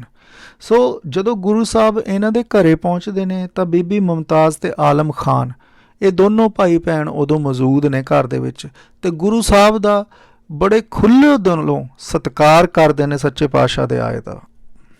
ਗੁਰੂ ਸਾਹਿਬ ਇਹਨਾਂ ਦੇ ਘਰ ਥੋੜ੍ਹੀ ਦੇਰ ਰੁਕਦੇ ਨੇ ਕਿ ਇੰਨੇ ਨੂੰ ਖਬਰ ਮਿਲਦੀ ਹੈ ਕਿ ਬਾਬਾ ਬਚਿੱਤਰ ਸਿੰਘ ਜੋ ਕਿ ਪਿੰਡ ਮਲਕਪੁਰ 100 ਸਿੰਘਾਂ ਦੇ ਨਾਲ ਮੁਗਲ ਫੌਜਾਂ ਨੂੰ ਰੋਕ ਰਹੇ ਸੀ, ਬਾਕੀ ਸਾਰੇ 100 ਦੇ 100 ਸਿੰਘ ਸ਼ਹੀਦ ਹੋ ਚੁੱਕੇ ਨੇ ਤੇ ਬਾਬਾ ਬਚਿੱਤਰ ਸਿੰਘ ਜੀ ਜਿਹੜੇ ਨੇ ਉਹ ਜ਼ਖਮੀ ਹਾਲਤ ਵਿੱਚ ਉੱਥੇ ਪਏ ਨੇ। ਤਾਂ ਗੁਰੂ ਗੋਬਿੰਦ ਸਿੰਘ ਮਹਾਰਾਜ ਬਾਬਾ ਅਜੀਤ ਸਿੰਘ ਜੀ ਨੂੰ ਦੁਬਾਰਾ ਭੇਜਦੇ ਨੇ ਕਿ ਜਾਓ ਮਲਕਪੁਰ, ਜੋ ਕਿ ਜੰਗ ਦਾ ਮੈਦਾਨ ਬਣ ਚੁੱਕਾ ਤੇ ਮੁਗਲ ਫੌਜ ਉੱਥੇ ਮੌਜੂਦ ਆ। ਬਾਬਾ ਅਜੀਤ ਸਿੰਘ ਜੀ ਨੂੰ ਹੁਕਮ ਕਰਦੇ ਨੇ ਕਿ ਜਾਓ ਬਾਬਾ ਬਚਿੱਤਰ ਸਿੰਘ ਜੀ ਨੂੰ ਉੱਥੋਂ ਕੱਢ ਕੇ ਲੈ ਕੇ ਆਓ। ਉੱਥੋਂ ਬਾਬਾ ਅਜੀਤ ਸਿੰਘ ਜੀ ਫਿਰ ਹਜ਼ੂਰ ਦਾ ਹੁਕਮ ਮੰਨਦੇ ਹੋਏ ਵਾਪਸ ਜਾਂਦੇ ਨੇ। ਮੁਗਲਾਂ ਨਾਲ ਉੱਥੇ ਜੰਗ ਹੁੰਦੀ ਹੈ ਤੇ ਬਾਬਾ ਬਚਿੱਤਰ ਸਿੰਘ ਜੀ ਨੂੰ ਜੋ ਹੈ ਉੱਥੋਂ ਲੈ ਕੇ ਕੋਟਲਾ ਨਿਹੰਗ ਭਾਈ ਆਲਮ ਖਾਨ ਜੀ ਤੇ ਬੀਬੀ ਮੁਮਤਾਜ਼ ਜੀ ਇਹ ਦੋਨਾਂ ਭਾਈ ਭੈਣਾਂ ਦੇ ਘਰੇ ਇੱਥੇ ਉਹਨਾਂ ਨੂੰ ਲੈ ਕੇ ਆਇਆ ਜਾਂਦਾ। ਤੇ ਇਤਿਹਾਸਕਾਰ ਦੱਸਦੇ ਨੇ, ਜੋ ਇਤਿਹਾਸਿਕ ਲਿਖਤਾਂ ਮਿਲਦੀਆਂ ਨੇ ਕਿ ਬਾਬਾ ਬਚਿੱਤਰ ਸਿੰਘ ਜੀ ਦੇ ਸਰੀਰ ਦੇ ਵਿੱਚੋਂ ਬਹੁਤ ਖੂਨ ਵਹਿ ਰਿਹਾ ਹੁੰਦਾ। ਜਿਵੇਂ ਹੀ ਉਹਨਾਂ ਦੇ ਉੱਤੇ ਕੋਈ ਨਾ ਕੋਈ ਕੱਪੜਾ ਪਾਉਂਦੇ ਤਾਂ ਛੇਤੀ ਉਹ ਖੂਨ ਨਾਲ ਭਿੱਜ ਜਾਂਦਾ। ਤਾਂ ਬਾਬਾ ਬਚਿੱਤਰ ਸਿੰਘ ਜੀ ਦੀ ਹਾਲਤ ਨੂੰ ਦੇਖਦੇ ਨੇ ਗੁਰੂ ਸਾਹਿਬ, ਤੇ ਗੁਰੂ ਸਾਹਿਬ ਇਹ ਫੈਸਲਾ ਕਰਦੇ ਨੇ ਕਿ ਬਚਿੱਤਰ ਸਿੰਘ ਜੀ ਤੁਸੀਂ ਇੱਥੇ ਹੀ ਰੁਕੋ ਇਸ ਘਰ ਦੇ ਵਿੱਚ, ਤੇ ਬੀਬੀ ਮੁਮਤਾਜ਼ ਤੇ ਆਲਮ ਸਿੰਘ ਜੀ ਤੁਹਾਡੀ ਦੇਖ ਰੇਖ ਕਰਨਗੇ। ਤੇ ਗੁਰੂ ਸਾਹਿਬ ਫਿਰ ਕੋਟਲਾ ਨਿਹੰਗ ਤੋਂ ਚਮਕੌਰ ਸਾਹਿਬ ਵੱਲ ਨੂੰ ਜੋ ਆ ਉਹ ਰੁਖਸਤੀ ਕਰਦੇ ਨੇ, ਉੱਧਰ ਨੂੰ ਪੈਂਡਾ ਵਧਾਉਂਦੇ ਨੇ। ਚਮਕੌਰ ਸਾਹਿਬ ਪਹੁੰਚ ਕੇ ਗੁਰੂ ਸਾਹਿਬ ਬੁੱਧੀ ਚੰਦ ਰਾਵਤ, ਇਹ 2 ਭਾਈ ਨੇ, ਬੁੱਧੀ ਚੰਦ ਰਾਵਤ ਤੇ ਗਰੀਬ ਚੰਦ ਰਾਵਤ। ਇਹਦੇ ਵਿੱਚ ਗੁਰੂ ਸਾਹਿਬ ਬੁੱਧੀ ਚੰਦ ਰਾਵਤ ਦੇ ਜੋ ਹੈ ਘਰੇ ਸੁਨੇਹਾ ਪਹੁੰਚਦਾ, ਤੇ ਬੁੱਧੀ ਚੰਦ ਰਾਵਤ ਵੀ ਜੋ ਨੇ, ਦੇਖੋ ਪਿੱਛੇ ਮੁਸਲਮਾਨ ਪਰਿਵਾਰ ਗੁਰੂ ਸਾਹਿਬ ਦੇ ਸਿੱਖ ਨੇ, ਇੱਥੇ ਹਿੰਦੂ ਪਰਿਵਾਰ ਗੁਰੂ ਸਾਹਿਬ ਦੇ ਸਿੱਖ ਨੇ, ਜੋ ਗੁਰੂ ਦੇ ਨਾਲ ਇਸ਼ਕ ਕਰਦੇ ਨੇ ਉਹ ਗੁਰੂ ਦੇ ਸਿੱਖ ਨੇ। ਤਾਂ ਬੁੱਧੀ ਚੰਦ ਰਾਵਤ ਗੁਰੂ ਸਾਹਿਬ ਦਾ ਖਿੜੇ ਮੱਥੇ ਸਵਾਗਤ ਕਰਦਾ, ਪਿਆਰ ਕਰਦਾ, ਬੜੀ ਖੁਸ਼ੀ ਵੀ ਮਨਾਉਂਦਾ ਕਿ ਗੁਰੂ ਸਾਹਿਬ ਉਹਨਾਂ ਦੇ ਘਰੇ ਆਏ। ਤੇ ਗੁਰੂ ਸਾਹਿਬ ਬੁੱਧੀ ਚੰਦ ਰਾਵਤ ਨੂੰ ਇਹ ਗੱਲ ਕਹਿੰਦੇ ਨੇ ਕਿ ਬੁੱਧੀ ਚੰਦ ਰਾਵਤ ਜਦੋਂ ਬੁੱਧੀ ਚੰਦ ਰਾਵਤ ਸੱਚੇ ਪਾਤਸ਼ਾਹ ਨੂੰ ਕਹਿੰਦੇ ਨੇ ਕਿ ਤੁਸੀਂ ਮੇਰੇ ਇੱਥੇ ਘਰ ਦੇ ਵਿੱਚ ਰੁਕੋ, ਤਾਂ ਗੁਰੂ ਸਾਹਿਬ ਕਹਿੰਦੇ ਨੇ ਕਿ ਨਹੀਂ, ਮੁਗਲ ਫੌਜ ਸਾਡੇ ਪਿੱਛੇ ਪਈ ਹੋਈ ਆ। ਜੇ ਮੈਂ ਤੁਹਾਡੇ ਕੋਲ ਬਹੁਤੀ ਦੇਰ ਰੁਕਿਆ ਤਾਂ ਤੁਹਾਡੇ ਬੱਚੇ, ਤੁਹਾਡੇ ਪਰਿਵਾਰ ਨੂੰ ਖਤਰਾ। ਤੁਸੀਂ ਇਸ ਤਰ੍ਹਾਂ ਕਰੋ ਕਿ ਮੈਨੂੰ ਜੋ ਤੁਹਾਡਾ ਪਿੰਡ ਤੋਂ ਬਾਹਰ ਜੋ ਗੜੀ ਹੈ, ਕੱਚੀ ਗੜੀ, ਜਿਸ ਨੂੰ ਚਮਕੌਰ ਦੀ ਗੜੀ, ਜਿਹੜਾ ਕਿ ਯੁੱਧ ਦਾ ਮੈਦਾਨ ਬਣਿਆ ਸੀ, ਉੱਥੇ ਮੈਨੂੰ ਤੇ ਸਿੰਘਾਂ ਨੂੰ ਉੱਥੇ ਜਗ੍ਹਾ ਦੇ ਦਿਓ ਅਤੇ ਮੈਂ ਉੱਥੇ ਜਾ ਕੇ ਹੀ ਮੋਰਚਾਬੰਦੀ ਕਰਾਂਗਾ। ਕਿਉਂਕਿ ਬੁੱਧੀ ਚੰਦ ਜਿਹੜਾ ਰਾਵਤ ਸੀ ਉਹ ਗੁਰੂ ਸਾਹਿਬ ਦਾ ਸਿੱਖ ਸੀ ਅਤੇ ਗੁਰੂ ਸਾਹਿਬ ਇਹਦੇ ਕੋਲ ਪਹਿਲਾਂ ਵੀ ਆਏ ਸੀ, ਅਤੇ ਇਸੇ ਕਰਕੇ ਗੁਰੂ ਸਾਹਿਬ ਜਾਣਦੇ ਵੀ ਸੀ ਕਿ ਜੋ ਕੱਚੀ ਗੜੀ ਆ ਉਹ ਇੱਕ ਉੱਚੀ ਜਗ੍ਹਾ 'ਤੇ ਅਤੇ ਉੱਥੇ ਮੋਰਚਾਬੰਦੀ ਵਧੀਆ ਤਰੀਕੇ ਨਾਲ ਕੀਤੀ ਜਾ ਸਕਦੀ ਆ। ਅਤੇ ਬੁੱਧੀ ਚੰਦ ਰਾਵਤ ਹਜ਼ੂਰ ਦੇ ਹੁਕਮ ਨੂੰ ਮੰਨਦਾ ਹੋਇਆ ਸੱਚੇ ਪਾਤਸ਼ਾਹ ਨੂੰ ਉਹ ਗੜੀ ਜੋ ਹੈ ਉੱਥੇ ਪਹੁੰਚਾਉਂਦਾ, ਉੱਥੇ ਪਹੁੰਚਾਉਣ ਦੀ ਸੇਵਾ ਵੀ ਉਹੀ ਕਰਦਾ, ਅਤੇ ਗੁਰੂ ਸਾਹਿਬ ਅਤੇ ਬਾਕੀ ਸਿੰਘ ਜਿਹੜੇ ਨੇ ਉੱਥੇ ਮੋਰਚਾਬੰਦੀ ਕਰਦੇ ਨੇ ਚਮਕੌਰ ਦੀ ਗੜੀ ਦੇ ਵਿੱਚ ਜਾ ਕੇ। ਦੋਸਤੋ, ਇੱਕ ਗੱਲ ਮੈਂ ਜ਼ਰੂਰ ਦੱਸਣਾ ਚਾਹੁੰਦਾ ਕਿ ਜਿਹੜਾ ਗੁਰੂ ਸਾਹਿਬ ਜਦੋਂ ਚਮਕੌਰ ਦੀ ਗੜੀ ਵੱਲ ਨੂੰ ਚਲੇ ਜਾਂਦੇ ਨੇ ਤਾਂ ਪਿੱਛੇ ਕੋਟਲਾ ਨਿਹੰਗ ਇਸ ਪਰਿਵਾਰ ਦੇ ਉੱਤੇ ਫਿਰ ਜਦੋਂ ਮੁਗਲ ਫੌਜ ਦਾ ਛਾਪਾ ਪੈਂਦਾ ਤਾਂ ਆਲਮ ਖਾਨ ਜੋ ਕਿ ਬੀਬੀ ਮੁਮਤਾਜ਼ ਦੇ ਭਾਈ ਨੇ, ਉਹਨਾਂ ਨੂੰ ਪੁੱਛਿਆ ਜਾਂਦਾ ਕਿ ਗੁਰੂ ਗੋਬਿੰਦ ਸਿੰਘ ਮਹਾਰਾਜ ਕਿੱਥੇ ਨੇ, ਕੀ ਤੁਹਾਡੇ ਘਰੇ ਆਏ ਨੇ? ਉਹ ਕਹਿੰਦੇ ਨਹੀਂ, ਸਾਡੇ ਘਰੇ ਤਾਂ ਨਹੀਂ ਆਏ। ਤਾਂ ਜਦੋਂ ਘਰ ਦੀ ਤਲਾਸ਼ੀ ਹੁੰਦੀ ਹੈ ਤਾਂ ਜਿਸ ਕਮਰੇ ਵਿੱਚ ਬਾਬਾ ਬਚਿੱਤਰ ਸਿੰਘ ਜੀ ਜ਼ਖਮੀ ਪਏ ਨੇ ਤੇ ਬੀਬੀ ਮੁਮਤਾਜ਼ ਜੀ ਜੋ ਉਹਨਾਂ ਦੀ ਦੇਖ ਰੇਖ ਕਰ ਰਹੇ ਨੇ, ਉਹਨਾਂ ਦੇ ਜ਼ਖਮਾਂ ਨੂੰ ਦੇਖ ਰਹੇ ਨੇ, ਤਾਂ ਆਲਮ ਖਾਨ ਜਦੋਂ ਤਲਾਸ਼ੀ ਲੈਣ ਲੱਗਦੇ ਨੇ ਤਾਂ ਆਲਮ ਖਾਨ ਨੂੰ ਜਦੋਂ ਪੁੱਛਦੇ ਨੇ ਕਿ ਇਸ ਕਮਰੇ ਵਿੱਚ ਕੌਣ ਹੈ, ਤੇ ਆਲਮ ਖਾਨ ਕਹਿੰਦੇ ਨੇ ਕਿ ਮੇਰੀ ਭੈਣ ਤੇ ਉਹਨਾਂ ਦੇ ਘਰ ਵਾਲੇ ਇਸ ਕਮਰੇ ਵਿੱਚ ਮੌਜੂਦ ਨੇ, ਜੇ ਤੁਸੀਂ ਚਾਹੁੰਦੇ ਹੋ ਤਾਂ ਤਲਾਸ਼ੀ ਲੈ ਲਓ, ਮੈਂ ਕੁੰਡਾ ਖੋਲ੍ਹ ਦਿੰਦਾ। ਪਰ ਮੁਗਲਿਆ ਕਾਨੂੰਨ ਦੇ ਮੁਤਾਬਕ ਜੋ ਹੈ, ਜਦੋਂ ਘਰ ਦੇ ਵਿੱਚ ਜਵਾਈ ਭਾਈ ਤੇ ਉਹਨਾਂ ਦੀ ਔਰਤ ਮੌਜੂਦ ਹੋਵੇ ਤਾਂ ਫਿਰ ਤਲਾਸ਼ੀ ਨਹੀਂ ਲਈ ਜਾਂਦੀ। ਸੋ ਮੁਗਲ ਫੌਜ ਉੱਥੋਂ ਚਲੀ ਜਾਂਦੀ ਆ। ਸੋ ਕਾਫੀ ਸਾਲਾਂ ਬਾਅਦ ਜਦੋਂ ਬੀਬੀ ਮੁਮਤਾਜ਼ ਦੇ ਰਿਸ਼ਤੇ ਦੀ ਗੱਲ ਚੱਲਦੀ ਆ ਤਾਂ ਬੀਬੀ ਮੁਮਤਾਜ਼ ਆਪਣੇ ਭਾਈ ਆਲਮ ਖਾਨ ਨੂੰ ਇਹ ਗੱਲ ਕਹਿੰਦੇ ਨੇ ਕਿ ਵੀਰ ਜੀ, ਸ਼ਾਇਦ ਤੁਸੀਂ ਭੁੱਲ ਗਏ ਕਿ ਬਾਬਾ ਬਚਿੱਤਰ ਸਿੰਘ ਉਹ ਜੋ ਇੱਕ ਰਾਤ ਅਗਲੀ ਸਵੇਰ, ਕਿਉਂਕਿ ਬਾਬਾ ਬਚਿੱਤਰ ਸਿੰਘ ਜੀ ਵੀ ਸ਼ਹੀਦ ਹੋ ਜਾਂਦੇ ਨੇ, ਕਿ ਉਹ ਇੱਕ ਰਾਤ ਜਦੋਂ ਬਾਬਾ ਬਚਿੱਤਰ ਸਿੰਘ ਜੀ ਜ਼ਖਮੀ ਹਾਲਤ ਵਿੱਚ ਉੱਥੇ ਪਏ ਸੀ ਅਤੇ ਤੁਸੀਂ ਮੁਗਲ ਫੌਜ ਨੂੰ ਇਹ ਗੱਲ ਕਹੀ ਸੀ ਕਿ ਉਹ ਮੇਰੇ ਘਰ ਵਾਲੇ ਨੇ, ਅਤੇ ਮੈਂ ਉਸ ਦਿਨ ਤੋਂ ਹੀ ਉਹਨਾਂ ਨੂੰ ਘਰ ਵਾਲਾ ਸਮਝਿਆ, ਅਤੇ ਹੁਣ ਤੁਸੀਂ ਮੈਨੂੰ ਉਹਨਾਂ ਦੇ ਨਾਲ ਰਿਸ਼ਤਾ ਜੋੜ ਕੇ ਅਤੇ ਹੁਣ ਤੁਸੀਂ ਮੇਰਾ ਰਿਸ਼ਤਾ ਕਿਤੇ ਹੋਰ ਪੱਕਾ ਕਰਨਾ ਚਾਹੁੰਦੇ ਹੋ।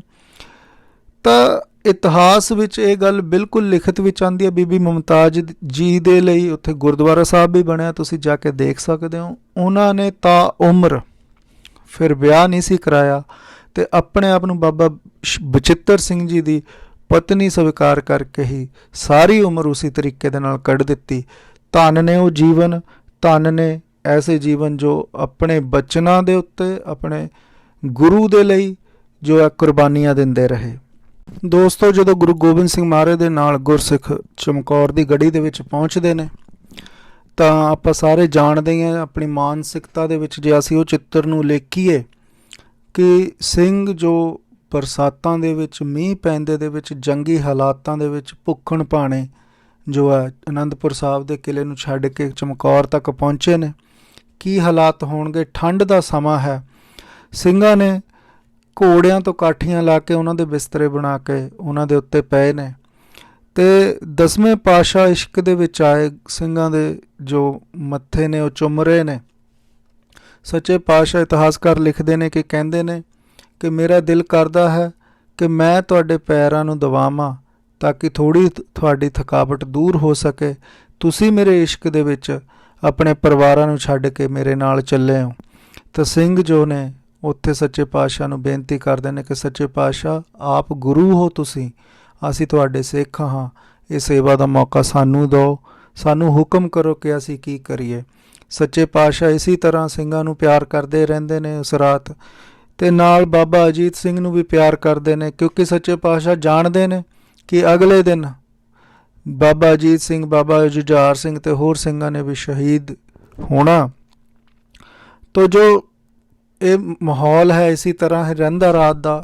ਅਗਲੀ ਸਵੇਰ ਜਦੋਂ ਚੜ੍ਹਦੀ ਹੈ 21 ਦਸੰਬਰ ਦੀ, ਉਦੋਂ ਤੱਕ ਮੁਗਲ ਫੌਜ ਜੋ ਹੈ, ਜੋ ਕਿ ਗਿਣਤੀ ਦੇ ਵਿੱਚ 10 ਲੱਖ ਹੈ, ਜਿਸ ਦਾ ਜ਼ਿਕਰ ਗੁਰੂ ਗੋਬਿੰਦ ਸਿੰਘ ਮਹਾਰਾਜ ਨੇ ਜ਼ਫਰਨਾਮੇ 'ਚ ਵੀ ਕੀਤਾ, 10 ਲੱਖ ਦੀ ਫੌਜ ਫਿਰ ਚਮਕੌਰ ਦੀ ਗੜੀ ਨੂੰ ਜੋ ਹੈ ਉਹ ਘੇਰਾ ਪਾ ਲੈਂਦੀ ਆ। ਦੋਸਤੋ, ਅਗਲੀ ਸਵੇਰ 21 ਦਸੰਬਰ ਨੂੰ ਜੋ 10 ਲੱਖ ਜੋ ਮੁਗਲ ਫੌਜ ਤੇ ਪਹਾੜੀ ਰਾਜਿਆਂ ਦੀ ਫੌਜ ਆ, ਇਸ ਨੂੰ ਜਵਾਬੀ ਕਾਰਵਾਈ ਦੇਣ ਲਈ ਜੋ ਗੁਰੂ ਗੋਬਿੰਦ ਸਿੰਘ ਮਹਾਰਾਜ ਨੇ ਚਮਕੌਰ ਦੀ ਗੜੀ ਦੀ ਮੋਰਚਾਬੰਦੀ ਕੀਤੀ ਆ, ਉਸ ਨੂੰ ਦਰਸਾਉਣ ਦੇ ਲਈ ਮੈਂ ਤੁਹਾਡੇ ਸਾਹਮਣੇ ਸਕਰੀਨ ਦੇ ਉੱਤੇ ਇੱਕ ਫੋਟੋ ਤਿਆਰ ਕੀਤੀ ਹੈ, ਤੁਸੀਂ ਦੇਖ ਸਕਦੇ ਹੋ। ਇਹ ਨਕਸ਼ਾ, ਇਹ ਜੋ ਕਿਲ੍ਹਾ ਹੈ ਚਮਕੌਰ ਦੀ ਗੜੀ ਦਾ ਕਿਲ੍ਹਾ ਨਹੀਂ ਆ, ਲੇਕਿਨ ਵਿਊਤਬੰਦੀ ਸਮਝਣ ਦੇ ਲਈ ਮੈਂ ਇਹ ਪਿਕਚਰ ਨੂੰ ਡਰਾ ਕੀਤਾ। ਇਸ ਜੋ ਚਮਕੌਰ ਦੀ ਗੜੀ ਦਾ ਕਿਲ੍ਹਾ, ਉਸ ਦੇ ਵਿੱਚ 48 ਜਣੇ ਜੋ ਨੇ ਮੌਜੂਦ ਨੇ। ਗੁਰੂ ਗੋਬਿੰਦ ਸਿੰਘ ਮਹਾਰਾਜ ਨੇ, 2 ਸਾਹਿਬਜ਼ਾਦੇ ਬਾਬਾ ਅਜੀਤ ਸਿੰਘ, ਬਾਬਾ ਜੁਝਾਰ ਸਿੰਘ, 5 ਪਿਆਰੇ ਤੇ 40 ਸਿੰਘ, ਟੋਟਲ 48 ਜਣੇ ਇਸ ਕਿਲੇ ਦੇ ਵਿੱਚ ਨੇ, ਤੇ ਬਾਹਰ 10 ਲੱਖ ਦੀ ਫੌਜ ਹਮਲਾ ਕਰਨ ਲਈ ਤਿਆਰ ਹੈ। ਤਾਂ ਜੋ ਐਂਟਰੀ ਗੇਟ ਹੈ, ਉਸ ਦੇ ਉੱਤੇ ਗੁਰੂ ਗੋਬਿੰਦ ਸਿੰਘ ਮਹਾਰਾਜ ਨੇ ਭਾਈ ਮਦਨ ਸਿੰਘ ਤੇ ਭਾਈ ਕਾਠਾ ਸਿੰਘ 5 ਸਿੰਘਾਂ ਦੇ ਨਾਲ ਇੱਥੇ ਤੈਨਾਤ ਕੀਤੇ ਨੇ, ਤੇ ਬਾਕੀ 3 ਕੋਣੇ ਜਿਹੜੇ ਨੇ, ਕਾਰਨਰ ਨੇ 4, ਇਹਨਾਂ ਦੇ ਉੱਤੇ 8 ਸਿੰਘ ਜਿਹੜੇ ਨੇ ਤੀਰ ਕਮਾਨਾਂ ਦੇ ਨਾਲ ਮੌਜੂਦ ਨੇ। ਆਪ ਗੁਰੂ ਗੋਬਿੰਦ ਸਿੰਘ ਮਹਾਰਾਜ, ਕਿਉਂਕਿ ਗੜੀ ਦਾ ਚੁਬਾਰਾ ਸੀ, ਉੱਪਰ ਜਿਹੜੀ ਗਮਟੀ ਸੀ ਜਾਂ ਥੜਾ ਸੀ, ਉੱਥੇ ਗੁਰੂ ਗੋਬਿੰਦ ਸਿੰਘ ਮਹਾਰਾਜ 5 ਸਿੰਘਾਂ ਦੇ ਨਾਲ ਮੌਜੂਦ ਸੀ। ਤੇ ਇਹ ਮੋਰਚਾਬੰਦੀ ਦੇ ਨਾਲ 10 ਲੱਖ ਫੌਜ ਦਾ ਜੋ ਹੈ ਸਾਹਮਣਾ ਗੁਰੂ ਸਾਹਿਬ ਨੇ ਕਰਨਾ ਸੀ। ਦੋਸਤੋ, ਇਹਨਾਂ 48 ਸ਼ੂਰਵੀਰਾਂ ਨੇ 10 ਲੱਖ ਫੌਜ ਨੂੰ 2 ਰਾਤਾਂ ਤੇ 3 ਦਿਨ ਰੋਕੀ ਰੱਖਿਆ। ਜਦੋਂ ਮੁਗਲ ਫੌਜ ਨੇ ਦੇਖਿਆ ਕਿ ਕੋਈ ਹੱਲ ਨਹੀਂ ਹੋ ਰਿਹਾ, ਤਾਂ ਉਹਨਾਂ ਨੇ ਅੱਗੇ ਵਧਣਾ ਜਦੋਂ ਕਿਲੇ ਵੱਲ ਨੂੰ ਸ਼ੁਰੂ ਕੀਤਾ, ਤਾਂ ਗੁਰੂ ਸਾਹਿਬ ਵੱਲੋਂ ਫਿਰ ਇਹ ਹੁਕਮ ਜਾਰੀ ਹੋਇਆ ਕਿ 5 ਸਿੰਘਾਂ ਦੇ ਜੋ ਹੈ 8 ਜੱਥੇ ਬਣਾ ਕੇ ਭੇਜੇ ਜਾਣ, ਤੇ ਬਾਹਰ ਜਾ ਕੇ ਮੁਗਲ ਫੌਜਾਂ ਦੇ ਵਿੱਚ ਵੜ ਕੇ ਜੰਗ ਨੂੰ ਜੋ ਹੈ ਲੜਿਆ ਜਾਵੇ। ਤਾਂ 5 ਦੇ ਜੱਥੇ ਬਣ ਕੇ ਜੋ ਹੈ ਉਹ ਬਾਹਰ ਜਾਣ ਲੱਗੇ। ਪਹਿਲਾ ਜੱਥਾ ਭਾਈ ਸਾਹਿਬ ਭਾਈ ਕਾਠਾ ਸਿੰਘ, ਭਾਈ ਮਦਨ ਸਿੰਘ ਜੀ ਦੀ ਅਗਵਾਈ ਹੇਠ ਗਿਆ ਸੀ। ਉਸ ਤੋਂ 23 ਦਸੰਬਰ ਦਾ ਉਹ ਸਮਾਂ ਆਉਂਦਾ ਫਿਰ, ਜਦੋਂ ਗੁਰੂ ਗੋਬਿੰਦ ਸਿੰਘ ਮਹਾਰਾਜ ਦੇ ਵੱਡੇ ਸਾਹਿਬਜ਼ਾਦੇ ਬਾਬਾ ਅਜੀਤ ਸਿੰਘ, 4 ਸਿੰਘ ਜਿਨ੍ਹਾਂ ਦੇ ਨਾਮ ਨੇ ਨੰਦ ਸਿੰਘ, ਮੁਕੰਦ ਸਿੰਘ, ਦੇਵਾ ਸਿੰਘ ਤੇ ਈਸ਼ਰ ਸਿੰਘ, ਇਸ ਜੱਥੇ ਦੇ ਲੀਡਰ ਬਣ ਕੇ ਇਹਨਾਂ ਦੇ ਨਾਲ ਜੰਗ ਦੇ ਮੈਦਾਨ ਦੇ ਵਿੱਚ ਜੋ ਨੇ ਉਤਰਦੇ ਨੇ। ਇਸ ਤੋਂ ਪਹਿਲਾਂ ਗੁਰੂ ਗੋਬਿੰਦ ਸਿੰਘ ਮਹਾਰਾਜ ਤੋਂ ਜਦੋਂ ਜੰਗ ਦੇ ਮੈਦਾਨ ਦੇ ਵਿੱਚ ਜਾਣ ਦੀ ਇਜਾਜ਼ਤ ਲੈਂਦੇ ਨੇ, ਤਾਂ ਸੱਚੇ ਪਾਤਸ਼ਾਹ ਆਪਣੀ ਤਰਕਸ਼ ਦੇ ਵਿੱਚੋਂ ਬਾਬਾ ਅਜੀਤ ਸਿੰਘ ਜੀ ਨੂੰ ਕੁਝ ਤੀਰ ਦਿੰਦੇ ਨੇ ਤੇ ਇੱਕ ਕਟਾਰ ਦਿੰਦੇ ਨੇ। ਸੋ ਜਦੋਂ ਬਾਬਾ ਅਜੀਤ ਸਿੰਘ ਜੀ ਜੰਗ ਦੇ ਮੈਦਾਨ ਵਿੱਚ ਜਾਂਦੇ ਨੇ, ਤਾਂ ਉਹਨਾਂ ਕੋਲ 3 ਤਰ੍ਹਾਂ ਦੇ ਹਥਿਆਰ ਹੁੰਦੇ ਨੇ, ਇੱਕ ਤੀਰ, ਦੂਸਰਾ ਨੇਜ਼ਾ ਤੇ ਤੀਸਰੀ ਜੋ ਹੈ ਕਿਰਪਾਨ। ਤਾਂ ਜਦੋਂ ਬਾਬਾ ਅਜੀਤ ਸਿੰਘ ਜੀ ਦੀ ਕਮਾਂਡ ਦੇ ਹੇਠ ਇਹ ਟੁਕੜੀ ਜੋ ਹੈ 5 ਸਿੰਘਾਂ ਦੀ ਜੰਗ ਵਿੱਚ ਪਹੁੰਚਦੀ ਹੈ, ਤਾਂ ਬੜੇ ਹੀ ਬਹਾਦਰੀ ਦੇ ਨਾਲ ਲੜਦੇ ਨੇ ਬਾਕੀ ਸਿੰਘ ਵੀ, ਤੇ ਬੜੇ ਜੋ ਸੂਰਮੇ ਜੋ ਦੁਸ਼ਮਣ ਫੌਜ ਦੇ ਹੁੰਦੇ ਨੇ, ਉਹਨਾਂ ਨੂੰ ਧੂਲ ਵੀ ਚਟਾਉਂਦੇ ਨੇ, ਮੌਤ ਦੇ ਘਾਟ ਵੀ ਕਈਆਂ ਨੂੰ ਉਤਾਰ ਦਿੰਦੇ ਨੇ।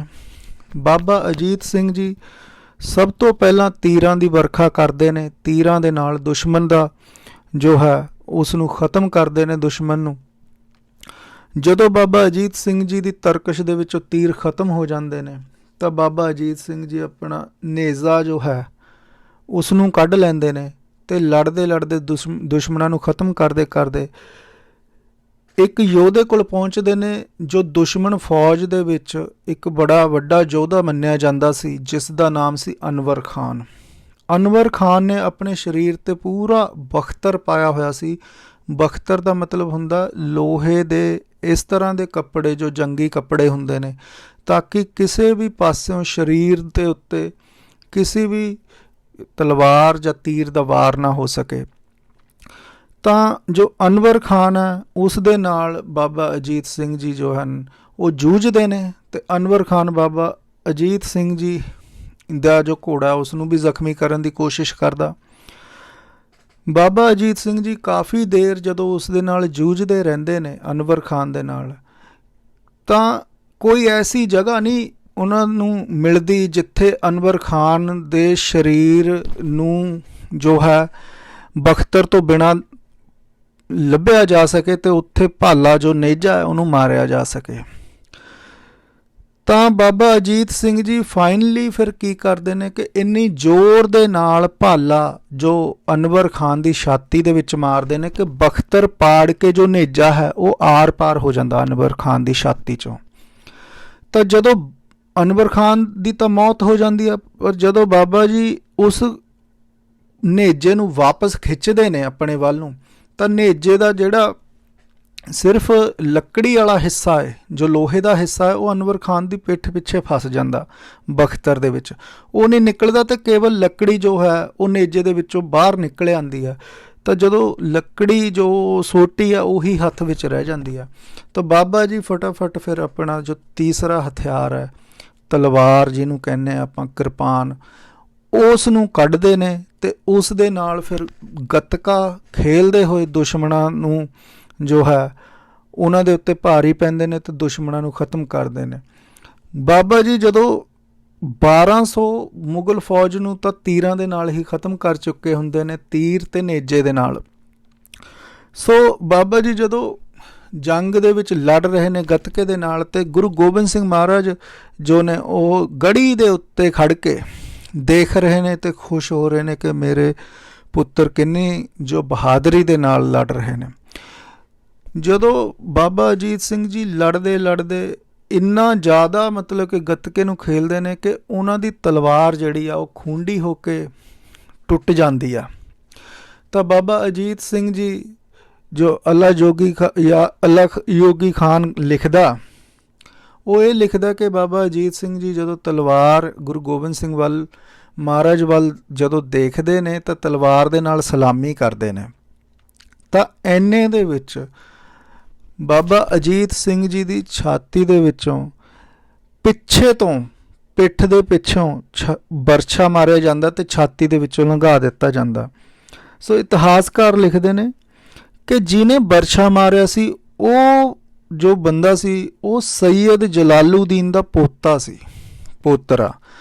ਸੈਯਦ ਜਲਾਲੂਦੀਨ ਉਹ ਜਲਾਦ ਹੈ ਜਿਸ ਨੇ 9ਵੇਂ ਪਾਤਸ਼ਾਹ ਦਾ ਸੀਸ ਕੱਟਿਆ ਸੀ ਦਿੱਲੀ ਦੇ ਵਿੱਚ।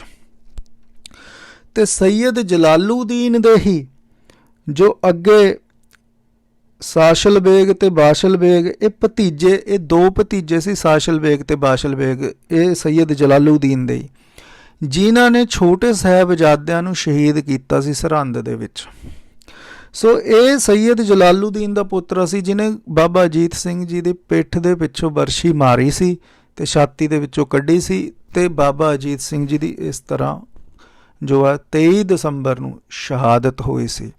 ਤੇ ਜਦੋਂ ਬਾਬਾ ਅਜੀਤ ਸਿੰਘ ਜੀ ਦੀ ਸ਼ਹਾਦਤ ਹੋ ਰਹੀ ਹੈ, ਗੁਰੂ ਗੋਬਿੰਦ ਸਿੰਘ ਮਹਾਰਾਜ ਗੜੀ ਦੇ ਉੱਤੇ ਖੜ ਕੇ ਦੇਖ ਰਹੇ ਨੇ ਤੇ ਅਕਾਲ ਪੁਰਖ ਪਰਮਾਤਮਾ ਨੂੰ ਸ਼ੁਕਰ ਕਰਕੇ ਕਹਿ ਰਹੇ ਨੇ ਕਿ ਤੇਰਾ ਭਾਣਾ ਮਿੱਠਾ ਲਾਗੇ, ਜਨ ਨਾਨਕ ਨਾਮ ਪਦਾਰਥ ਮੰਗੇ। ਬਾਬਾ ਅਜੀਤ ਸਿੰਘ ਜੀ ਦੀ ਉਮਰ 16.5 ਸਾਲ ਦੀ ਸੀ ਜਦੋਂ ਉਹਨਾਂ ਨੇ ਇਹ ਸ਼ਹਾਦਤ ਦਾ ਜਾਮ ਪੀਤਾ ਸੀ। ਇਸ ਸ਼ਹਾਦਤ ਤੋਂ ਬਾਅਦ ਬਾਬਾ ਅਜੀਤ ਸਿੰਘ ਜੀ ਦੇ ਛੋਟੇ ਭਾਈ ਬਾਬਾ ਜੋਰਾਵਰ ਸਿੰਘ, ਜਿਨ੍ਹਾਂ ਦੀ ਉਮਰ ਕੇਵਲ 14 ਸਾਲ ਦੀ ਸੀ, ਉਹਨਾਂ ਨੇ ਗੁਰੂ ਗੋਬਿੰਦ ਸਿੰਘ ਮਹਾਰਾਜ ਦੇ ਅੱਗੇ ਬੇਨਤੀ ਕੀਤੀ ਕਿ ਮੇਰੀ ਇਹ ਇੱਛਾ ਕਿ ਜਿਸ ਤਰ੍ਹਾਂ ਵੱਡੇ ਵੀਰ ਜੀ ਸ਼ਹਾਦਤ ਦਾ ਜਾਮ ਪੀ ਗਏ ਨੇ, ਮੈਂ ਵੀ ਜੰਗ ਦੇ ਵਿੱਚ ਜੂਝ ਕੇ ਸ਼ਹੀਦ ਹੋਣਾ ਚਾਹੁੰਦਾ। ਇਸ ਗੱਲ ਦੇ ਉੱਤੇ ਗੁਰੂ ਗੋਬਿੰਦ ਸਿੰਘ ਮਹਾਰਾਜ ਨੇ ਬੜੀ ਖੁਸ਼ੀ ਪ੍ਰਗਟ ਕੀਤੀ ਕਿ ਜੁਝਾਰ ਸਿੰਘ, ਇਸ ਤੋਂ ਪਹਿਲਾਂ ਕਿ ਮੈਂ ਤੁਹਾਨੂੰ ਕਹਿੰਦਾ ਤੁਸੀਂ ਆਪ ਹੀ ਇਹ ਇੱਛਾ ਪ੍ਰਗਟ ਕੀਤੀ, ਮੈਨੂੰ ਇਸ ਗੱਲ ਦੀ ਬੜੀ ਖੁਸ਼ੀ ਹੈ। ਜਦੋਂ ਸੱਚੇ ਪਾਤਸ਼ਾਹ ਨੇ ਇਹ ਬਚਨ ਕੀਤੇ ਤਾਂ ਸਿੰਘਾਂ ਨੇ ਗੁਰੂ ਸਾਹਿਬ ਦੇ ਅੱਗੇ ਬੇਨਤੀ ਕੀਤੀ ਕਿ ਸੱਚੇ ਪਾਤਸ਼ਾਹ ਆਪ ਜੀ ਇੱਕ ਪੁੱਤ ਤਾਂ ਰੱਖ ਲਓ। ਤਾਂ ਗੁਰੂ ਗੋਬਿੰਦ ਸਿੰਘ ਮਹਾਰਾਜ ਹੱਸ ਕੇ ਕਹਿੰਦੇ ਨੇ ਕਿ ਤੁਸੀਂ ਵੀ ਤਾਂ ਮੇਰੇ ਪੁੱਤ ਹੋ। ਮੈਂ ਇਤਿਹਾਸ ਨੂੰ ਇਹ ਮੌਕਾ ਨਹੀਂ ਦੇਣਾ ਚਾਹੁੰਦਾ ਕਿ ਇਤਿਹਾਸ ਕਹੇ ਕਿ ਗੁਰੂ ਗੋਬਿੰਦ ਸਿੰਘ ਮਹਾਰਾਜ ਨੇ ਪੁੱਤਰਾਂ ਦੇ ਵਿੱਚ ਤੇ ਆਪਣੇ ਸਿੰਘਾਂ ਦੇ ਵਿੱਚ ਵਿਖਰੇਵਾ ਰੱਖਿਆ। ਮੇਰੇ ਲਈ ਤੁਸੀਂ ਸਾਰੇ ਹੀ ਬਰਾਬਰ ਹੋ।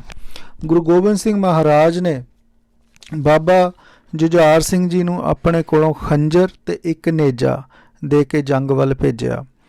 ਜਦੋਂ ਬਾਬਾ ਜੁਝਾਰ ਸਿੰਘ ਜੀ ਆਪਣੇ ਜੱਥੇ ਦੇ ਨਾਲ ਗੜੀ ਦੇ ਵਿੱਚੋਂ ਬਾਹਰ ਨਿਕਲਦੇ ਨੇ ਤੇ ਗੁਰੂ ਗੋਬਿੰਦ ਸਿੰਘ ਮਹਾਰਾਜ ਗੜੀ ਦੇ ਉੱਤੋਂ ਤੀਰਾਂ ਦੇ ਨਾਲ ਉਹਨਾਂ ਨੂੰ ਕਵਰ ਫਾਇਰ ਦਿੰਦੇ ਹਨ ਤੇ ਬਾਬਾ ਜੁਝਾਰ ਸਿੰਘ ਜੀ ਤੇ ਉਹਨਾਂ ਦਾ ਜੱਥਾ ਦੇਖਦੇ ਹੀ ਦੇਖਦੇ ਮੁਗਲ ਫੌਜਾਂ ਦੀ ਬਿਲਕੁਲ ਦਰਮਿਆਨ ਲੜਦੇ ਲੜਦੇ ਪਹੁੰਚ ਜਾਂਦੇ ਨੇ। ਜਦੋਂ ਤੱਕ ਬਾਬਾ ਅਜੀਤ ਸਿੰਘ ਜੀ ਮੁਗਲ ਫੌਜਾਂ ਦੇ ਵਿਚਕਾਰ ਪਹੁੰਚਦੇ ਨੇ ਬਿਲਕੁਲ, ਉਦੋਂ ਤੱਕ ਬਾਬਾ ਅਜੀਤ ਸਿੰਘ ਜੀ 40 ਮੁਗਲ ਜੋ ਬਹਾਦਰ ਫੌਜ ਸੈਨਿਕ ਸੀ ਉਹਨਾਂ ਨੂੰ ਕਤਲ ਕਰ ਚੁੱਕੇ ਸੀ, ਉਹਨਾਂ ਦੇ ਨਾਲ ਜੂਝ ਕੇ। ਤਾਂ ਬਾਬਾ ਅਜੀਤ ਸਿੰਘ ਜੀ ਦੀ ਜਿੱਥੇ ਸਰੀਰ ਪਿਆ ਜ਼ਮੀਨ ਦੇ ਉੱਤੇ, ਉੱਥੇ ਤੱਕ ਜੰਗ ਕਰਦੇ ਹੋਏ ਬਾਬਾ ਜੁਝਾਰ ਸਿੰਘ ਜੀ ਜੋ ਹੈ ਉਹ ਪਹੁੰਚਦੇ ਨੇ। ਬਾਕੀ ਸਿੰਘ ਵੀ ਲੜਦੇ ਹੋਏ ਬੜੀ ਬਹਾਦਰੀ ਦੇ ਨਾਲ ਅਨੇਕਾਂ ਦੁਸ਼ਮਣਾਂ ਨੂੰ ਮਾਰਦੇ ਹੋਏ ਸ਼ਹੀਦ ਹੋ ਜਾਂਦੇ ਨੇ। ਅਤੇ ਜਦੋਂ ਬਾਬਾ ਜੁਝਾਰ ਸਿੰਘ ਜੀ ਲੜਦੇ ਲੜਦੇ ਬੜੀ ਬਹਾਦਰੀ ਦੇ ਨਾਲ ਬਾਬਾ ਅਜੀਤ ਸਿੰਘ ਜੀ ਦੀ ਜਿੱਥੇ ਸਰੀਰ ਪਿਆ ਉੱਥੇ ਪਹੁੰਚਦੇ ਨੇ, ਅਤੇ ਅੱਲਾ ਯਾਰ ਖਾਨ ਜੋਗੀ ਲਿਖਦਾ ਕਿ ਬਾਬਾ ਜੁਝਾਰ ਸਿੰਘ ਜੀ ਆਪਣੇ ਵੀਰ ਨੂੰ ਦੇਖਦੇ ਨੇ ਅਤੇ ਘੋੜੇ ਤੋਂ ਉਤਰ ਕੇ ਉਹਨਾਂ ਦੇ ਜੋ ਸੀਸ ਹੈ ਉਸ ਨੂੰ ਆਪਣੀ ਗੋਦੀ ਦੇ ਵਿੱਚ ਲੈਂਦੇ ਨੇ। ਹਾਲੇ ਇੰਨੀ ਕੀ ਗੱਲ ਹੁੰਦੀ ਹੈ ਕਿ ਜੰਗ ਦੇ ਵਿੱਚ ਪਿੱਛੇ ਤੋਂ ਇੱਕ ਤੀਰ ਆ ਕੇ ਬਾਬਾ ਜੁਝਾਰ ਸਿੰਘ ਜੀ ਦੇ ਲੱਗਦਾ ਅਤੇ ਆਪਣੇ ਵੀਰ ਦੀ ਤਰ੍ਹਾਂ ਹੀ ਉਹ ਸ਼ਹੀਦੀ ਦਾ ਜਾਮ ਪੀ ਜਾਂਦੇ ਨੇ। ਇਤਿਹਾਸ ਦੇ ਵਿੱਚ ਇਹ ਲਿਖਤਾਂ ਦੇ ਵਿੱਚ ਮਿਲਦਾ ਕਿ ਜਦੋਂ ਬਾਬਾ ਅਜੀਤ ਸਿੰਘ ਜੀ ਸ਼ਹੀਦ ਹੁੰਦੇ ਨੇ ਤਾਂ 300 ਤੋਂ ਵੱਧ ਤੀਰ ਜੋ ਨੇ ਉਹਨਾਂ ਦੇ ਸਰੀਰ ਦੇ ਵਿੱਚ ਲੱਗੇ ਹੋਏ ਨੇ, ਅਤੇ ਜਦੋਂ ਬਾਬਾ ਜੁਝਾਰ ਸਿੰਘ ਜੀ ਸ਼ਹੀਦ ਹੁੰਦੇ ਨੇ ਤਾਂ 250 ਤੋਂ ਵੱਧ ਫੱਟ ਜੋ ਨੇ ਉਹ ਉਹਨਾਂ ਦੇ ਸਰੀਰ ਦੇ ਉੱਤੇ ਨੇ। ਤਾਂ ਇਸ ਗੱਲ ਤੋਂ ਹੀ ਅੰਦਾਜ਼ਾ ਤੁਸੀਂ ਲਗਾ ਸਕਦੇ ਹੋ ਕਿ ਕਿੰਨੀ ਬਹਾਦਰੀ ਅਤੇ ਸ਼ਹਾਦਤ ਦਾ ਜਾਮ ਪੀਣ ਦੇ ਬਾਵਜੂਦ ਵੀ ਕਿੰਨੀ ਦਲੇਰੀ ਦੇ ਨਾਲ ਜੋ ਹੈ ਉਹਨਾਂ ਨੇ ਦੁਸ਼ਮਣ ਦਾ ਮੁਕਾਬਲਾ ਕੀਤਾ ਹੋਵੇਗਾ। ਸੋ ਇਹ ਸਭ ਕੁਝ ਜੋ ਜੰਗ ਹੋ ਰਹੀ ਹੈ ਕਿਸ ਖਾਤਰ ਹੋ ਰਹੀ ਹੈ? ਇੱਕ ਸੱਚ ਦੀ ਲੜਾਈ ਦੇ ਖਾਤਰ, ਇੱਕ ਅਕਾਲ ਪੁਰਖ ਪਰਮਾਤਮਾ ਦੀ ਪ੍ਰਾਪਤੀ ਦੀ ਜੋ ਆਜ਼ਾਦੀ ਹੈ ਇੱਕ ਹਰੇਕ ਮਨੁੱਖ ਨੂੰ, ਉਸ ਹੱਕ ਸੱਚ ਦੇ ਲਈ ਇਹ ਸਾਰੀ ਜੰਗ ਹੋ ਰਹੀ ਆ। ਇਨਸਾਨਾਂ ਦੇ ਜੋ ਮਨੁੱਖੀ ਅਧਿਕਾਰ ਨੇ ਉਹਨਾਂ ਦੀ ਖਾਤਰ ਇਹ ਜੰਗ ਹੋ ਰਹੀ ਆ। ਸੋ ਇਹ ਸਾਕਾ ਜਦੋਂ ਚਮਕੌਰ ਦੀ ਗੜੀ ਦਾ ਹੈ। ਇਸ ਤੋਂ ਬਾਅਦ ਜਦੋਂ ਗੜੀ ਦੇ ਵਿੱਚ ਕੇਵਲ 10 ਸਿੰਘ ਰਹਿ ਜਾਂਦੇ ਨੇ ਅਤੇ ਗੁਰੂ ਸਾਹਿਬ ਨੂੰ 5 ਸਿੰਘ ਜੋ ਨੇ ਉਹ ਆ ਕੇ ਬੇਨਤੀ ਕਰਦੇ ਨੇ ਕਿ ਸੱਚੇ ਪਾਤਸ਼ਾਹ ਤੁਸੀਂ ਬਚਨ ਕੀਤਾ ਸੀ ਕਿ 5 ਸਿੰਘ ਜਦੋਂ ਗੱਲ ਇਕੱਠੇ ਹੋ ਕੇ ਕਰੋਗੇ ਤਾਂ ਉਹ ਮੈਂ ਹੁਕਮ ਕਰਕੇ ਮੰਨਾਂਗਾ। ਹਾਲਾਂਕਿ ਸੱਚੇ ਪਾਤਸ਼ਾਹ ਹੀ ਗੁਰੂ ਨੇ, ਪਰ ਸੱਚੇ ਪਾਤਸ਼ਾਹ ਨੇ ਇਸ ਤਰ੍ਹਾਂ ਦੀ ਜੋ ਉਹਨਾਂ ਨੂੰ ਬਚਨ ਕੀਤਾ ਸੀ ਤਾਂ ਗੁਰੂ ਸਾਹਿਬ ਕਹਿੰਦੇ ਹਨ ਕਿ ਹਾਂ ਮੈਨੂੰ ਬਚਨ ਕਰੋ, ਮੈਂ ਵੀ ਜਾ ਕੇ ਜੰਗ ਵਿੱਚ ਸ਼ਹੀਦ ਹੋਣਾ ਚਾਹੁੰਦਾ। ਤਾਂ ਗੁਰੂ ਸਾਹਿਬ ਦੇ ਅੱਗੇ ਜੋ ਸਿੰਘ ਨੇ ਉਹ ਬੇਨਤੀ ਕਰਦੇ ਨੇ ਕਿ ਸੱਚੇ ਪਾਤਸ਼ਾਹ ਆਪ ਜੀ ਗੜੀ ਨੂੰ ਛੱਡ ਕੇ ਚਲੇ ਜਾਓ, ਅਸੀਂ ਜੰਗ ਕਰਦੇ ਹੋਏ ਸ਼ਹੀਦ ਹੋ ਜਾਂਦੇ ਹਾਂ। ਤਾਂ ਗੁਰੂ ਸਾਹਿਬ ਕਹਿੰਦੇ ਹਨ ਕਿ ਨਹੀਂ, ਐਸਾ ਨਹੀਂ ਮੈਂ ਕਰ ਸਕਦਾ। ਤਾਂ ਉਹ ਕਹਿੰਦੇ ਨੇ ਕਿ ਸੱਚੇ ਪਾਤਸ਼ਾਹ ਤੁਸੀਂ ਕਿਹਾ ਸੀ ਕਿ ਮੈਂ ਹੁਕਮ ਮੰਨਾਂਗਾ 5 ਸਿੰਘਾਂ ਦਾ, ਤਾਂ ਤੁਹਾਨੂੰ ਬੇਨਤੀ ਹੀ ਕਰ ਰਹੇ ਹਾਂ, ਹੁਕਮ ਤਾਂ ਨਹੀਂ ਕਰ ਰਹੇ, ਪਰ ਆਪ ਜੀ ਕਿਰਪਾ ਕਰੋ ਕਿਉਂਕਿ ਤੁਸੀਂ ਸਤਿਗੁਰੂ ਹੋ। ਸਤਿਗੁਰੂ ਸਾਡੇ ਵਰਗੇ ਅਨੇਕਾਂ ਹੀ ਸਿੱਖ ਪੈਦਾ ਕਰ ਸਕਦੇ ਨੇ, ਪਰ ਅਸੀਂ ਸਿੱਖ ਹਾਂ, ਤੁਹਾਡੇ ਵਰਗਾ ਗੁਰੂ ਗੋਬਿੰਦ ਸਿੰਘ ਅਸੀਂ ਨਹੀਂ ਬਣਾ ਸਕਾਂਗੇ, ਸਾਡੇ ਤੋਂ ਨਹੀਂ ਬਣਨਾ। ਤਾਂ ਇਸ ਲਈ ਇਸ ਸੱਚ ਦੀ ਆਵਾਜ਼ ਨੂੰ ਅੱਗੇ ਵਧਾਉਣ ਦੇ ਲਈ, ਇਸ ਸੱਚ ਦੀ ਆਵਾਜ਼ ਅੱਗੇ ਕੰਟੀਨਿਊ ਰਹੇ, ਇਸ ਦੇ ਲਈ ਗੁਰੂ ਗੋਬਿੰਦ ਸਿੰਘ ਮਹਾਰਾਜ ਦਾ ਹੋਣਾ ਜ਼ਰੂਰੀ ਹੈ। ਸੋ ਇਸ ਲਈ ਤੁਹਾਡੇ ਚਰਨਾਂ ਦੇ ਵਿੱਚ ਇਹ ਬੇਨਤੀ ਹੈ। ਸੋ ਇਹ ਬੇਨਤੀ ਨੂੰ ਸਵੀਕਾਰ ਕਰਦੇ ਹੋਏ ਗੁਰੂ ਗੋਬਿੰਦ ਸਿੰਘ ਮਹਾਰਾਜ ਜਦੋਂ ਚਮਕੌਰ ਦੀ ਗੜੀ ਨੂੰ ਛੱਡਦੇ ਨੇ ਤਾਂ ਸੱਚੇ ਪਾਤਸ਼ਾਹ ਕਹਿੰਦੇ ਨੇ ਕਿ ਮੈਂ ਇੱਦਾਂ ਨਹੀਂ ਛੱਡ ਕੇ ਜਾਵਾਂਗਾ। ਸੱਚੇ ਪਾਤਸ਼ਾਹ ਚਮਕੌਰ ਦੀ ਗੜੀ ਦੇ ਉੱਤੇ ਖੜ੍ਹੇ ਹੋ ਕੇ ਉੱਚੀ ਆਵਾਜ਼ ਦੇ ਵਿੱਚ ਇਹ ਗੱਲ ਕਹਿੰਦੇ ਨੇ ਕਿ ਹਿੰਦ ਦਾ ਪੀਰ ਚੱਲਿਆ, ਜੇ ਕਿਸੇ 'ਚ ਦਮ ਹੈ ਤਾਂ ਰੋਕਣਾ ਰੋਕ ਲਓ। ਇਹ ਗੱਲ ਕਹਿ ਕੇ ਸੱਚੇ ਪਾਤਸ਼ਾਹ ਜਦੋਂ ਨਿਕਲਦੇ ਨੇ ਤਾਂ ਮੁਗਲ ਫੌਜ ਜੋ ਕਿ ਇੰਨੀ ਬਹਾਦਰੀ ਨਾਲ ਲੜਦੇ ਹੋਏ ਸਿੰਘਾਂ ਨੂੰ ਦੇਖ ਕੇ ਡਰ ਵੀ ਚੁੱਕੀ ਹੁੰਦੀ ਹੈ। ਇਹ ਸੋਚਦੀ ਹੈ ਕਿ ਸ਼ਾਇਦ ਇਹ ਕਿਤੇ ਯੁੱਧ ਨੀਤੀ ਦਾ ਕੋਈ ਹੋਰ ਟ੍ਰਿਕ ਨਾ ਹੋਵੇ, ਇਸ ਲਈ ਉਹ ਹੱਥ ਹੀ ਨਹੀਂ ਪਾਉਂਦੇ ਸੱਚੇ ਪਾਤਸ਼ਾਹ ਨੂੰ, ਕੁਝ ਡਰਦੇ ਹੋਏ, ਕੁਝ ਇਹ ਸੋਚਦੇ ਨੇ ਕਿ ਸ਼ਾਇਦ ਇਹ ਕੋਈ ਯੁੱਧ ਨੀਤੀ ਦਾ ਕੋਈ ਤਰੀਕਾ। ਅਤੇ ਸੱਚੇ ਪਾਤਸ਼ਾਹ ਚਮਕੌਰ ਦੀ ਗੜੀ ਦੇ ਵਿੱਚੋਂ ਜੋ ਹੈ ਉੱਥੋਂ ਸੇਫਲੀ ਜੋ ਹੈ ਇਵੈਕੂਏਟ ਹੋ ਜਾਂਦੇ ਨੇ, ਚਲੇ ਜਾਂਦੇ ਨੇ ਮਾਛੀਵਾੜੇ ਦੇ ਜੰਗਲਾਂ ਵੱਲ ਨੂੰ। ਸੋ ਇਹ ਹੈ ਚਮਕੌਰ ਦੀ ਗੜੀ ਦੇ ਵਿੱਚ ਜੋ ਸਾਕਾ ਵਾਪਰਿਆ ਉਸ ਦਾ ਇਤਿਹਾਸ। ਹੁਣ ਅਗਲੇ ਸਾਕੇ ਵੱਲ ਨੂੰ ਆਪਾਂ ਵੱਧਦੇ ਹਾਂ, ਜਿਸ ਨੂੰ ਆਪਾਂ ਕਹਿੰਦੇ ਹਾਂ ਸਾਕਾ ਸਰਹੰਦ, ਜਿੱਥੇ ਗੁਰੂ ਗੋਬਿੰਦ ਸਿੰਘ ਮਹਾਰਾਜ ਦੇ 2 ਛੋਟੇ ਸਾਹਿਬਜ਼ਾਦੇ ਬਾਬਾ ਜ਼ੋਰਾਵਰ ਸਿੰਘ ਅਤੇ ਬਾਬਾ ਫਤਿਹ ਸਿੰਘ ਮਾਤਾ ਗੁਜਰੀ ਜੀ ਜੋ ਗੁਰੂ ਗੋਬਿੰਦ ਸਿੰਘ ਮਹਾਰਾਜ ਦੇ ਮਾਤਾ ਜੀ ਨੇ, ਉਹਨਾਂ ਦੀ ਸ਼ਹਾਦਤ ਦਾ ਜ਼ਿਕਰ ਹੁਣ ਆਪਾਂ ਅਗਲੇ ਸਾਕੇ 'ਚ ਕਰਦੇ ਹਾਂ। ਦੋਸਤੋ, ਗੁਰਦੁਆਰਾ ਪਰਿਵਾਰ ਵਿਛੋੜਾ ਸਾਹਿਬ ਤੋਂ ਜਦੋਂ ਗੰਗੂ ਮਾਤਾ ਗੁਜਰੀ ਜੀ ਤੇ ਛੋਟੇ ਸਾਹਿਬਜ਼ਾਦੇ ਦੋ ਉਹਨਾਂ ਨੂੰ ਨਾਲ ਲੈ ਕੇ ਆਪਣੇ ਪਿੰਡ ਖੇੜੀ ਵੱਲ ਜਦੋਂ ਚਲਿਆ ਜਾਂਦਾ ਤਾਂ ਮਾਤਾ ਗੁਜਰੀ ਜੀ ਤੇ ਛੋਟੇ ਸਾਹਿਬਜ਼ਾਦੇ ਗੰਗੂ ਦੇ ਘਰੇ ਰਾਤ ਰੁਕਦੇ ਨੇ ਤੇ ਅਗਲੀ ਸਵੇਰ ਤੱਕ ਮਾਤਾ ਜੀ ਨੂੰ ਪਤਾ ਲੱਗ ਜਾਂਦਾ ਕਿ ਗੰਗੂ ਦੇ ਮਨ ਦੇ ਵਿੱਚ ਲਾਲਚ ਆ ਗਿਆ। ਤਾਂ ਜੋ ਗੰਗੂ ਹੈ ਉਸ ਨੂੰ ਅਗਲੀ ਸਵੇਰ ਮਾਤਾ ਜੀ ਕਹਿੰਦੇ ਨੇ ਕਿ ਗੰਗੂ, ਜੇ ਤੈਨੂੰ ਪੈਸੇ ਹੀ ਚਾਹੀਦੇ ਸੀ ਤੂੰ ਮੰਗ ਲੈਂਦਾ। ਤਾਂ ਗੰਗੂ ਬੜਾ ਇਸ ਗੱਲ 'ਤੇ ਨਾਰਾਜ਼ ਹੁੰਦਾ, ਮਾਤਾ ਜੀ ਨੂੰ ਕਹਿੰਦਾ ਕਿ ਇੱਕ ਤਾਂ ਮੈਂ ਗੁਰੂ ਸਾਹਿਬ ਦੇ ਬੱਚਿਆਂ ਨੂੰ, ਉਹਨਾਂ ਦੀ ਮਾਤਾ ਜੀ ਨੂੰ, ਜੋ ਕਿ ਸਰਕਾਰ ਦੇ ਬਾਗੀ ਨੇ, ਆਪਣੀ ਜਾਨ 'ਤੇ ਖੇਲ ਕੇ ਜਿਨ੍ਹਾਂ ਨੂੰ ਆਪਣੇ ਘਰੇ ਸ਼ਹਿ ਦਿੱਤੀ ਆ, ਘਰੇ ਰੱਖਿਆ, ਤੁਸੀਂ ਮੇਰੇ 'ਤੇ ਹੀ ਚੋਰੀ ਦਾ ਇਲਜ਼ਾਮ ਲਾ ਰਹੇ ਹੋ। ਇਹ ਗੱਲ ਜਦੋਂ ਗੰਗੂ ਮਾਤਾ ਜੀ ਨੂੰ ਕਹਿੰਦਾ, ਮਾਤਾ ਜੀ ਸਮਝ ਜਾਂਦੇ ਨੇ ਕਿ ਰੰਗ ਬਦਲ ਗਿਆ ਹੈ। ਹਾਲਾਂਕਿ ਗੰਗੂ ਨੇ ਗੁਰੂ ਸਾਹਿਬ ਦੇ ਘਰ 20 ਸਾਲ ਜੋ ਹੈ ਉਹ ਸੇਵਾ ਕੀਤੀ ਆ। ਤਾਂ ਗੰਗੂ ਨੇ ਜਦੋਂ ਇਹ ਨਾਰਾਜ਼ਗੀ ਜ਼ਾਹਰ ਕੀਤੀ ਤੇ ਜਾ ਕੇ ਮੋਰਿੰਡੇ ਦੇ ਜੋ ਨਵਾਬ ਸੀ ਜਾਨੀ ਖਾਨ ਤੇ ਮਾਨੀ ਖਾਨ, ਇਹਨਾਂ ਨੂੰ ਜਾ ਕੇ ਗੰਗੂ ਨੇ ਸਵੇਰੇ ਸ਼ਿਕਾਇਤ ਲਗਾ ਦਿੱਤੀ। ਤਾਂ ਫਿਰ ਦੁੱਲਾ ਸਿੰਘ ਹੰਡੂਰੀਆ ਇੱਕ ਗੁਰੂ ਦਾ ਸਿੱਖ ਹੋਏ ਨੇ, ਉਹ ਗੁਰਦੁਆਰਾ ਵਿਛੋੜਾ ਸਾਹਿਬ ਤੱਕ ਮਾਤਾ ਜੀ ਦੇ ਨਾਲ ਰਹੇ ਨੇ। ਉਸ ਤੋਂ ਬਾਅਦ ਉਹ ਵੀ ਵੱਖ ਹੋ ਗਏ ਨੇ ਜੰਗ ਦੇ ਕਰਕੇ। ਸੋ ਉਹਨਾਂ ਨੇ ਆਪਣੀ ਜੋ ਲਿਖਤਾਂ ਨੇ ਉਹਨਾਂ ਦੇ ਵਿੱਚ ਲਿਖਿਆ ਹੈ ਕਿ ਮੈਂ ਜੋ ਸੁਣਿਆ ਹੈ ਕਿ ਮਾਤਾ ਜੀ ਤੇ ਬੱਚਿਆਂ ਦੇ ਨਾਲ ਜੋ ਬੀਤਿਆ ਗੁਰੂ ਸਾਹਿਬ ਦੇ, ਉਹਨੂੰ ਜੋ ਉਹਨਾਂ ਨੇ ਲਿਖਿਆ ਉਸ ਨੂੰ ਪਿਆਰਾ ਸਿੰਘ ਪਦਮ ਨੇ ਵੀ ਉਹਨਾਂ ਦਾ ਉਤਾਰਾ ਕੀਤਾ। ਸੋ ਹੁਣ ਜੋ ਜਿੰਨਾ ਇਤਿਹਾਸ ਹੈ ਉਹਨਾਂ ਦੀ ਲਿਖਤ ਦੇ ਮੁਤਾਬਕ ਹੀ ਚੱਲੇਗਾ। ਤਾਂ ਜਦੋਂ ਗੰਗੂ ਨੇ ਜਾਨੀ ਖਾਨ ਤੇ ਮਾਨੀ ਖਾਨ ਜੋ ਮੋਰਿੰਡੇ ਦੇ ਨਵਾਬ ਸੀ ਉਹਨਾਂ ਕੋਲ ਸ਼ਿਕਾਇਤ ਕੀਤੀ ਤਾਂ ਉਹ ਫਿਰ ਆ ਜਾਂਦੇ ਨੇ, ਮਾਤਾ ਜੀ ਤੇ ਛੋਟੇ ਸਾਹਿਬਜ਼ਾਦਿਆਂ ਨੂੰ ਗ੍ਰਿਫਤਾਰ ਕਰਦੇ ਨੇ ਗੰਗੂ ਦੇ ਘਰ ਤੋਂ। ਤਾਂ ਜਿਹੜੀ ਉਹ ਲਿਖਤ ਹੈ ਦੁੱਲਾ ਸਿੰਘ ਹੰਡੂਰੀਆ ਜੀ ਦੀ, ਭਾਈ ਦੁੱਲਾ ਸਿੰਘ ਜੀ ਦੀ, ਉਹ ਉਸ ਵਿੱਚ ਇਹ ਹੈ ਕਿ ਜੋ ਜਾਨੀ ਖਾਨ ਤੇ ਮਾਨੀ ਖਾਨ ਨੇ ਉਹ ਬਾਬਾ ਜ਼ੋਰਾਵਰ ਸਿੰਘ ਤੇ ਬਾਬਾ ਫਤਿਹ ਸਿੰਘ ਜੀ ਨੂੰ ਬੋਰੀ 'ਚ ਬੰਦ ਕਰਕੇ ਘੋੜੇ ਦੇ ਆਸੇ-ਪਾਸੇ ਜੋ ਹੈ ਟੰਗਦੇ ਨੇ ਮੋਰਿੰਡੇ ਜੇਲ੍ਹ ਦੇ ਵਿੱਚ ਲੈ ਕੇ ਜਾਣ ਲਈ। ਤੇ ਮਾਤਾ ਗੁਜਰੀ ਜੀ ਦੇ ਜੋ ਹੱਥ ਨੇ ਉਹਨਾਂ ਨੂੰ ਬੰਨ੍ਹ ਲਿਆ ਜਾਂਦਾ ਰੱਸੀ ਦੇ ਨਾਲ। ਤੇ ਇੱਥੋਂ ਤੱਕ ਲਿਖਿਆ ਜੋ ਲਿਖਤ ਹੈ, ਆਪ ਜੀ ਪੜ੍ਹ ਸਕਦੇ ਹੋ, ਇਹ ਲਿਖਤ ਦੁੱਲਾ ਸਿੰਘ ਹੰਡੂਰੀਆ ਦੀ ਲਿਖਤ ਹੈ ਕਿ ਮਾਤਾ ਜੀ ਦੇ ਚਿਹਰੇ ਦੇ ਉੱਪਰ ਮਿਰਚਾਂ ਦੀ ਬੋਰੀ ਬੰਨ੍ਹ ਦਿੱਤੀ ਜਾਂਦੀ ਆ ਤੇ ਉਹਨਾਂ ਨੂੰ ਵੀ ਘੋੜੇ ਦੇ ਉੱਤੇ ਪਾ ਕੇ ਜੋ ਹੈ ਮੋਰਿੰਡੇ ਜੇਲ੍ਹ ਦੇ ਵਿੱਚ ਲੈ ਕੇ ਜਾਇਆ ਜਾਂਦਾ। ਫਿਰ ਸ਼ਾਮ ਨੂੰ ਜੋ ਸਾਹਿਬਜ਼ਾਦੇ ਦੋਨੀ ਨੇ, ਬਾਬਾ ਜ਼ੋਰਾਵਰ ਸਿੰਘ ਤੇ ਬਾਬਾ ਫਤਿਹ ਸਿੰਘ, ਇਹਨਾਂ ਦੇ ਕੋਮਲ ਅੰਗਾਂ ਦੇ ਉੱਤੇ ਵੀ ਜੋ ਹੈ ਹੱਥਾਂ ਤੇ ਪੈਰਾਂ ਦੇ ਉੱਤੇ ਹੱਥਕੜੀਆਂ ਤੇ ਜੰਜੀਰਾਂ ਨਾਲ ਬੰਨ੍ਹ ਦਿੱਤਾ ਜਾਂਦਾ।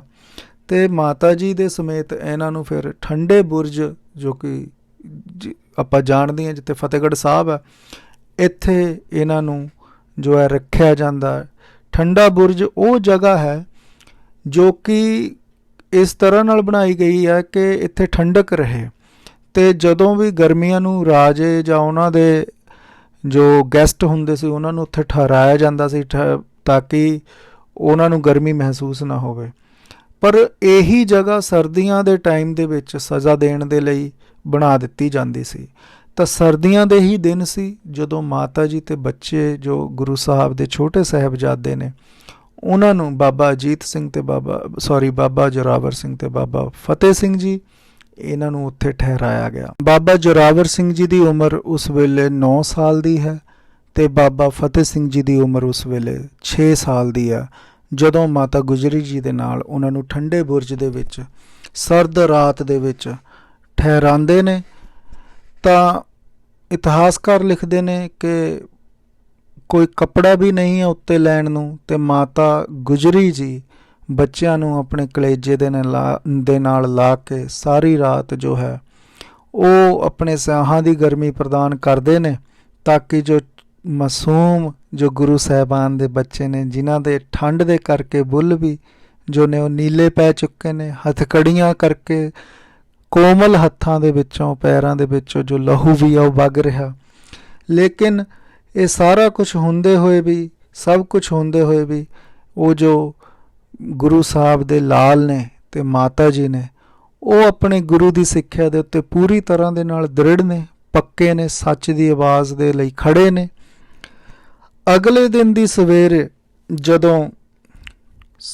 ਜਦੋਂ ਕਚਹਿਰੀ ਦੇ ਵਿੱਚ ਪੇਸ਼ੀ ਪੈਂਦੀ ਹੈ ਤਾਂ ਬਾਬਾ ਜ਼ੋਰਾਵਰ ਸਿੰਘ ਤੇ ਬਾਬਾ ਫਤਿਹ ਸਿੰਘ ਜੀ ਪੇਸ਼ ਹੁੰਦੇ ਨੇ ਕਚਹਿਰੀ 'ਚ। ਤਾਂ ਜੋ ਸਿਆਸੀ ਤਰੀਕੇ ਦੇ ਨਾਲ ਕੀ ਕੀਤਾ ਜਾਂਦਾ ਕਿ ਇੱਕ ਐਸਾ ਟ੍ਰਿਕ ਬਣਾਇਆ ਜਾਂਦਾ ਕਿ ਇੱਕ ਵੱਡੇ ਦਰਵਾਜ਼ੇ ਦੇ ਵਿੱਚ ਇੱਕ ਛੋਟਾ ਦਰਵਾਜ਼ਾ, ਸਿਰਫ ਛੋਟੇ ਦਰਵਾਜ਼ੇ ਨੂੰ ਖੋਲ੍ਹਿਆ ਜਾਂਦਾ ਅਤੇ ਇਹ ਸਕੀਮ ਘੜੀ ਜਾਂਦੀ ਹੈ ਕਿ ਜਦੋਂ ਉਸ ਛੋਟੇ ਦਰਵਾਜ਼ੇ ਦੇ ਵਿੱਚੋਂ ਸਾਹਿਬਜ਼ਾਦੇ ਸਿਰ ਨੀਵਾਂ ਕਰਕੇ ਲੰਘਣਗੇ ਤਾਂ ਸਾਹਮਣੇ ਜੋ ਹੈ ਉਹ ਵਜ਼ੀਰ ਖਾਨ, ਜੋ ਕਿ ਸਰਹੰਦ ਦਾ ਨਵਾਬ ਸੀ, ਉਸ ਦੀ ਕੁਰਸੀ ਸੀ। ਤਾਂ ਜਦੋਂ ਸਿਰ ਨੀਵਾਂ ਕਰਕੇ ਅੰਦਰ ਕਚਹਿਰੀ ਵਿੱਚ ਆਉਣਗੇ ਤਾਂ ਸਾਰੇ ਜੋ ਦਰਬਾਰੀ ਨੇ ਉਹ ਤਾੜੀਆਂ ਵਜਾ ਕੇ ਕਹਿਣਗੇ ਕਿ ਗੁਰੂ ਸਾਹਿਬ ਦੇ ਜੋ ਪੁੱਤ ਨੇ ਬਾਬਾ ਜ਼ੋਰਾਵਰ ਸਿੰਘ ਤੇ ਬਾਬਾ ਫਤਿਹ ਸਿੰਘ, ਇਹਨਾਂ ਨੇ ਜੋ ਹੈ ਵਜ਼ੀਰ ਖਾਨ ਦੇ ਅੱਗੇ ਸਿਰ ਝੁਕਾ ਦਿੱਤਾ। ਲੇਕਿਨ ਤੁਸੀਂ ਅੰਦਾਜ਼ਾ ਲਗਾਓ ਕਿ ਸਿੱਖੀ ਦੀ ਕਿਆ ਬੇਸ਼ੁਮਾਰ ਰਹਿਮਤ ਉਹਨਾਂ ਸਾਹਿਬਜ਼ਾਦਿਆਂ ਦੇ ਉੱਤੇ, ਇੰਨੀ ਗੁਰਮਤਿ ਦੀ ਸਮਝ ਕਿ ਬਾਬਾ ਜ਼ੋਰਾਵਰ ਸਿੰਘ ਤੇ ਬਾਬਾ ਫਤਿਹ ਸਿੰਘ ਪਹਿਲਾਂ ਪੈਰ ਅੱਗੇ ਕਰਦੇ ਨੇ ਤੇ ਸਿਰ ਪਿੱਛੇ ਕਰਕੇ ਜੋ ਹੈ ਦਰਵਾਜ਼ੇ ਨੂੰ ਪਾਰ ਕਰਦੇ ਨੇ। ਅਤੇ ਜਦੋਂ ਸੁੱਚਾਨੰਦ ਉਹਨਾਂ ਨੂੰ ਕਹਿੰਦਾ ਕਿ ਵਜ਼ੀਰ ਖਾਨ ਬੈਠਾ ਨਵਾਬ, ਇਸ ਨੂੰ ਸਲਾਮ ਕਰੋ, ਤਾਂ ਦੋਨੋਂ ਹੀ ਸਾਹਿਬਜ਼ਾਦੇ ਕਹਿੰਦੇ ਨੇ ਕਿ ਸਾਡਾ ਸਿਰ ਕੇਵਲ ਔਰ ਕੇਵਲ ਸਤਿਗੁਰੂ ਅਕਾਲ ਪੁਰਖ ਦੇ ਅੱਗੇ ਝੁਕਦਾ ਹੈ, ਕਿਸੇ ਵਜ਼ੀਰ ਖਾਨ ਦੇ ਅੱਗੇ ਨਹੀਂ ਝੁਕਦਾ। ਫਿਰ ਇਸ ਪਹਿਲੀ ਪੇਸ਼ੀ ਦੇ ਉੱਤੇ ਸਾਹਿਬਜ਼ਾਦਿਆਂ ਨੂੰ ਜੋ ਹੈ ਲਾਲਚ ਦਿੱਤੇ ਜਾਂਦੇ ਨੇ ਕਿ ਤੁਹਾਡੇ ਆਨੰਦਪੁਰ ਸਾਹਿਬ ਤੁਹਾਨੂੰ ਵਾਪਸ ਕਰ ਦਿੱਤਾ ਜਾਏਗਾ, ਤੁਹਾਨੂੰ ਤਖਤ ਵਾਪਸ ਕਰ ਦਿੱਤੇ ਜਾਣਗੇ, ਤੁਹਾਡੇ ਵਿਆਹ ਚੰਗੇ ਚੰਗੇ ਘਰਾਨਿਆਂ ਵਿੱਚ ਕਰ ਦਿੱਤੇ ਜਾਣਗੇ। ਇੱਥੋਂ ਤੱਕ ਕਿਹਾ ਜਾਂਦਾ, ਸੁੱਚਾਨੰਦ ਕਹਿੰਦਾ ਕਿ ਅਸੀਂ ਔਰੰਗਜ਼ੇਬ ਦੇ ਨਾਲ ਵੀ ਗੱਲ ਕਰਾਂਗੇ। ਤਾਂ ਸਾਹਿਬਜ਼ਾਦੇ ਕਹਿੰਦੇ ਹਨ ਕਿ ਕਿਸ ਔਰੰਗਜ਼ੇਬ ਦੀ ਤੁਸੀਂ ਗੱਲ ਕਰਦੇ ਹੋ, ਅਸੀਂ ਉਸ ਬਾਦਸ਼ਾਹ ਤੋਂ ਕੀ ਉਮੀਦ ਕਰੀਏ ਜਿਸ ਨੇ ਆਪਣੇ ਬਾਪ ਸ਼ਾਹਜਹਾਂ ਨੂੰ 8 ਸਾਲ ਕੈਦ ਦੇ ਵਿੱਚ ਰੱਖਿਆ, ਜਿਸ ਨੇ ਆਪਣੀ ਭੈਣ ਨੂੰ ਕੈਦ ਦੇ ਵਿੱਚ ਰੱਖਿਆ, ਜਿਸ ਨੇ ਆਪਣੇ ਭਾਈਆਂ ਦੇ ਕਤਲ ਤਖਤ ਦੇ ਲਈ ਕੀਤੇ। ਐਸੇ ਬਾਦਸ਼ਾਹ ਤੋਂ ਅਸੀਂ ਇਨਸਾਫ ਦੀ ਕੀ ਉਮੀਦ ਕਰ ਸਕਦੇ ਹਾਂ। ਸੋ ਇਹ ਪਹਿਲੇ ਦਿਨ ਦੀ ਕਾਰਵਾਈ ਸੀ ਜਿਸ ਦੇ ਵਿੱਚ ਸਾਹਿਬਜ਼ਾਦਿਆਂ ਨੂੰ ਲਾਲਚ ਦਿੱਤੇ ਗਏ, ਪਰ ਸਾਹਿਬਜ਼ਾਦੇ ਆਪਣੀ ਗੁਰਮਤ ਦੇ ਉੱਤੇ ਅਡਿੱਗ ਰਹੇ। ਇਸ ਪਹਿਲੀ ਪੇਸ਼ੀ ਤੋਂ ਬਾਅਦ ਸਾਹਿਬਜ਼ਾਦੇ ਜੋ ਵਾਪਸ ਨੇ ਠੰਡੇ ਬੁਰਜ ਦੇ ਵਿੱਚ ਮਾਤਾ ਗੁਜਰੀ ਜੀ ਦੇ ਕੋਲ ਚਲੇ ਜਾਂਦੇ ਨੇ। ਅਤੇ ਇਸ ਠੰਡੇ ਬੁਰਜ ਦੀ ਜਦੋਂ ਗੱਲ ਗੁਰੂ ਦੇ ਇੱਕ ਸਿੱਖ ਮੋਤੀ ਲਾਲ ਮਹਿਰਾ, ਜੋ ਕਿ ਇੱਕ ਹਿੰਦੂ ਪਰਿਵਾਰ ਤੋਂ ਨੇ ਲੇਕਿਨ ਗੁਰੂ ਦੇ ਆਸ਼ਿਕ ਨੇ, ਇਸ ਲਈ ਗੁਰੂ ਦੇ ਸਿੱਖ ਨੇ, ਉਹਨਾਂ ਨੂੰ ਜਦੋਂ ਪਤਾ ਲੱਗਦਾ ਕਿ ਗੁਰੂ ਸਾਹਿਬ ਦੇ ਮਾਤਾ ਜੀ ਅਤੇ ਸਾਹਿਬਜ਼ਾਦੇ ਇੱਥੇ ਹਨ ਔਰ ਉਹਨਾਂ ਨੂੰ ਠੰਡੇ ਬੁਰਜ ਦੇ ਵਿੱਚ ਰੱਖਿਆ ਗਿਆ ਹੈ, ਉਹ ਮੁਗਲ ਸਿਪਾਹੀਆਂ ਤੋਂ ਚੋਰੀ ਉਹਨਾਂ ਦੇ ਲਈ ਗਰਮ ਦੁੱਧ ਦੀ ਸੇਵਾ ਕਰਦੇ ਨੇ, ਉੱਥੇ ਲੈ ਕੇ ਆਉਂਦੇ ਨੇ। ਪਹਿਲੇ ਦਿਨ ਉਹ ਰਿਸ਼ਵਤ ਦੇ ਕੇ ਸਿਪਾਹੀਆਂ ਨੂੰ ਕੁਝ ਪੈਸੇ ਦੇ ਕੇ ਅਤੇ ਦੁੱਧ ਉੱਥੇ ਪਹੁੰਚਾਉਂਦੇ ਨੇ। ਦੂਸਰੀ ਰਾਤ ਨੂੰ ਉਹ ਆਪਣੀ ਘਰਵਾਲੀ ਦੇ ਸਾਰੇ ਜ਼ੇਵਰ ਵਗੈਰਾ ਦੇ ਕੇ ਦੁੱਧ ਦੀ ਸੇਵਾ ਕਰਦੇ ਨੇ। ਤੀਸਰੀ ਰਾਤ ਜਦੋਂ ਕੁਝ ਵੀ ਨਹੀਂ ਹੈ ਉਹਨਾਂ ਕੋਲ ਤਾਂ ਮੁਗਲ ਫੌਜ ਵਾਲੇ ਉਹਨਾਂ ਨੂੰ ਪਕੜ ਲੈਂਦੇ ਨੇ ਅਤੇ ਫਿਰ ਉਹਨਾਂ ਨੂੰ ਵੀ ਮੋਤੀ ਲਾਲ ਮਹਿਰਾ, ਉਹਨਾਂ ਦਾ ਪਰਿਵਾਰ, ਉਹਨਾਂ ਦੇ ਬੱਚੇ, ਉਹਨਾਂ ਦੀ ਘਰਵਾਲੀ, ਉਹਨਾਂ ਨੂੰ ਪੀੜ ਕੇ ਸ਼ਹੀਦ ਕਰ ਦਿੱਤਾ ਜਾਂਦਾ। ਤਾਂ ਜਦੋਂ ਦੂਸਰੇ ਦਿਨ ਦੀ ਜੋ ਪੇਸ਼ੀ ਹੁੰਦੀ ਆ, ਉਹ ਜਦੋਂ ਸਾਹਿਬਜ਼ਾਦੇ ਪੇਸ਼ੀ ਦੇ ਉੱਤੇ ਜਾਂਦੇ ਨੇ ਤਾਂ ਮਾਤਾ ਗੁਜਰੀ ਜੀ, ਜ਼ੋਰਾਵਰ ਸਿੰਘ ਜੀ, ਜੋ ਬਾਬਾ ਜ਼ੋਰਾਵਰ ਸਿੰਘ ਜੀ ਨੇ, ਉਹਨਾਂ ਨੂੰ ਕਹਿੰਦੇ ਨੇ ਕਿ ਜ਼ੋਰਾਵਰ ਸਿੰਘ ਤੁਸੀਂ ਨਾ ਗਵਾਹੀ ਦੇਣਾ, ਫਤਿਹ ਸਿੰਘ ਗਵਾਹੀ ਦੇ। ਕਿਉਂਕਿ ਜੋ ਮੁਗਲਿਆ ਸਲਤਨਤ ਦਾ ਉਸ ਵੇਲੇ ਦਾ ਕਾਨੂੰਨ ਸੀ ਉਹ ਇਹ ਸੀ ਕਿ ਜੇ ਛੋਟਾ ਗਵਾਹੀ ਦਿੰਦਾ ਅਤੇ ਬੜਾ ਉਸ ਗਵਾਹੀ ਦੇ ਵਿੱਚ ਖਾਮੋਸ਼ ਰਹਿੰਦਾ ਤਾਂ ਬੜੇ ਦੀ ਉਸ ਵਿੱਚ ਸਹਿਮਤੀ ਮੰਨੀ ਜਾਂਦੀ ਸੀ, ਪਰ ਜੇਕਰ ਬੜਾ ਗਵਾਹੀ ਦਿੰਦਾ ਤਾਂ ਛੋਟੇ ਦੀ ਗਵਾਹੀ ਅਲੱਗ ਤੋਂ ਲੈਣੀ ਪੈਂਦੀ ਸੀ। ਤਾਂ ਮਾਤਾ ਜੀ ਨੇ ਜ਼ੋਰਾਵਰ ਸਿੰਘ ਜੀ ਨੂੰ ਕਿਹਾ ਕਿ ਜ਼ੋਰਾਵਰ ਸਿੰਘ ਜੀ ਤੁਹਾਡੀ ਹਾਂ ਇਸ ਵਿੱਚ ਹੀ ਸ਼ਾਮਲ ਹੈ, ਤੁਸੀਂ ਚੁੱਪ ਰਹਿਣਾ, ਫਤਿਹ ਸਿੰਘ ਗਵਾਹੀ ਦੇਗਾ। ਤਾਂ ਬਾਬਾ ਜ਼ੋਰਾਵਰ ਸਿੰਘ ਜੀ ਨੇ ਕਿਹਾ ਜੀ ਮਾਤਾ ਜੀ 7 ਵਚਨ। ਅਤੇ ਇਸ ਤਰੀਕੇ ਦੇ ਨਾਲ ਜਦੋਂ ਦੂਸਰੇ ਦਿਨ ਦੀ ਪੇਸ਼ੀ ਪੈਂਦੀ ਹੈ ਤਾਂ ਦੂਸਰੇ ਦਿਨ ਦੀ ਪੇਸ਼ੀ ਦੇ ਵਿੱਚ ਜੋ ਹੈ ਉਹ ਡਰਾਬੇ ਦਿੱਤੇ ਜਾਂਦੇ ਨੇ। ਇੱਥੋਂ ਤੱਕ ਇਤਿਹਾਸਕਾਰ ਲਿਖਦੇ ਨੇ ਕਿ ਪਹਿਲਾਂ ਸ਼ਮਕਾਂ ਦੇ ਨਾਲ ਉਹਨਾਂ ਦੇ ਕੋਮਲ ਸਰੀਰ ਦੇ ਉੱਤੇ ਜੋ ਹੈ ਉਹਨਾਂ ਲਾਸ਼ਾਂ ਨੂੰ ਪਾਇਆ ਗਿਆ। ਫਿਰ ਇਤਿਹਾਸਕਾਰ ਲਿਖਦੇ ਨੇ ਕਿ ਉਹਨਾਂ ਦੀਆਂ ਉਂਗਲੀਆਂ ਦੇ ਵਿੱਚ ਜੋ ਹੈ ਸੁੱਕਾ ਘਾਹ ਰੱਖ ਕੇ ਵੀ ਅੱਗ ਲਾਈ ਗਈ, ਅਤੇ ਤਾਂ ਕਿ ਜੋ ਸਾਹਿਬਜ਼ਾਦੇ ਨੇ ਉਹ ਡਰ ਕੇ ਜੋ ਹੈ ਉਹਨਾਂ ਦੀਆਂ ਸ਼ਰਤਾਂ ਨੂੰ ਮੰਨ ਲੈਣ। ਫਿਰ ਇੱਥੋਂ ਤੱਕ ਵੀ ਇਤਿਹਾਸਕਾਰਾਂ ਨੇ ਲਿਖਿਆ ਕਿ ਸਾਹਿਬਜ਼ਾਦਿਆਂ ਨੂੰ ਦਰਖਤਾਂ ਦੇ ਨਾਲ ਬੰਨ੍ਹ ਕੇ ਗੁਲੇਲ ਮਾਰੀਆਂ ਗਈਆਂ ਨੇ, ਗੁਲੇਲੇ ਮਾਰੇ ਗਏ ਨੇ, ਅਤੇ ਛੋਟੇ ਸਾਹਿਬਜ਼ਾਦੇ ਦੀ ਅੱਖ ਦੇ ਉੱਤੇ ਵੀ, ਸੱਜੀ ਅੱਖ ਦੇ ਉੱਤੇ ਉਹਨਾਂ ਦੇ ਜੋ ਹੈ ਗੁਲੇਲ ਲੱਗਣ ਕਰਕੇ ਜ਼ਖਮ ਵੀ ਹੋਇਆ। ਸੋ ਇੰਨੇ ਤਸੀਹੇ ਦੇਣ ਤੋਂ ਬਾਅਦ ਵੀ ਜੋ ਸਾਹਿਬਜ਼ਾਦੇ ਨੇ ਉਹ ਟਸ ਤੋਂ ਮਸ ਨਹੀਂ ਹੋਏ। ਉਹ ਜੋ ਨੇ ਆਪਣੇ ਇਸ ਗੁਰਮਤ ਜੋ ਵਿਚਾਰਧਾਰਾ ਹੈ ਉਸ ਦੇ ਉੱਤੇ ਪੂਰੇ ਕਾਇਮ ਨੇ। ਬੜੇ ਤਰੀਕੇ ਦੇ ਜੋ ਝੂਠ ਨੇ ਉਹ ਵੀ ਬੋਲੇ ਗਏ, ਲੇਕਿਨ ਉਹਨਾਂ ਮਹਾਨ ਜੀਵਨਾਂ ਨੇ ਸੱਚ ਦਾ ਪੱਲਾ ਨਹੀਂ ਛੱਡਿਆ, ਸਗੋਂ ਗੁਰੂ ਸਾਹਿਬ ਦੇ ਜੈਕਾਰੇ ਜੋ ਨੇ ਕਚਹਿਰੀ ਵਿੱਚ ਗਜਾਉਂਦੇ ਰਹੇ। ਕਚਹਿਰੀ ਵਿੱਚ ਹੀ ਸ਼ੇਰ ਮੁਹੰਮਦ ਖਾਨ ਜੋ ਕਿ ਮਲੇਰਕੋਟਲੇ ਦਾ ਨਵਾਬ ਸੀ, ਜਿਸ ਦਾ ਭਾਈ ਨਾਹਰ ਖਾਨ, ਜਿਸ ਨੂੰ ਗੁਰੂ ਗੋਬਿੰਦ ਸਿੰਘ ਮਹਾਰਾਜ ਨੇ ਚਮਕੌਰ ਦੀ ਗੜੀ ਦੇ ਵਿੱਚ ਤੀਰ ਦੇ ਨਾਲ ਮਾਰ ਦਿੱਤਾ ਸੀ, ਉਹ ਗੁਰੂ ਗੋਬਿੰਦ ਸਿੰਘ ਮਹਾਰਾਜ ਤੋਂ ਬਦਲਾ ਲੈਣਾ ਚਾਹੁੰਦਾ ਸੀ ਆਪਣੇ ਭਾਈ ਦੇ ਕਤਲ ਦਾ।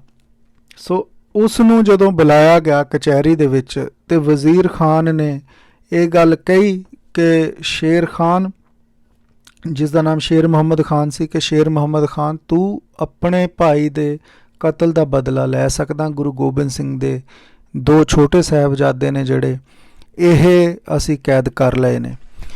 ਤਾਂ ਸ਼ੇਰ ਮੁਹੰਮਦ ਖਾਨ ਉਸ ਕਚਹਿਰੀ ਦੇ ਵਿੱਚ ਕਾਜ਼ੀ ਦੇ ਕੋਲੋਂ ਪੁੱਛਦਾ ਕਿ ਜੋ ਮੁਸਲਮਾਨ ਜੋ ਸ਼ਰੀਆ ਹੈ, ਸ਼ਰੀਅਤ ਦੇ ਮੁਤਾਬਕ ਕੀ ਇਹਨਾਂ ਨੂੰ ਕੋਈ ਸਜ਼ਾ ਦਿੱਤੀ ਜਾ ਸਕਦੀ ਹੈ?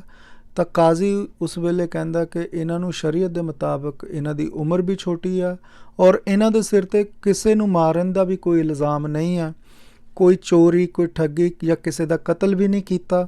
ਸੋ ਸ਼ਰੀਅਤ ਦੇ ਮੁਤਾਬਕ ਇਹਨਾਂ ਦੇ ਉੱਤੇ ਕੋਈ ਕੇਸ ਹੀ ਨਹੀਂ ਬਣਦਾ।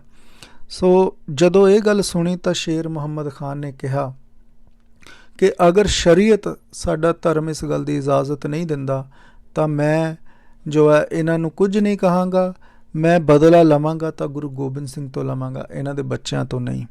ਸੋ ਸ਼ੇਰ ਮੁਹੰਮਦ ਖਾਨ ਜਦੋਂ ਇਹ ਗੱਲ ਕਹਿ ਕੇ ਕਚਹਿਰੀ ਦੇ ਵਿੱਚੋਂ ਜਾਂਦਾ ਤਾਂ ਉਸ ਦਾ ਮਾਹੌਲ ਹੀ ਜੋ ਕਚਹਿਰੀ ਦਾ ਉਹ ਥੋੜ੍ਹਾ ਜਿਹਾ ਬਦਲ ਜਾਂਦਾ, ਕਿਉਂਕਿ ਵਜ਼ੀਰ ਖਾਨ ਦੇ ਸਾਹਮਣੇ ਹੁਣ 2 ਗੱਲਾਂ ਆ ਗਈਆਂ ਨੇ ਕਿ ਜੋ ਇਸਲਾਮਿਕ ਸ਼ਰੀਅਤ ਕਹਿ ਰਹੀ ਆ ਉਸ ਦੇ ਮੁਤਾਬਕ ਉਹ ਬੇਗੁਨਾਹ ਨੇ ਸਾਹਿਬਜ਼ਾਦੇ, ਉਹਨਾਂ ਦੇ ਉੱਤੇ ਕੋਈ ਕੇਸ ਨਹੀਂ ਬਣਦਾ। ਦੂਸਰੇ ਪਾਸੇ ਜੋ ਹੈ ਸਿਆਸਤ ਹੈ, ਸਿਆਸਤ ਦੇ ਵਿੱਚ ਇਹ ਗੱਲ ਆ ਰਹੀ ਹੈ ਉਹਦੇ ਸਾਹਮਣੇ ਕਿ ਕਿਸੇ ਨਾ ਕਿਸੇ ਤਰੀਕੇ ਗੁਰੂ ਗੋਬਿੰਦ ਸਿੰਘ ਮਹਾਰਾਜ ਨੂੰ ਜੋ ਹੈ ਕੈਦ ਕੀਤਾ ਜਾਵੇ ਜਾਂ ਮਾਰਿਆ ਜਾਵੇ, ਔਰ ਉਹਨਾਂ ਦੇ ਪਰਿਵਾਰ ਦਾ ਨੁਕਸਾਨ ਕੀਤਾ ਜਾਵੇ।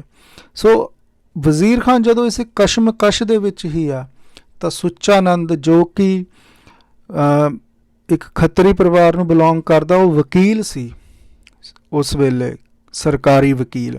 ਤਾਂ ਸੁੱਚਾ ਨੰਦ ਵਜ਼ੀਰ ਖਾਨ ਨੂੰ ਉਸ ਵੇਲੇ ਕਹਿੰਦਾ ਕਿ ਨਵਾਬ ਸਾਹਿਬ, ਮੈਨੂੰ ਸਾਹਿਬਜ਼ਾਦਿਆਂ ਦੇ ਨਾਲ ਕੁਝ ਗੱਲ ਕਰਨ ਦਾ ਮੌਕਾ ਦਿੱਤਾ ਜਾਵੇ।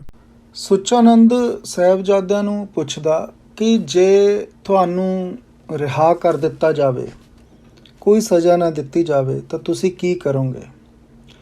ਤਾਂ ਬਾਬਾ ਫਤਿਹ ਸਿੰਘ ਜੀ ਇਹ ਗੱਲ ਕਹਿੰਦੇ ਨੇ ਕਿ ਅਸੀਂ ਉਹੀ ਕਰਾਂਗੇ ਜੋ ਸਾਡੇ ਬਜ਼ੁਰਗ, ਸਾਡੇ ਗੁਰੂ ਸਾਹਿਬਾਨ ਪਹਿਲਾਂ ਤੋਂ ਕਰਦੇ ਆਏ ਨੇ।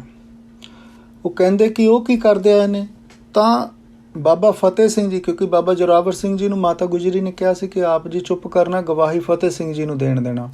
ਤਾਂ ਬਾਬਾ ਫਤਿਹ ਸਿੰਘ ਜੀ ਕਹਿੰਦੇ ਨੇ, ਜੋ ਕਿ ਉਮਰ ਦੇ ਵਿੱਚ ਕੇਵਲ ਉਸ ਵੇਲੇ 6 ਸਾਲ ਦੇ ਹਨ, ਬੜੀ ਦ੍ਰਿੜਤਾ ਦੇ ਨਾਲ ਇਹ ਗੱਲ ਕਹਿੰਦੇ ਨੇ ਕਿ ਸਾਡੇ ਬਜ਼ੁਰਗਾਂ ਨੇ ਸੱਚ ਦੀ ਆਵਾਜ਼ ਦਿੱਤੀ, ਇੱਕ ਅਕਾਲ ਪੁਰਖ ਦੀ ਗੱਲ ਕੀਤੀ, ਜੋ ਉਹ ਕਰਦੇ ਆਏ ਨੇ ਇਹੀ ਸੱਚ ਦਾ ਪੈਗਾਮ ਅਸੀਂ ਵੀ ਅੱਗੇ ਫੈਲਾਵਾਂਗੇ, ਅਸੀਂ ਵੀ ਇਹੀ ਕਰਾਂਗੇ।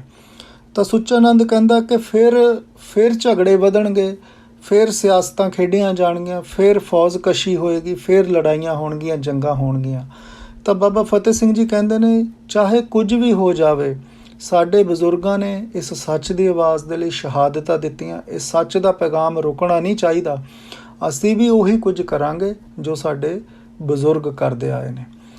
ਜਦੋਂ ਇਹ ਗੱਲ ਬਾਬਾ ਫਤਿਹ ਸਿੰਘ ਜੀ ਨੇ ਕਹੀ ਤਾਂ ਸੁੱਚਾਨੰਦ ਨੇ ਉਸ ਵੇਲੇ ਫਿਰ ਵਜ਼ੀਰ ਖਾਨ ਨੂੰ ਇਹ ਗੱਲ ਕਹੀ, ਜੋ ਨਵਾਬ ਸੀ ਸਰਹੰਦ ਦਾ, ਕਿ ਮਹਾਰਾਜ ਇਹਨਾਂ ਦੀਆਂ ਜਿਹੜੀਆਂ ਨੇ ਜੰਮਦੀਆਂ ਸੂਲਾਂ ਦੇ ਮੂੰਹ ਤਿੱਖੇ ਨੇ, ਇਹ ਵੱਡੇ ਹੋ ਕੇ ਬਾਗੀ ਹੋ ਜਾਣਗੇ, ਇਹਨਾਂ ਨੂੰ ਹੁਣ ਤੋਂ ਹੀ ਕਾਬੂ ਕੀਤਾ ਜਾਵੇ। ਸੋ ਇਹ ਜੋ ਦਫਾ ਸੀ, ਬਾਗੀ ਹੋਣ ਦੀ ਦਫਾ ਸਾਹਿਬਜ਼ਾਦਿਆਂ ਦੇ ਉੱਤੇ ਲੱਗੀ ਸੀ ਕਿ ਉਹ ਵੱਡੇ ਹੋ ਕੇ ਵੀ ਸੱਚ ਦਾ ਪੈਗਾਮ ਦੇਣ, ਇਸ ਤੋਂ ਪਹਿਲਾਂ ਹੀ ਇਹਨਾਂ ਨੂੰ ਰੋਕਿਆ ਜਾਏ। ਸੋ ਇਹ ਦਫਾ ਦੇ ਆਧਾਰ ਦੇ ਉੱਤੇ ਜੋ ਕਾਜ਼ੀ ਨੇ ਉਸ ਵੇਲੇ ਫੈਸਲਾ ਸੁਣਾਇਆ ਉਹ ਇਹ ਸੀ ਕਿ ਇਹਨਾਂ ਛੋਟੇ ਸਾਹਿਬਜ਼ਾਦਿਆਂ ਨੂੰ ਬਾਬਾ ਜ਼ੋਰਾਵਰ ਸਿੰਘ ਤੇ ਬਾਬਾ ਫਤਿਹ ਸਿੰਘ, ਇਹਨਾਂ ਨੂੰ ਜ਼ਿੰਦਾ ਦੀਵਾਰ ਦੇ ਵਿੱਚ ਚਿਣ ਦਿੱਤਾ ਜਾਵੇ। ਅਗਲੇ ਦਿਨ ਫਿਰ ਸਾਹਿਬਜ਼ਾਦਿਆਂ ਦੀ ਸ਼ਹੀਦੀ ਦਾ ਦਿਨ ਹੈ, ਜੋ 26 ਦਸੰਬਰ ਦਾ ਦਿਨ ਹੈ, ਜਦੋਂ ਮਾਤਾ ਜੀ ਫਿਰ ਸਾਹਿਬਜ਼ਾਦਿਆਂ ਨੂੰ ਫਿਰ ਸ਼ਹਾਦਤ ਦੇ ਲਈ ਭੇਜਦੇ ਨੇ।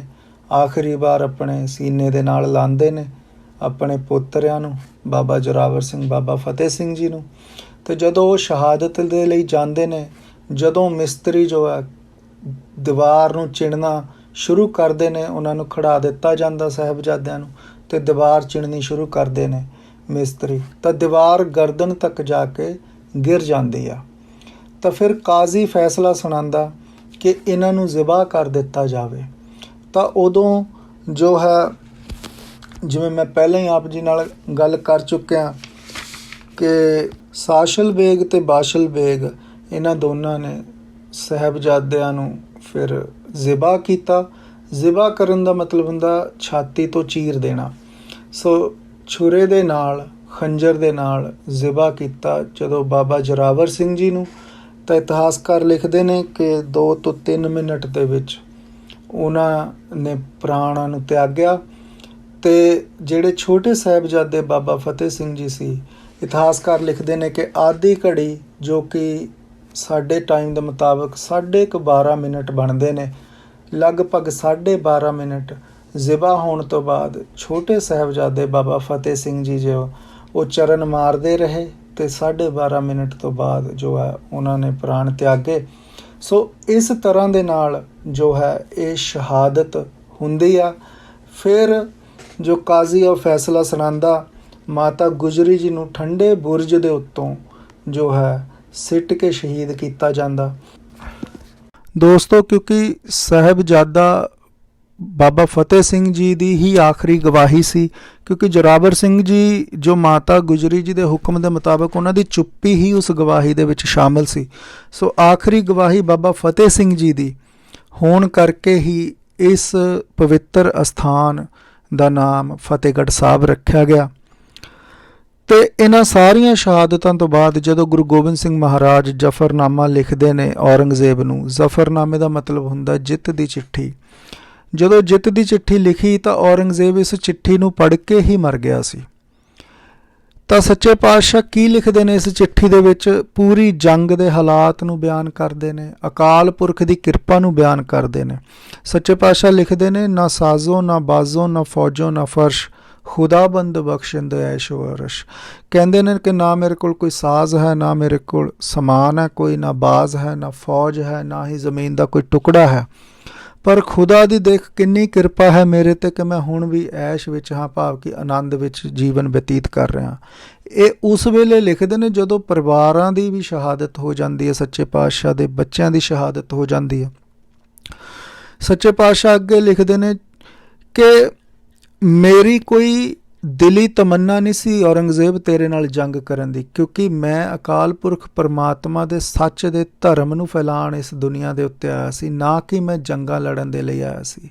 ਲੇਕਿਨ ਤੂੰ ਮੈਨੂੰ ਮਜਬੂਰ ਕੀਤਾ, ਇਸ ਮਜਬੂਰੀ ਦੇ ਤਹਿਤ ਮੈਨੂੰ ਹਥਿਆਰ ਪਾਣੇ ਪਏ ਨੇ। ਸੱਚੇ ਪਾਤਸ਼ਾਹ ਲਿਖਦੇ ਨੇ, ਬਾ ਲਾਚਾਰਗੀ ਦਰਮਿਆ ਆਮਦਮ, ਬਾ ਤਦਬੀਰੋ ਤੀਰ ਤੁਫੰਗ ਆਮਦਮ। ਕਹਿੰਦੇ ਨੇ ਕਿ ਮੈਂ ਮਜਬੂਰ ਹੋ ਕੇ ਤੂੰ ਮੈਨੂੰ ਮਜਬੂਰ ਕਰ ਦਿੱਤਾ ਹੈ ਕਿ ਇੰਨੀ ਬੇਇਨਸਾਫੀਆਂ ਆਮ ਜਨਤਾ 'ਤੇ ਹੋ ਰਹੀਆਂ ਕਿ ਮੈਨੂੰ ਹਥਿਆਰ ਚੱਕਣੇ ਪਏ ਨੇ। ਸੱਚੇ ਪਾਤਸ਼ਾਹ ਫਿਰ ਅੱਗੇ ਲਿਖਦੇ ਨੇ, ਚਿਹਾਂ ਸ਼ੁੱਧ ਕੇ ਚੂੰ ਬਚ ਗਚ ਕੁਸ਼ਤ ਚਾਰ ਕਿ ਬਾਕੀ ਬਾਮ ਦਸਤ ਪੇਚੀ ਦਿਮਾਰ।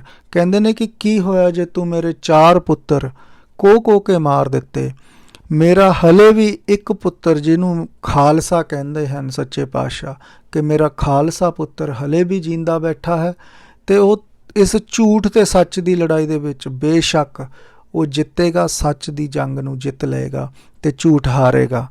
ਸੋ ਆਪਾਂ ਸਾਰੇ ਵੀਰ ਭੈਣ ਅੱਜ ਇਸ ਗੱਲ ਦੀ ਵੀ ਵਿਚਾਰ ਕਰੀਏ, ਜਦੋਂ ਅਸੀਂ ਫਤਿਹਗੜ੍ਹ ਸਾਹਿਬ ਜਾਈਏ, ਉਹਨਾਂ ਮਹਾਨ ਵੀਰਾਂ ਨੂੰ, ਸੱਚੇ ਪਾਤਸ਼ਾਹ ਦੇ ਸਾਹਿਬਜ਼ਾਦਿਆਂ ਨੂੰ ਜਦੋਂ ਮੱਥਾ ਟੇਕੀਏ ਤਾਂ ਅਸੀਂ ਇਸ ਗੱਲ ਨੂੰ ਜ਼ਿਹਨ ਦੇ ਵਿੱਚ ਜ਼ਰੂਰ ਰੱਖੀਏ ਕਿ ਸੱਚੇ ਪਾਤਸ਼ਾਹ ਨੇ ਕਿਹਾ ਸੀ ਕਿ 4 ਪੁੱਤ ਤੂੰ ਮੇਰੇ ਮਾਰ ਦਿੱਤੇ ਨੇ, ਫਿਰ ਕੀ ਹੋਇਆ, ਮੇਰਾ ਖਾਲਸਾ ਪੁੱਤ ਹਲੇ ਵੀ ਜਿੰਦਾ ਬੈਠਾ।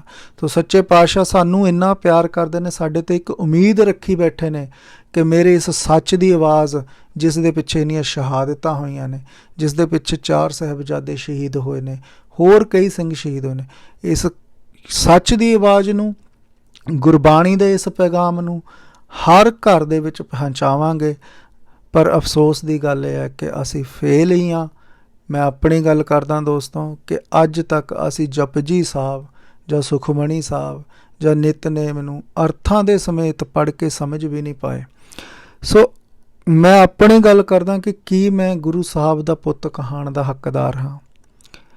ਅਸੀਂ ਸਾਰੇ ਹੀ ਇਸ ਗੱਲ ਨੂੰ ਵਿਚਾਰੀਏ ਕਿ ਕੀ ਸਾਡੀ ਜ਼ਿੰਮੇਵਾਰੀ ਫਤਿਹਗੜ੍ਹ ਸਾਹਿਬ ਜਾ ਕੇ, ਬਿਲਕੁਲ ਮਨਾਓ, ਇਹ ਸ਼ਹੀਦੀ ਦਿਹਾੜੇ ਮਨਾਉਣੇ ਚਾਹੀਦੇ ਨੇ, ਪਰ ਕੀ ਸਾਡੀ ਜ਼ਿੰਮੇਵਾਰੀ ਸਿਰਫ ਮੱਥਾ ਟੇਕ ਕੇ ਗੁਰੂ ਸਾਹਿਬਾਨਾਂ ਦੇ ਸਾਹਿਬਜ਼ਾਦਿਆਂ ਨੂੰ ਖਤਮ ਹੋ ਜਾਏਗੀ? ਕੀ ਸਾਡੀ ਜ਼ਿੰਮੇਵਾਰੀ ਗੁਰੂ ਗ੍ਰੰਥ ਸਾਹਿਬ ਮਹਾਰਾਜ ਨੂੰ ਮੱਥਾ ਟੇਕ ਕੇ ਖਤਮ ਹੋ ਜਾਏਗੀ? ਗੁਰੂ ਸਾਹਿਬ ਕਹਿ ਰਹੇ ਨੇ ਕਿ ਮੇਰਾ ਹਲੇ ਵੀ ਕੀ ਹੋਇਆ ਜੇ 4 ਪੁੱਤ ਸ਼ਹੀਦ ਕੀਤੇ ਨੇ, ਮੇਰਾ ਖਾਲਸਾ ਪੁੱਤਰ ਹਲੇ ਵੀ ਬੈਠਾ। ਤਾਂ ਗੁਰੂ ਸਾਹਿਬ ਜੋ ਸਾਡੇ ਤੋਂ ਉਮੀਦ ਕਰਦੇ ਨੇ ਕਿ ਇਹ ਜੰਗ ਜੋ ਝੂਠ ਦੇ ਖਿਲਾਫ ਸੱਚ ਦੀ ਜੰਗ ਹੈ, ਜੋ ਅਕਾਲ ਪੁਰਖ ਪਰਮਾਤਮਾ ਨੂੰ ਪ੍ਰਾਪਤੀ ਕਰਨ ਦਾ ਜੋ ਇਹ ਪੈਗਾਮ ਹੈ, ਜੋ ਇਹ ਸੱਚ ਦੀ ਲੜਾਈ ਹੈ, ਜੋ ਮਨੁੱਖਾ ਕਦਰਾਂ ਕੀਮਤਾਂ ਨੂੰ ਬਚਾਉਣ ਦੀ ਲੜਾਈ ਹੈ, ਇਸ ਵਿੱਚ ਮੇਰਾ ਖਾਲਸਾ ਜੋ ਹੈ ਉਹ ਸਭ ਤੋਂ ਮੂਹਰੇ ਹੋ ਕੇ ਨਿੱਤਰੇਗਾ। ਸੋ ਮੈਂ ਉਮੀਦ ਕਰਦਾ ਦੋਸਤੋ ਅਤੇ ਅਕਾਲ ਪੁਰਖ ਦੇ ਅੱਗੇ ਅਰਦਾਸ ਕਰਦਾ ਕਿ ਆਪਾਂ ਸਾਰੇ ਹੀ ਆਪਣੀ ਜ਼ਿੰਦਗੀ ਦੇ ਵਿੱਚ ਗੁਰਬਾਣੀ ਨੂੰ ਪੜ੍ਹੀਏ, ਸਮਝੀਏ, ਵਿਚਾਰੀਏ ਅਤੇ ਕੋਸ਼ਿਸ਼ ਕਰੀਏ ਕਿ ਗੁਰਬਾਣੀ ਜੋ ਹੈ ਇਸ ਦੇ ਮੁਤਾਬਕ ਜੀਵਨ ਜੀਂਦੇ ਹੋਏ, ਜੀਵਨ ਜੀ ਕੇ ਘਰ ਘਰ ਤੱਕ ਅਸੀਂ ਗੁਰਬਾਣੀ ਨੂੰ ਜੋ ਹੈ ਉਹ ਲੈ ਕੇ ਜਾ ਸਕੀਏ। ਇਹੀ ਅਰਦਾਸ ਹੈ ਅਕਾਲ ਪੁਰਖ ਦੇ ਅੱਗੇ। ਅੱਜ ਦੇ ਲਈ ਇੰਨਾ ਹੀ। ਸ਼ੁਕਰੀਆ।